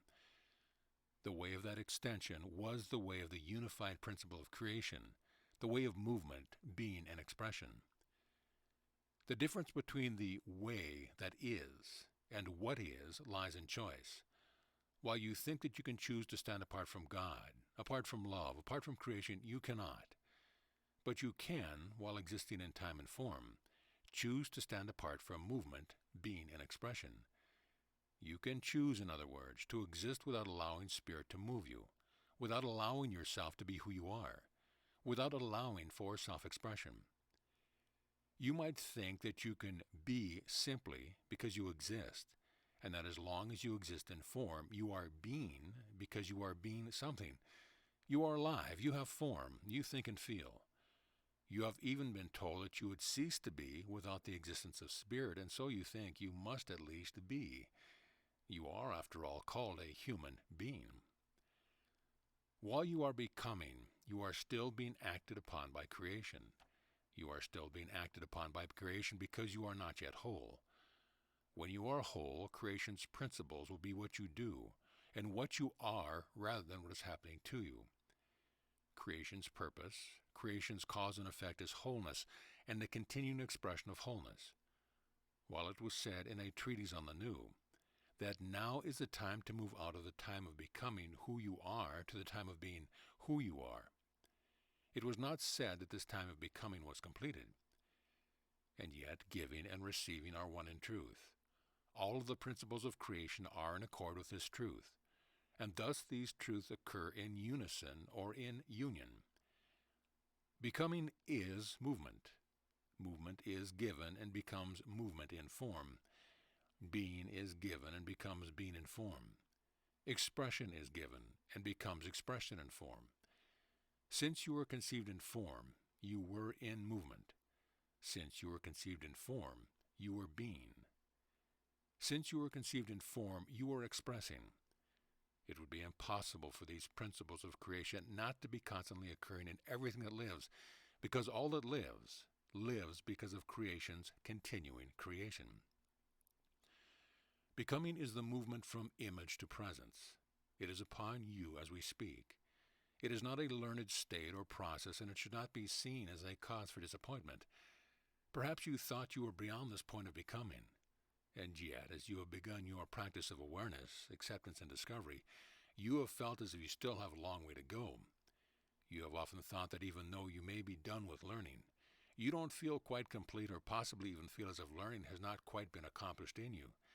This is precisely why we now discuss the state of becoming, this movement from image to presence. There is creation going on in this becoming, the very creation promised you. This is the creation of the new you that you are told will precede the creation of the new world. This is what is meant by as within, so without. Only a new you can create a new world. The new you is the elevated self of form, who you are in the process of becoming. This time of becoming is the time of in-between of your awareness of and access to Christ consciousness or unity, and your sustainability of Christ consciousness or unity in form. In your time of directly experiencing the movement, being an expression of unity, you are being who you are. At other times, you are becoming who you are. In your time of directly experiencing the movement, being an expression of unity, you are whole and complete. You feel no lack, no uncertainty, no doubt. You are confident in what you know. You realize fully that you are no longer a learning being, and that you have no need for teachers or for guidance other than that for which comes from your own heart. At times when you are not directly experiencing the movement, being an expression of unity, you realize the state of becoming. To realize the state of becoming is to realize that an in-between exists between the time of learning and the time of being the elevated self of form. That time still exists in which you are not wholly present as who you are. When you are not wholly present as who you are experiencing still the image or after image of who you are. This image is like a lingering shadow. It encompasses all your former ideas about yourself, all of the patterns of the time of learning, all of the movements in which you feel an inability to join in union, and in which you recognize still the image of your former self. This is only an image. This is not your personal self, your ego self, or your separated self come to reclaim you. This is why we have also described this as an afterimage. This is but a photograph that remains, a copy of what you once might have thought of as your original self. It is but an impression as in clay, or a reflection as in a mirror. It is as removed from who you are as is the piece of an ancestor or landscape that hangs on your wall, separate from what it is an image of. There may be striking beauty in this image, as there is in all art of all kinds. This may be an idealized image of your former self, the image of your best self, who you may imagine now, through the grace of God, you finally are. But this may also at times be an image of a type, a construction of the subconscious, which still sees in forms and symbols. This kind of image may leave you thinking that you are acting as if you have changed, while even within your new actions you see archetypes of the previously known and previously experienced. The stimulus for these after images is gone. They are but sensations that remain like memories of childhood. This time of becoming is a time of coming to acceptance of them as what they are, images. This time of becoming is a time of coming to acceptance that they are not real. They are no more real than the mirage of your future, another aspect of the image you have held of yourself. They are no more real than was your image of heaven, or any image you have had of heaven on the earth paradise found. The time of becoming is a time of letting these images be without reacting to them. It is a time of coming to no longer hold these images in your mind and heart. It is a time of letting them first cease to affect you, and then of letting them go entirely. For without letting them go, you are not fully present. Without letting them go, your presence is not wholly realized. You are not fully here, not whole, not complete. You are at times who you are, but you also are at times but an image of who you have perceived yourself to be. This image, being but an image, is incapable of true joining in relationship. All of your images are false images, and when you retain them, you do not allow for the time of learning to be replaced with the only replacement that will sustain Christ consciousness, the replacement of learning with sharing in unity and relationship. Chapter 17. The Secret of Succession. To succeed is to follow after, and to follow into inheritance. It is a following after that occurs in time and space rather than in truth. It is never about one. It is not about replacement. It comes in a never-ending series rather than in a singular form. It is not true succession if there is a break in the chain or in the line of succession, for true succession does not stop and start, but is continual. The series build to a climax, to what, during the time of evolution, might have been called evolutionary leaps. The secret of succession is simple. It is but a matter of wholehearted desire. Do you wholeheartedly desire to follow me to your true inheritance? To come after me and be as I was? To be the inheritor of the gifts that are ours? Do you desire this? Are you willing to claim it? Are you willing to claim it in form and time? Can you understand that what you claim in form and time was always yours? Little can be had without desire. Desire, unlike want, asks for a response rather than a provision. Desire is a longing for, a stretching out for. Imagine yourself at the summit of this mountain we have climbed, standing with arms raised, hands wide open, gazing jubilantly in the heavens rather than toward the earth below. This is the stance of both desire and fulfillment, of longing and attainment, of having asked and having received, of having striven mightily and succeeded. It is what comes after the embrace of homecoming, and what comes before the passing of desire and the reverence that replaces it. It acknowledges a certain taking over of the spirit of desire. Having arrived, the desire to get there has not been satisfied, but only has grown into something different. With having arrived comes the presence of self so long awaited, the joy of accomplishment, the taste of victory. But the desire is stronger than ever before. The influx of attainment has begun. The height of achievement has been reached. Your glory is realized, but the desire is stronger than ever before. You are not alone in your glory or achievement, and you marvel that this takes nothing from your feeling of accomplishment. You want to share it with the whole world. From the top of the mountain, arms outstretched, this desire too has caused your arms to raise as if on their own accord. You feel the power of giving and receiving as one, for this is what this gesture symbolizes, a great and steady flow of giving and receiving as one. An unbroken chain in giving and receiving as one. You offer up your glory and call it down from heaven both at the same time.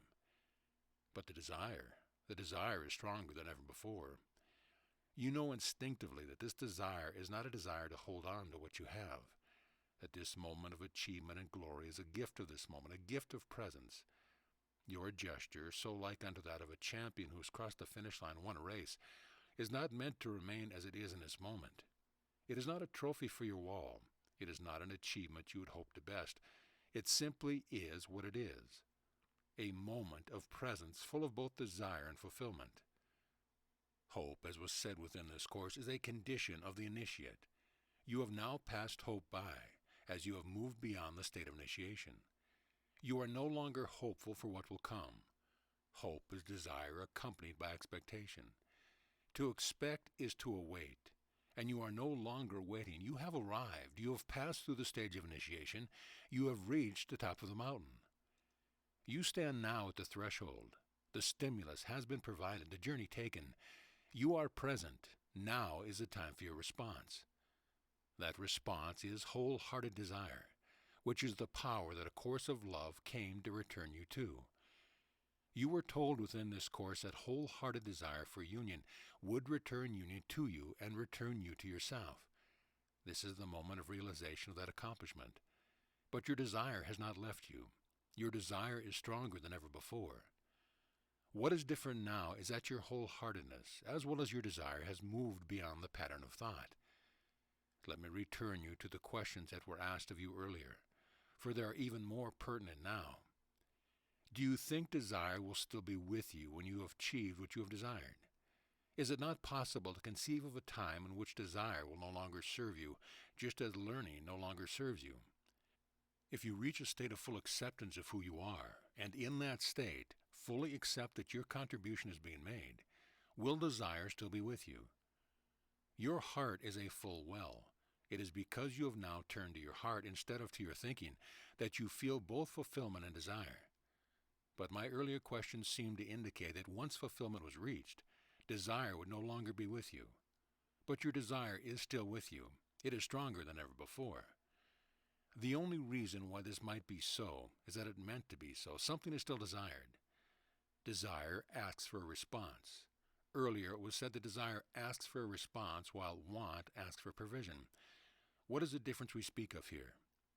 Provision is about preparation for future needs. This is an appropriate response to want, but it is an inappropriate response to desire. It is an assumption of needs unfulfilled. You now stand in fulfillment. This is a secret of succession. Desire asks for a response. From where is this response sought? You now must understand the fullness of the well of your heart, the interrelationship of desire and fulfillment. The interrelationship of desire and fulfillment is what occurs at the threshold. Beyond the threshold is a state in which desire is passed and been replaced by reverence. To revere is to feel awe, which, it has been stated, is do nothing and no one but God. To move beyond desire to reverence is to move into the state of communion with God, full oneness with God, wholeness. You have realized now that you remain in a state of becoming, and any disappointment you may have initially felt with this realization has been replaced by acceptance. Acceptance has come because you recognize the signs of becoming that we have been discussing. You recognize them because they are what you are feeling. You may wonder still, however, how you can be told that you have arrived and are at your journey's end, and yet still have farther to go. You have nowhere to go. The journey is over. You stand at the threshold, the gateway to the site you have traveled so far to reach. You are here and desire fills you, even while you know the glory of having arrived. But having arrived here, it is as if a new question is asked of you. Just as in the myths that are as ageless as they are timeless, you are asked for something here. You are asked for a response. Only in myth is this response to a specific question, but even the specific questions of myth, when seen truly, were questions of the heart, calling only for the response from the heart. Desire calls here, louder and stronger than ever before, because of your proximity to what you've desired. Every hero's journey returns him home, to where he started from. In story form, this takes place with movement. Years are spent traveling many paths and many miles. All the heartaches are experienced along the way. All the experiences and learning occur on the journey. This is why you have been told the time of parables or stories has ended. This is why you have been told, as within, so without. This is why you have been taken to the top of the mountain without leaving home. You have taken the inward course, the inward journey, the only journey that is real in the only way that is real.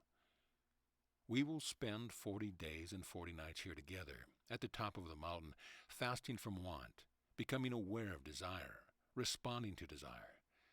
This is the final stage of becoming. Herein lies the secret of succession.